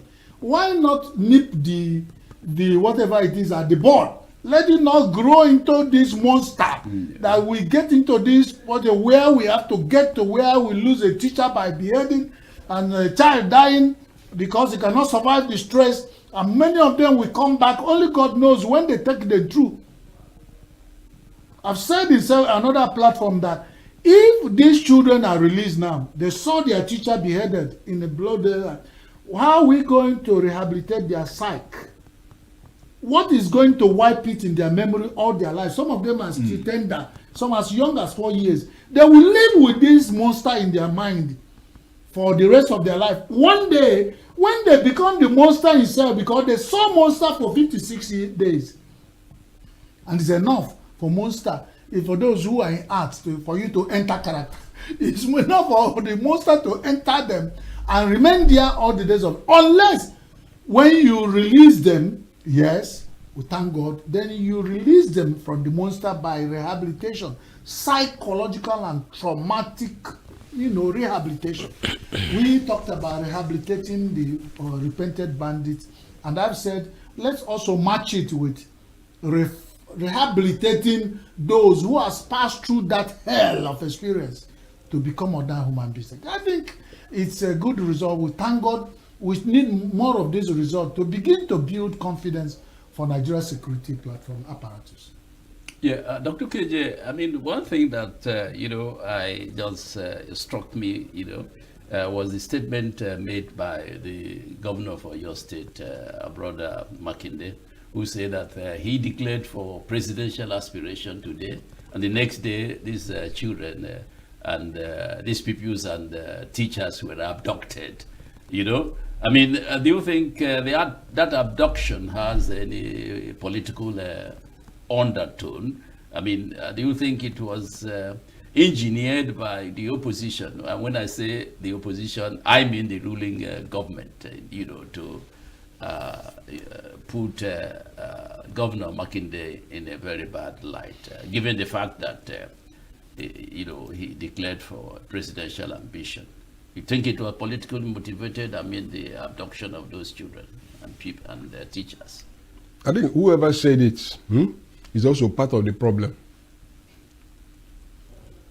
When we say that Nigeria has become a country of anything goes, it is because those who are given offices to operate the constitution as established have veered off taking care of themselves. There is a prophet in the Bible, Amos. You know, many people don't hear about him. But he said that the people who are supposed to be shepherds are now eating the sheep.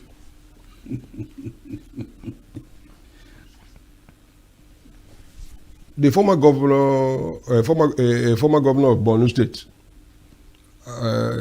Modu Sheriff. Recently he attacked Obi, he destroyed the mosque, that is unelectable. When people who are prominent generate hate, what do you expect the other people to do? So these things we see, they come from the leaders. As I was coming here, I saw about 5 men in khaki uniform from the Ministry of Transport holding somebody in the middle of the road around the old zoo. If you want to make ENUGU a business-friendly environment, do you have to be rough in enforcing traffic regulation? One of the things that make for rule of law is that the law must be known. You make the law known. You keep signs. These people who are supposed to enforce it should make themselves visible to discourage disobedience. You know, sometimes they hide somewhere. Even the Federal Road Safety Commission, what they do is to stay at a sharp bend so that you don't see them. Yes. So those are gradations of intimidation and banditry. This one is open.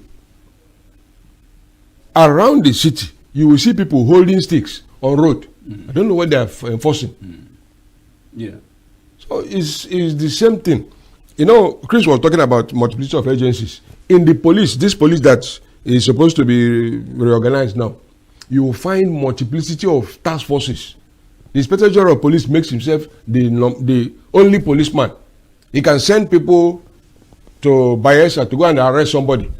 But the law says, if somebody offends you, criminal law, you go to a police station and make a report. If the desk officer considers that there is merit in what you are saying, he will make entry in a diary and cause the person you are complaining about to be invited, not arrested.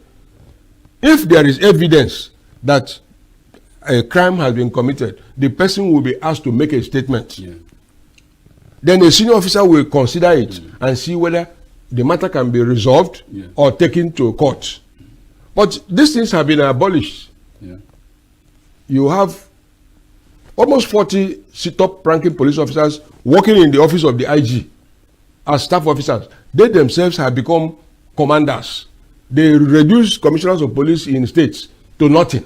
They can arrive and say that we are IG team or so. Even the commissioners in states create the same monsters. They go to local government areas, ask the DPO, where are you? Carry people, you know, you detain somebody, they release. You don't detain somebody, they ask you to detain the person. So it's, I mean, we are in hell. Any day you wake up from your own house, you are lucky. Yeah, let's not look at the Oyo abduction in isolation as far as, political involvement is concerned. Mr. Maduka, do you think the insecurity, that has, has now become uncontrollable, seemingly uncontrollable in Nigeria, is politically motivated? Do you see the hand of Esau and the voice of, Jacob in there? I sat for the last 2 years analyzing newspaper headlines in Nigeria. I have gotten to know or see or read about several things about insecurity in Nigeria. We have read the economic motivation in insecurity in Nigeria. We have read about political motivations in insecurity in Nigeria. We have read about the real religious motivations in insecurity in Nigeria. We have read about the ordinary ones who have decided they are bandits and terrorists that they come out to so if we put them together. We have read about the bad governance motivated insecurity in Nigeria, hardship, hunger, political, religious. So you see, they have created multi-headed monster. And then, you know, the Igbo says, like I always say, if you want to stop fight, if Chris and the Mike Obama want to fight, you want to stop it, let Dr. Ukeje first of all not allow me to push you. Because once I push you, you want to push back. So the first thing you do is do not allow push. Because if you allow push and they stop the other person from pushing back, you'll be accused of being tribalistic or biased. Now, Nigeria allowed this to grow into this monster, and people started seeing openings to come. There is even tribal profiling to insecurity. There is a lot of things political. If I know that if I do this in your state, I can put diversion. So it's not ruled out. To answer your question directly, there are some political, whether there is political motivation indirectly or your own, is what I cannot establish. The security agencies and all the people involved in the investigation and all, we can tell us. But there may be insinuations, because if this thing has happened in the recent past and it happened in recent present, you can do analysis and say it looks like, oh, maybe, oh. So it's the people that will need to stand out and tell people, no, there is nothing like that, or this is just pure act of violence motivated by bandit and terrorism, which has happened in so many places. But let me say that it is not, because the most people have lost trust. I have also told you my experience, and then Nigerians lost trust in political leadership of Nigeria because they believe anything, like we have established here. Nigeria is a place where anything can happen. So you don't rule out anything. So anything you hear, you begin to analyze it, and anything you give your attention grows. So people have seen that you can even use political motivation to push insecurity, and it works for them, and they go home scot-free. So people are using different motivations. People are using different interests to make insecurity. The worst, the ultimate is that Nigerian wretched of the earth, the masses like us, are suffering the result of it all. Because they say, when two elephants are fighting, the grasses suffer. So when the political elephants in Nigeria, the economic elephants, religious elephants, or whatever elephants that are fighting, as far as they remain elephants, it's only the 240 million Nigerians, if we are still up to that number, that are suffering it. So it's not ruled out. Mr. Madoka, you know, you talked about the existence of elephants, and those elephants are still there. Yet we are talking about the establishment of state police. Yes. Do you think, Dr. KJ, do you think the state police, establishment of state police, is an answer to the insecurity, or will be an answer to the insecurity in Nigeria? What can the state police do to either reduce or eliminate entirely insecurity in Nigeria? Do they have that kind of force? Are we expecting any good results from the state police when it is established?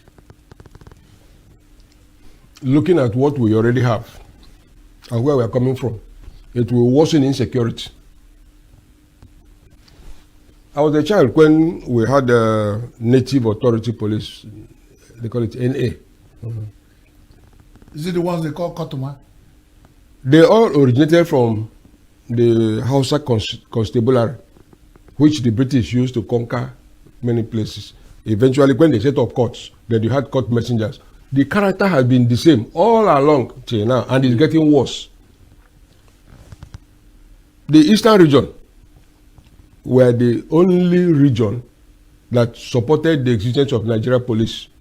All the other regions had Native Authority Police, and they were using it for political gain. Now, the state police cannot be more efficient than the state governments. Just apart from Abia, just go around the southeast. Go to any state secretariat and see whether you can find work going on. If you go to the licensing office in ENUGU here, you will see mother, child, nanny operating there. Instead of giving you a slip to go to the bank and pay for your motor vehicle license or whatever, they will ask you to bring the money and pay it into their own account so that they will generate receipt for you. And you will pay them commission. So it is a privatized enterprise. You go to the Ministry of Agriculture, Ministry of Education, you must have had the Minister of Education talking about reform of the 6334 system. Yeah. But we have a National Council on Education where all the states and the federal government discuss things before they are done. You've had projections of reform of the National Youth Service Corps. National, not federal. There is an agency. It's a national thing. All the youth corps camps belong to the state governments because they are contributing. And the states pay some stipend to corpers posted in their area. Obani, there was a country. There was. Things are getting worse. The state police, go to any governor's office or any permanent secretary's office or any commissioner's office, see whether you will see a map of the state. Because those are tools for governance. If you put the map of Enugu State in the office of the governor, whenever he looks, he will say, Olo, where is this place? Look at the spelling. A-W-L-A. How do you pronounce it? What have we done for that area? Even the scripture, they ask, kings ask question, what have we done for a person who did this? But you see the governor will just be moving from one point to the other. You go to the Ministry of Agriculture, you will not see a soil map of Enugu State. And you say you have an agricultural program. Soil map. Because without knowing the quality of the soil around this, you cannot promote particular crops. As a young man, I knew that there was the World Bank financed a program to introduce rice production in East Central States. They had places in Ohafia, in Aguata, in Omo, you know. Oh man, he's late now. Dr. Robert Achike. He was an agronomist. When you see him, you know that he's a serious person. No, you don't hear of anything. When Jim Mobile was the governor, we had a Professor Ekbete, you know, they had cooperatives. There was a lecturer in Nsukka who was well known for cooperatives. No, you don't hear. Everything is president, governor, senate president, no more. All others are sheep without shepherd. So, my understanding is that if you want to have state police, you just amend the constitution and say, there shall be a state police. Even local government. Yeah. And their responsibility shall be as follows. But this one, they are packaging bill, and that they want to, because they have seen that the constitution will not be amended, they now want to enact a law saying there shall be state police so that they can arrest their opponents. Mr. Wataga, do you think the state police issue will be a reprieve to us, will reduce insecurity? You know, because talking to someone who lived in the United States, you know, of America for over 20 years, where, you know, they practice this state police, he did say that yes, there exists state police in the United States. Another, you know, police outfits. You had the federal police, you have state police, and the council, you know, county police, and all that. But one issue, you know, where he was concerned was the issue of recruitment. We are talking about state police in Nigeria. We borrow the system of government that we operate in presently from the United States of America, the presidential system of government. Yet, we don't really follow, you know, the principles of presidential system. We pick, we choose, you know, the ones that we like. We are talking about state police, and the impression we've gotten, you know, from, you know, the presidency and all that, is that, you know, indigenes of the state will form the state police. Okay, so when you have state police, when it is promulgated into law, it means that in Enugu State, only indigenes of Enugu State, okay, can find their ways or can be recruited into the state police system. But it's not so in the United States. You know, if I'm from Abia State, and having lived in Enugu State, okay, for some years, 10 years, 15 years, I am qualified, okay, to, if I apply to be recruited into the Enugu State Police Command, I can be employed. Yeah. You know, so you know, it doesn't, you know, I mean, the Hausa man who has lived here for 15 years, for 20 years, and is living in a separate part of Enugu State, say like Artisan Side or Gariki or that, he knows the area very well, more than myself. So what stops him from being recruited into, because we're talking about intelligence gathering. The Hausa man who lives in Gariki or the Fulani man who lives in Abakpa knows the area very well, more than myself. So what stops him from being recruited into the Enugu State Police Command? You have a point there. You know, my father told me, in other words, there is always something peculiar about a community, a country, a state, or a nation, a continent, and something unique about the world we live in, because I believe there's another world somewhere. Nigeria has its own problem. It started by giving impetus to tribalism and all. But let me say before I lose that I have been one of the foremost promoters of state police. But when people raise their fears that are cogent, like Dr. Ukeja has raised his own fear about state police, I begin to pull back, but it has not deterred me from promoting state police. If from what is happening on the ground now, let's start from the citizens. If that is okay, before we talk about other people who know my house more than myself, let's start with the citizens. If that will solve the problem. Recruit citizens of the state only to become the members of that state police. The only greatest fear is monopolizing state police and using it as weapon of politics to make sure that your political opponent do not raise their heads. That's the only thing that has been there. Even they themselves that are politicians know themselves, know that such things are likable to come up, and they have held the state police in Nigeria for a long time until now. Now they've seen what is bigger than the farm. They've sold their barn. Because insecurity has gotten to the point where you can't start saying, hey, political opponent. Because when insecurity comes, he doesn't know political opponent, he doesn't know any party. Anybody they catch will go there. If you come out alive, you pay a huge ransom. If you don't come out alive, well, you go die with your politics or party. That has gotten to the point that now see that when you see what is bigger than the farm, you sell your barn. Insecurity in Nigeria has gotten to the point that it's forcing us to look this deep. Mm-hmm. I kept mentioning, and I will still mention it here. Amoteku, being operated in some states in southwestern Nigeria, has been one of the most active vigilante group that has made itself, just because of this delay in state policing, they have called themselves Amoteku, a vigilante group, but well organized.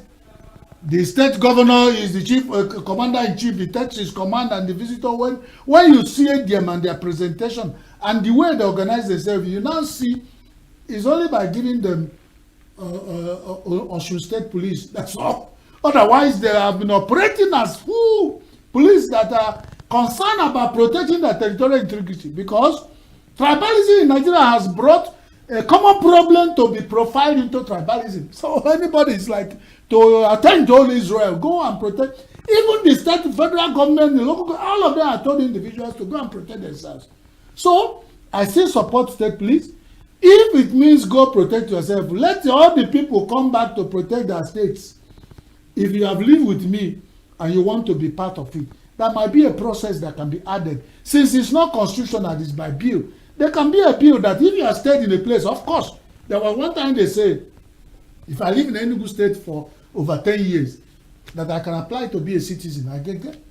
If Nigeria are really sincere, anybody who lives in Kano State for 20 years, going to 30 years, is supposed to come. When Nigeria was good, somebody was told that the Alhaji who won election in Enugu State to represent his people, and the Igbos have won election in Yoruba land, until the monster of tribalism set in and has grown into not just a monster, but a hydra-headed monster. Nigeria has gone into bits and pieces.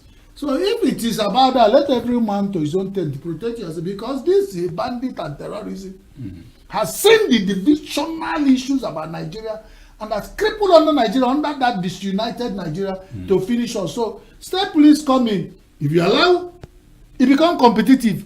If Enugu state police fails, Anambra might succeed. So we cannot put all of them together and condemn. Let people, you can still see where you say, why not the police in Edo State is doing well, but your own in here is not doing. So let's just give people chance to now mess it up. Let's get there before we now see.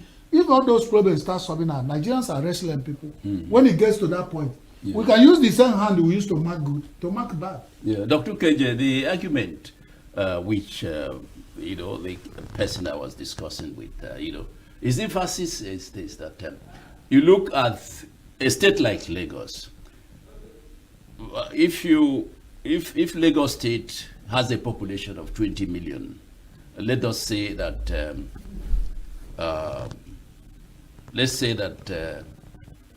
Yorubas constitute 9 million of that population, and the next ethnic group in Lagos is the Igbo. The Igbo occupies or commands the second largest entity in Lagos State. If you go to Kano, the same. If you go to Plateau State, the same.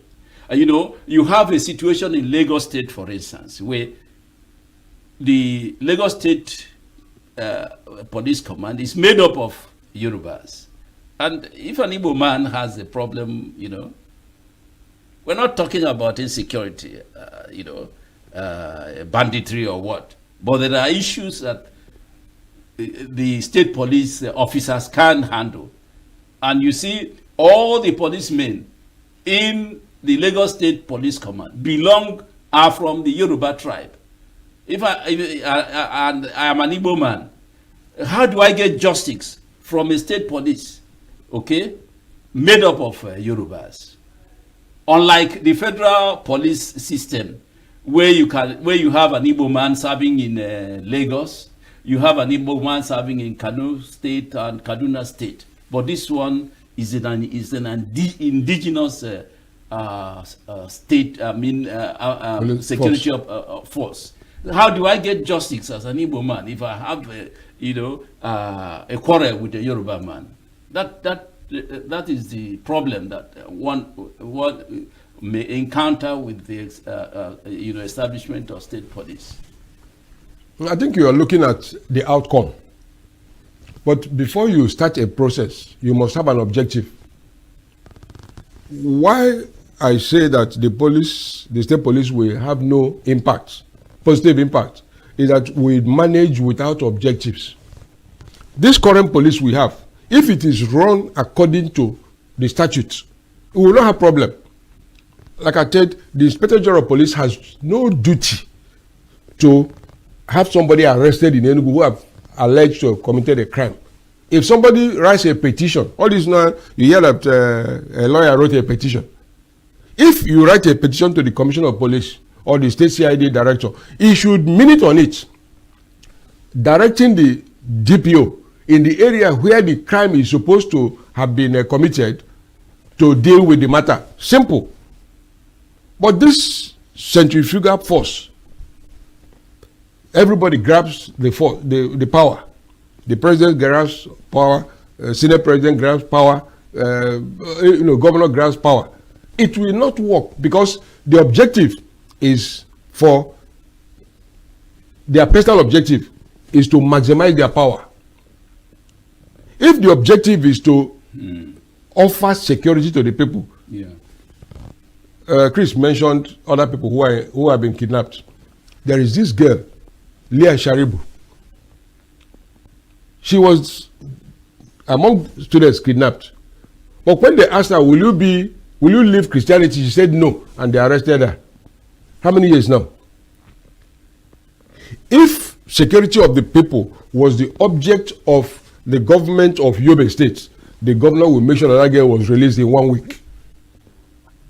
There were Christians who were kidnapped in Kaduna during this last Easter. They are still there. When something happens that is traumatic, the government stops to deal with that problem. But it doesn't happen here. And it's not going to change. That's why I talked about going to the federal secretariat or state secretariat to see whether, if the Ministry of Agriculture is not working, Ministry of Education is not working. You are aware that governments around this country have been making the policy saying that there should be no graduation in a private school. Yeah. But when you go to government schools, when inspectors come there, they prepare jollof rice, buy food, buy kola nut, and no report is written. So anybody who has failed should move out so that successful people will come in. But failures have been, building story buildings. They cannot do better than they are doing. Yeah.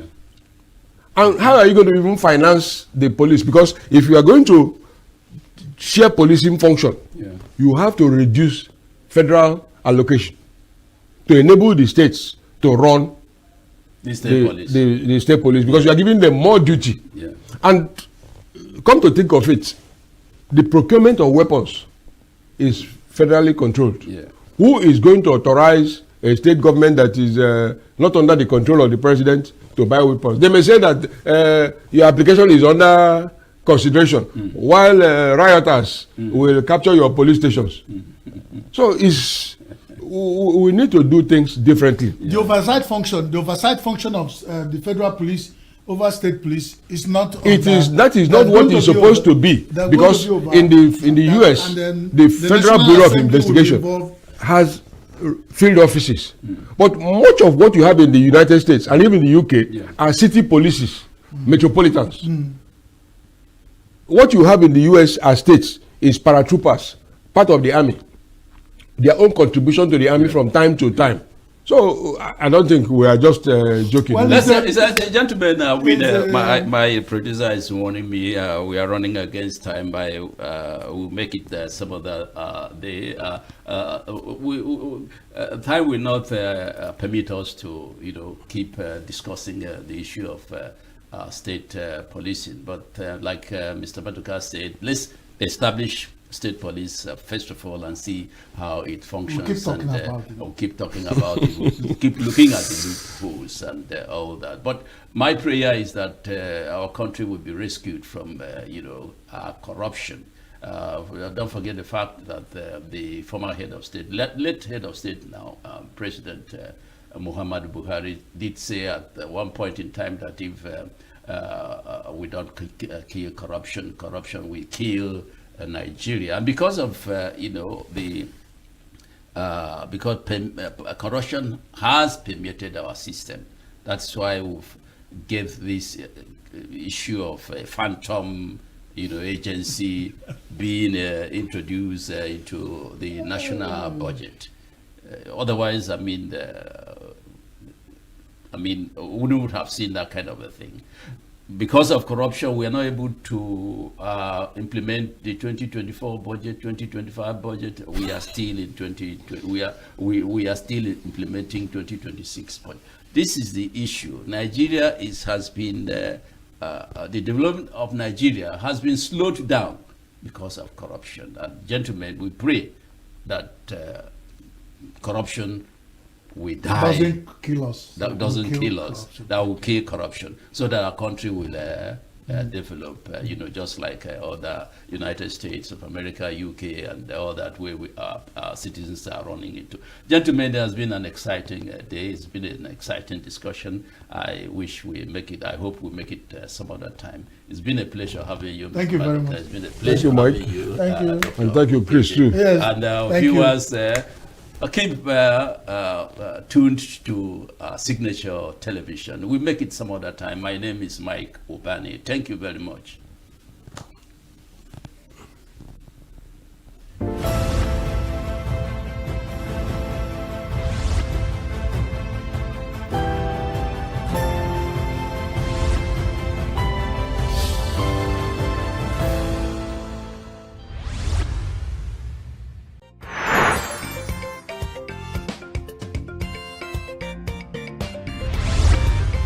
Signature TV, news in your pocket.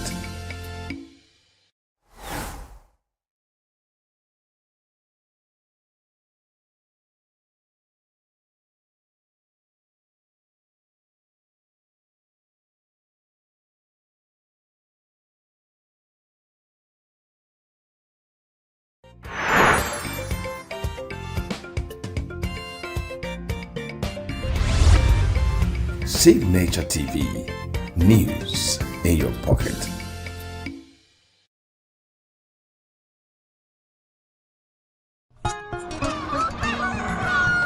New every morning on Signature TV, we open the day for you with needed energy, information, and required vibes to shape your day. From sizzling snippets of stories in various areas of life to intriguing conversations with net worth guests. When you have people who have no track record becoming your leaders, you have a problem. There's no outstanding graduate when Obi.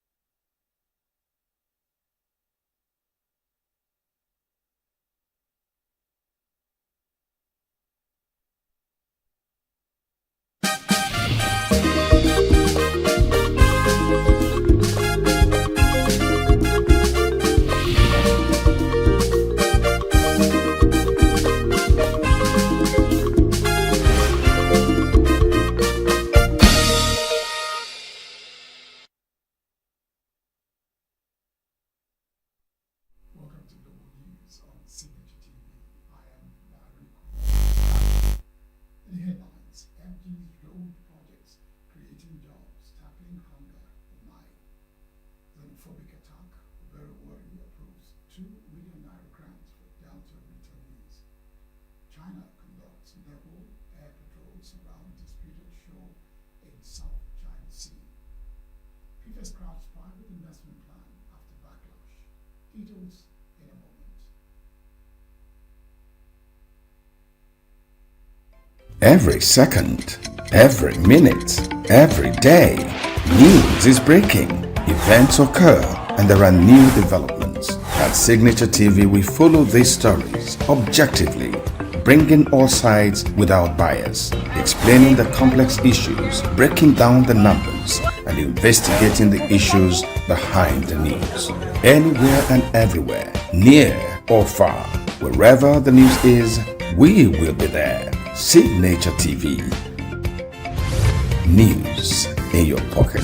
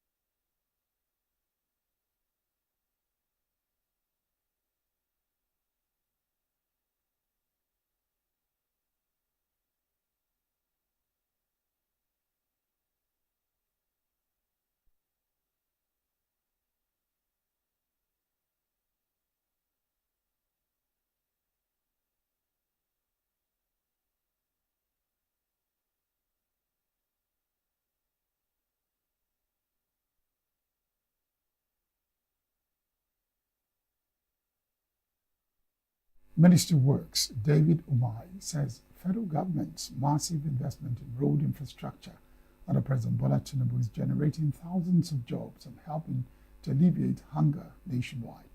Umai made remarks while inspecting the ongoing Calabar-Ebonyi Benue Nasarawa Abuja Superhighway project at Onueke in the Ezan South local government area of Ebonyi State. He highlighted that the project has directly engaged hundreds of workers, while local traders, material suppliers, and service providers continue to reap financial benefits. The minister further explained that the ministry's strategic switch to reinforce concrete pavement for major federal highways is revitalizing Nigeria's domestic economy by prioritizing locally sourced input over imports. The minister urged media organizations to actively highlight ongoing federal government initiatives, particularly across the southeast region, noting that Calabar-Abuja Superhighway will significantly shorten travel times, strengthen regional integration, and unlock key economic corridors.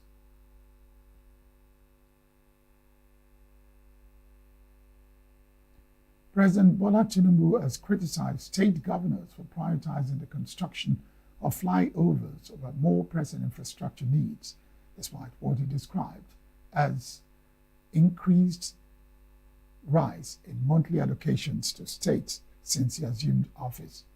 Tinubu spoke when he received a delegation of traditional rulers from Oyo State, led by the Olubadan of Ibadan land, Rashidi Ladoja, at the State House in Abuja.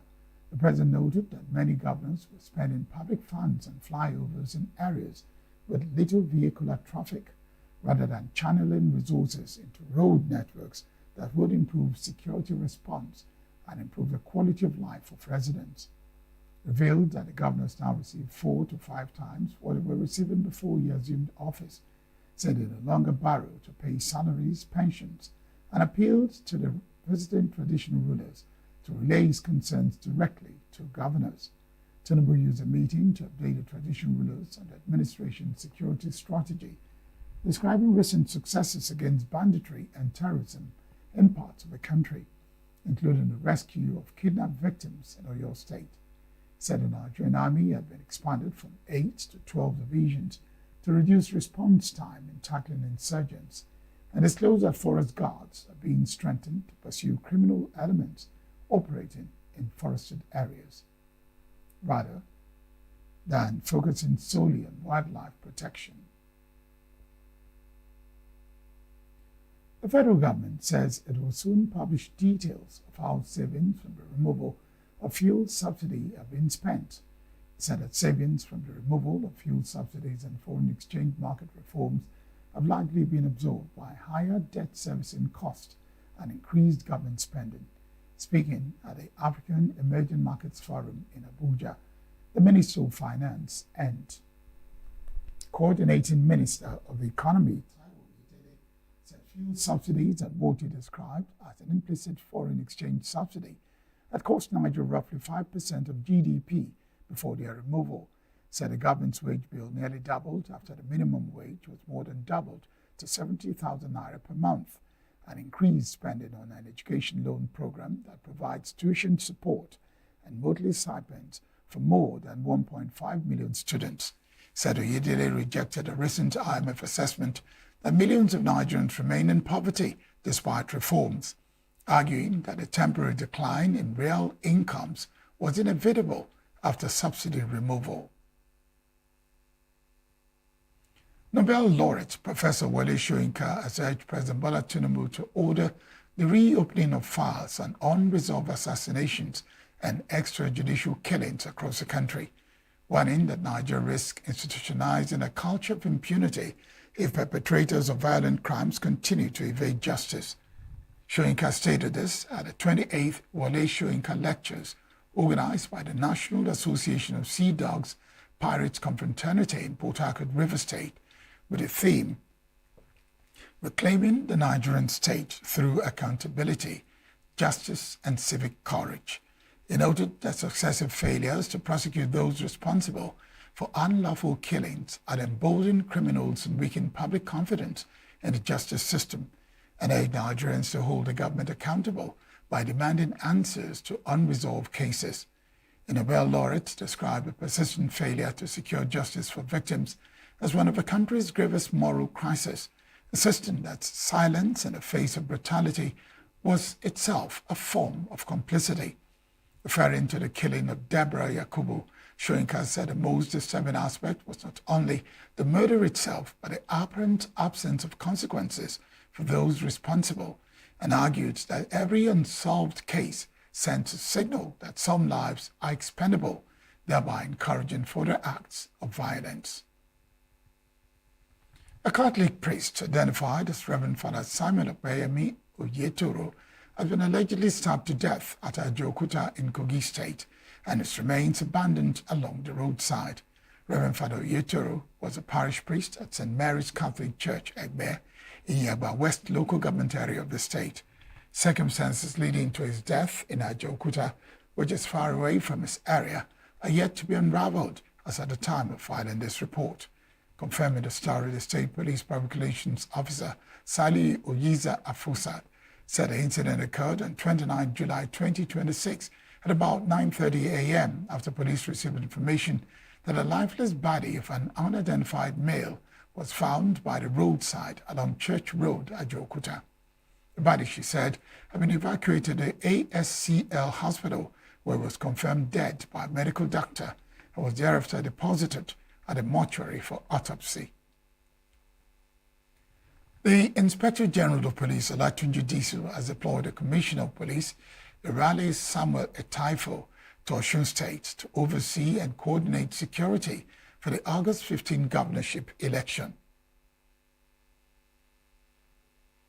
A statement by the Police Public Relations Officer Abiodun Ojelabi said the deployment underscores the resolve of the Nigeria Police Force to ensure that the electoral process is conducted in a peaceful, transparent, and secure atmosphere.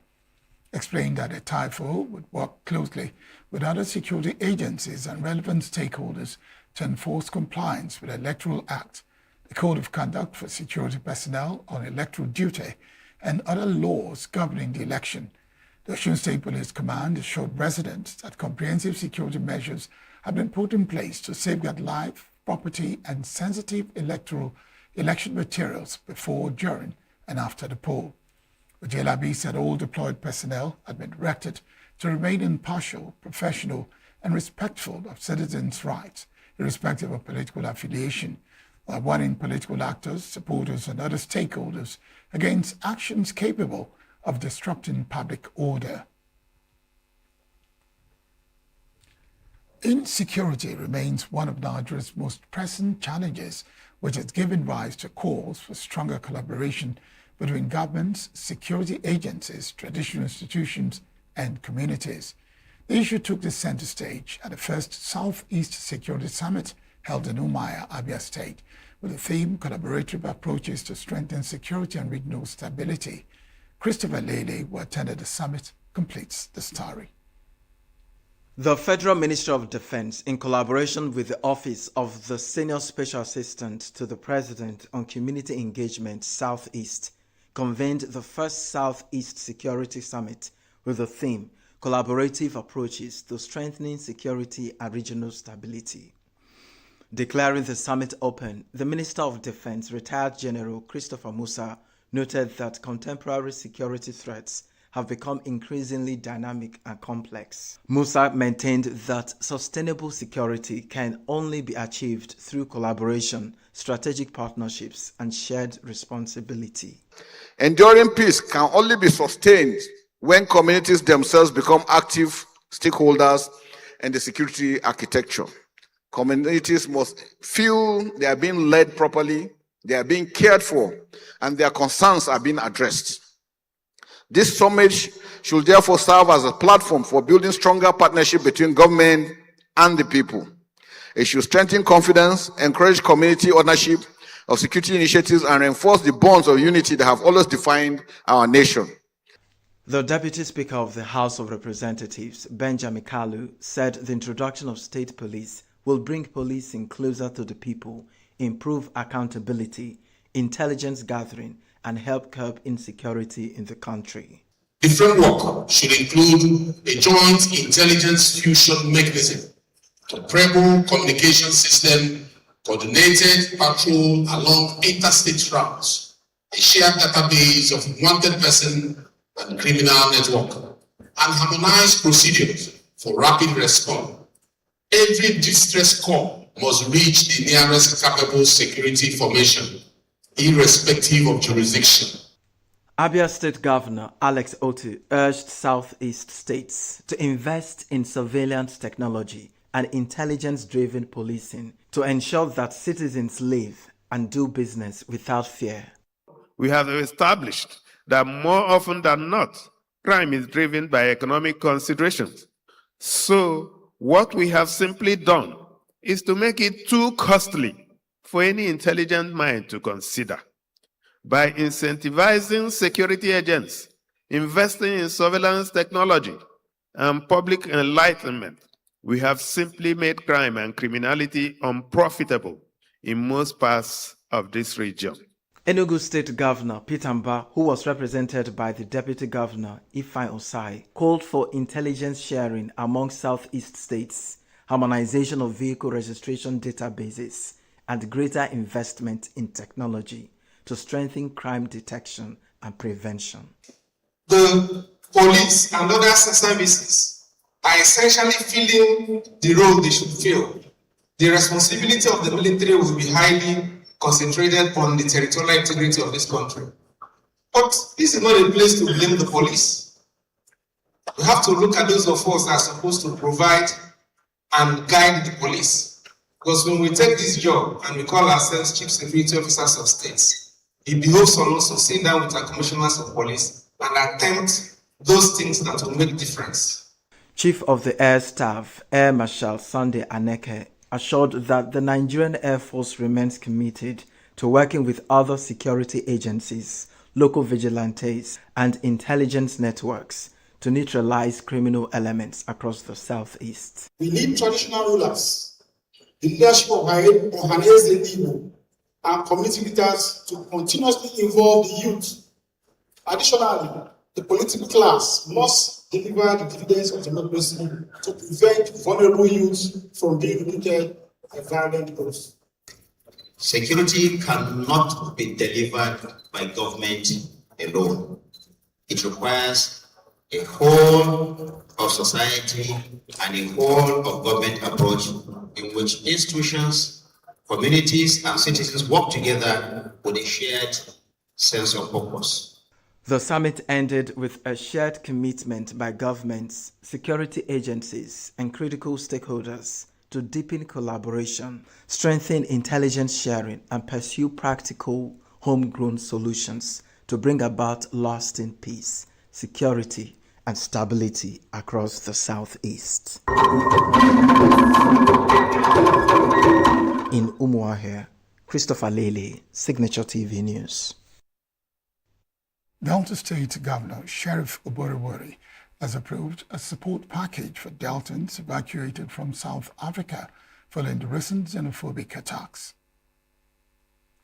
The intervention includes a 2 million naira grant for each affected family, alongside monthly welfare payments aimed at easing their reintegration into society. Under the approved package, every returnee will receive a monthly stipend of 200,000 naira, while each affected family will be paid 300,000 naira every month, beginning in August 2026, and continue until the expiration of the governor's first term on May 29, 2027. Speaking during a reception organized for returnees at a Unity Hall, Government House, Asaba, Governor Oborevwori, represented by his Chief of Staff, Johnson Erijo, denounced the xenophobic attacks, describing them as an unacceptable assault on human dignity, maintained that no one should suffer violence, harassment, or discrimination because of their nationality, and sympathized with the victims over the physical, emotional, and economic hardships they endured. The Delta State Commissioner overseeing the Bureau for Special Duties, Ejiro Etacherure, reassured the returnees of the state government's determination to support them as they rebuild their lives, describing their safe return as evidence of compassionate leadership and strong cooperation between the federal and state governments. Responding on behalf of the returnees, Jacob Agbada expressed appreciation to Governor Berewori for approving the grant and a monthly stipend, describing the intervention as timely and transformative. Newly appointed Registrar of the Joint Admissions and Matriculation Board, Professor of Computer Engineering, Segun Aina, has assumed office at JAMB's headquarters in Buhari, Abuja. Aina took over the reins of the board on Friday from Ishaku Oloyede, whose two-term tenure of 10 years ended on July 31, 2026. President Bola Tinubu appointed Aina on May 21, who was 39 years old at the time, as a substantive JAMB registrar to succeed Oloyede and becomes the youngest person to serve as JAMB registrar. In his inaugural speech, Aina vowed to continue to uphold the integrity of the matriculation board, adding that more investment will be made into modern technology to fight examination malpractices. He warned those behind examination malpractices to have a rethink and know that their business is in the wrong institution. He added that the board and its leadership would also continue to collaborate with security agencies to strengthen the integrity of the matriculation examinations. The Nigerian Association of Resident Doctors has given the federal government until Monday, August 10, 2026, to implement the terms of a previously signed Memorandum of Understanding or face a total and indefinite nationwide strike. The ultimatum was issued in a communique jointly signed by the President of the Association, Mohammed Suleiman, Secretary General Shuaibu Ibrahim, and Publicity Secretary Abdul Majid Yahya, following the association's week-long National Executive Council meeting held at Gombe. Topping the list of grievances were persistent cases of assault, harassment, and violent attacks on doctors while discharging their duties, alongside poor remuneration, non-payment of outstanding salary, and promotion arrears, and deteriorating working conditions. The association also painted a grim picture of the country's dwindling medical workforce and deteriorating infrastructure, noting that while Nigeria had about 25,000 resident doctors 11 years ago, only a little over 12,000 remain today to provide care for a population exceeding 230 million people. The association lamented the severe workload pressures, excessive call duty hours, casualization of doctors, and welfare challenges affecting house officers. Still to come, race to rescue remaining climbers after deadly avalanche in Pakistan. Trump says U.S. has not agreed to Ukraine building Patriot missiles. Stay with us. Every second, every minute, every day, news is breaking, events occur, and there are new developments. At Signature TV, we follow these stories objectively, bringing all sides without bias, explaining the complex issues, breaking down the numbers, and investigating the issues behind the news. Anywhere and everywhere, near or far, wherever the news is, we will be there. Signature TV. News in your pocket.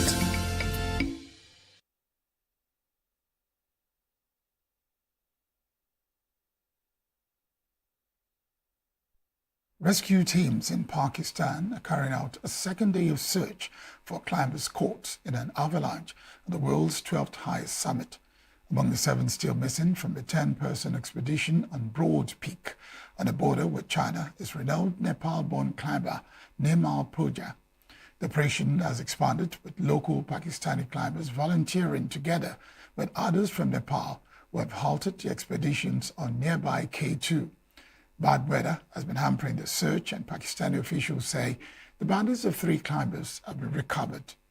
Military helicopters are on standby to fly to assist if weather permits. Search and rescue operation of the team began after reports of an avalanche on Thursday on the 8,047-meter peak in the Karakoram range. China's military have conducted joint air and naval combat drills around the disputed Scarborough Shoal in the South China Sea.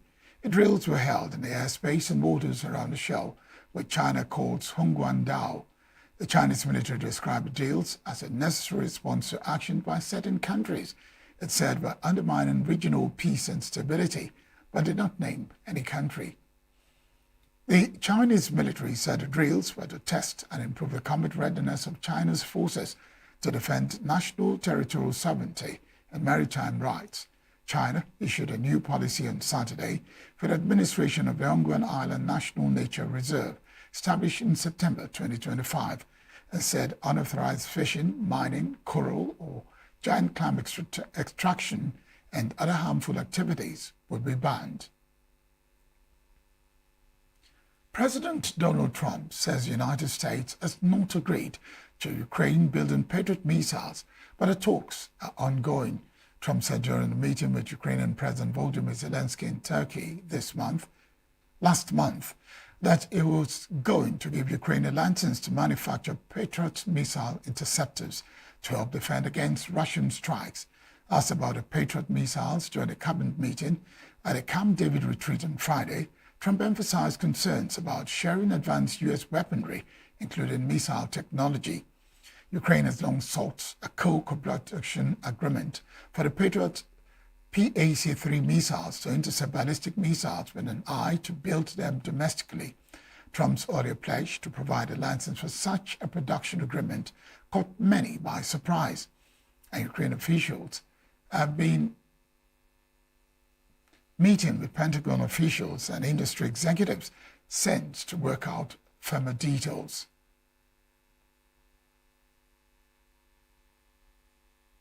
In sport, Nigeria's Ezekiel Nathaniel has won a gold medal in the men's 400 meters hurdles at the 2026 Commonwealth Games.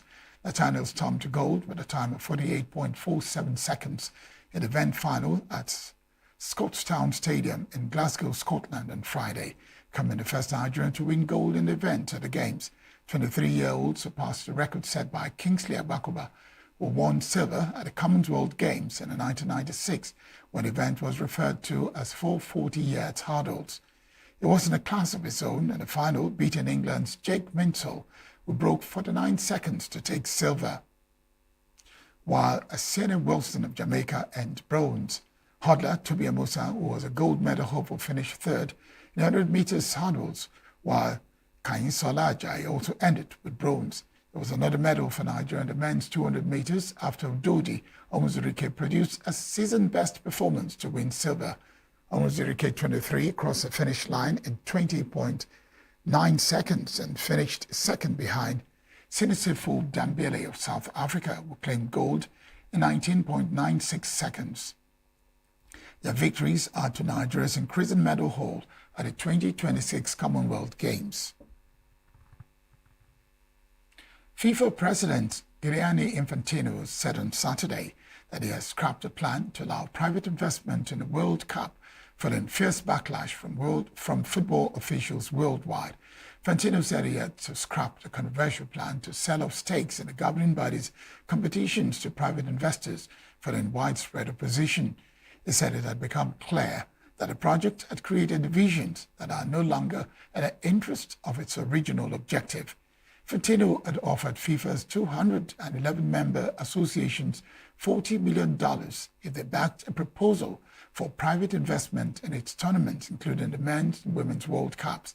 However, UEFA, which governs European football, responded by voting to boycott World Cups if the plan went ahead, and other governing bodies also voiced their opposition. FIFA World Football's governing body had floated a plan on Tuesday, saying it could raise up to $4.2 billion based on a valuation of $20 billion for a new FIFA Forward enterprise. Commercial subsidiary proposed to run events such as World Cup and Club World Cup. In entertainment, Afrobeat superstar Davido has reflected on his remarkable rise to fame and fortune, saying he has achieved a rare level of success despite being born into a wealthy family. Nigerian singer, whose real name is David Adeleke, made remarks in a recent interview with Vibe magazine while discussing his decision to pursue music, established himself as one of Africa's biggest music stars. Davido acknowledged that his story does not fit the popular grass-to-grace narrative often celebrated by African audiences, but said he has nevertheless built a distinct identity and fortune of his own. Despite his privileged upbringing, Davido said his decision to pursue music was not initially welcomed by his father. He eventually released his debut single in 2011 and went on to establish a successful career This has lasted more than 15 years. Grammy-nominated Nigerian singer Ira Star has revealed that she recently underwent major surgery, explaining that the procedure has kept her away from social media and slowed down her recovery more than she anticipated. The Rush hitmaker shared a health update via her Instagram story, apologizing to her fans, popularly known as mob stars, for a reduced online presence in recent days. According to the singer, what she initially expected to be a quick recovery became more complicated after the surgery. Despite a setback, Ira Star reassured fans that she is steadily recovering and remains excited about the release of her forthcoming project, Star Girl. She urged supporters to continue promoting the project while she focuses on regaining her strength. The award-winning singer did not disclose the nature of the surgery or provide further details about a medical condition.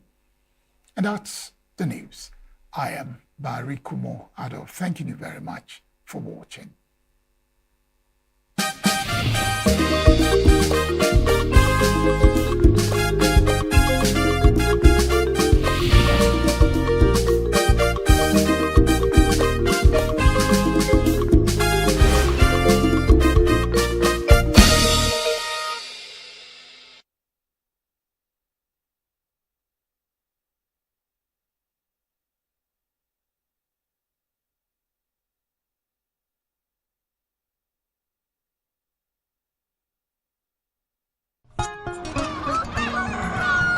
New every morning on Signature TV, we open the day for you with needed energy, information, and required vibes to shape your day. From sizzling snippets of stories in various areas of life to intriguing conversations with net worth guests. When you have people who have no track record becoming your leaders, you have a problem. There's no outstanding gratuity when Obi took over from me. I left, in all the accounts of Anambra State, 13.8 billion for him. Your day cannot be complete without Signature Morning on weekdays and Signature New Day on weekends. There is no better way to start your day except Signature Morning and Signature New Day every day on Signature TV.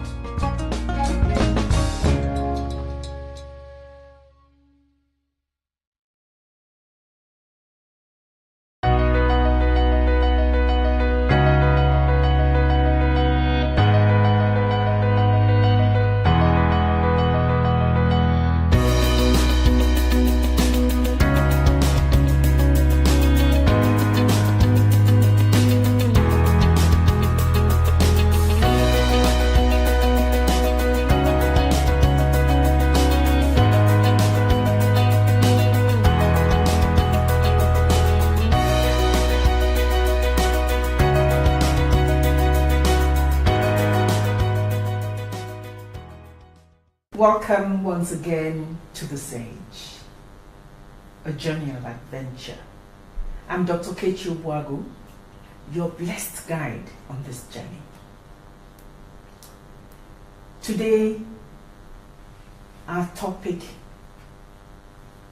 is of grave importance to all of us, here in Nigeria, but all over the world. We're going to look at the issue of environmental sustainability. Yes, we're going to look at the urgent need to ensure as a people that our environment continues to thrive, not just for us, but for our generations unborn. And so let me set the stage by quoting the UN Commission on Environment and Development. According to the Commission, the official definition of environmental sustainability is about acting in a way that ensures that our natural resources are available in the same manner or even in a better manner for our future unborn generations. Wow.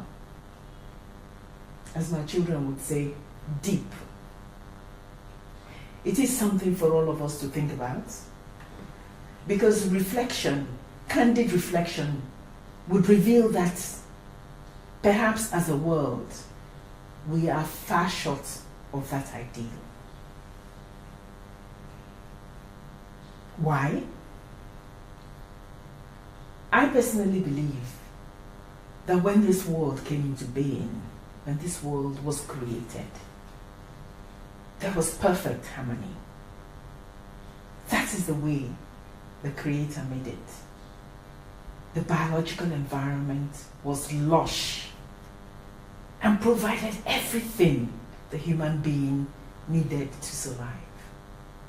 It is also the duty of us human beings to ensure that in taking what we need from the environment, we do not deprive, we do not destroy our planet Earth.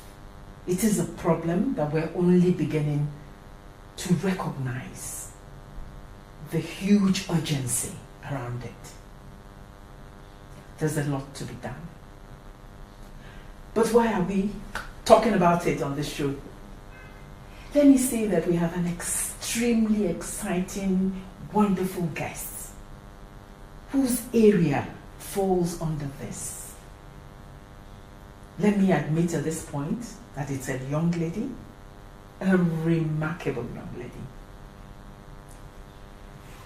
A young lady who came into this life within her short time on this earth, recognizes the importance of ensuring that our environment is indeed sustainable. And for her, it didn't end in recognition. She had the courage and thankfully the talent to do something about it. And in her own little way, she began to do something about it. She began to look at the issue, particularly of waste disposal, to use her talents to do something about it. But not just in terms of managing the waste, she also has a heart that recognizes the need to mobilize others to that effort. And so she's also a great teacher and a great mentor in that field. She's a young lady worth meeting. Stay with us. We'll be with you in the next segment.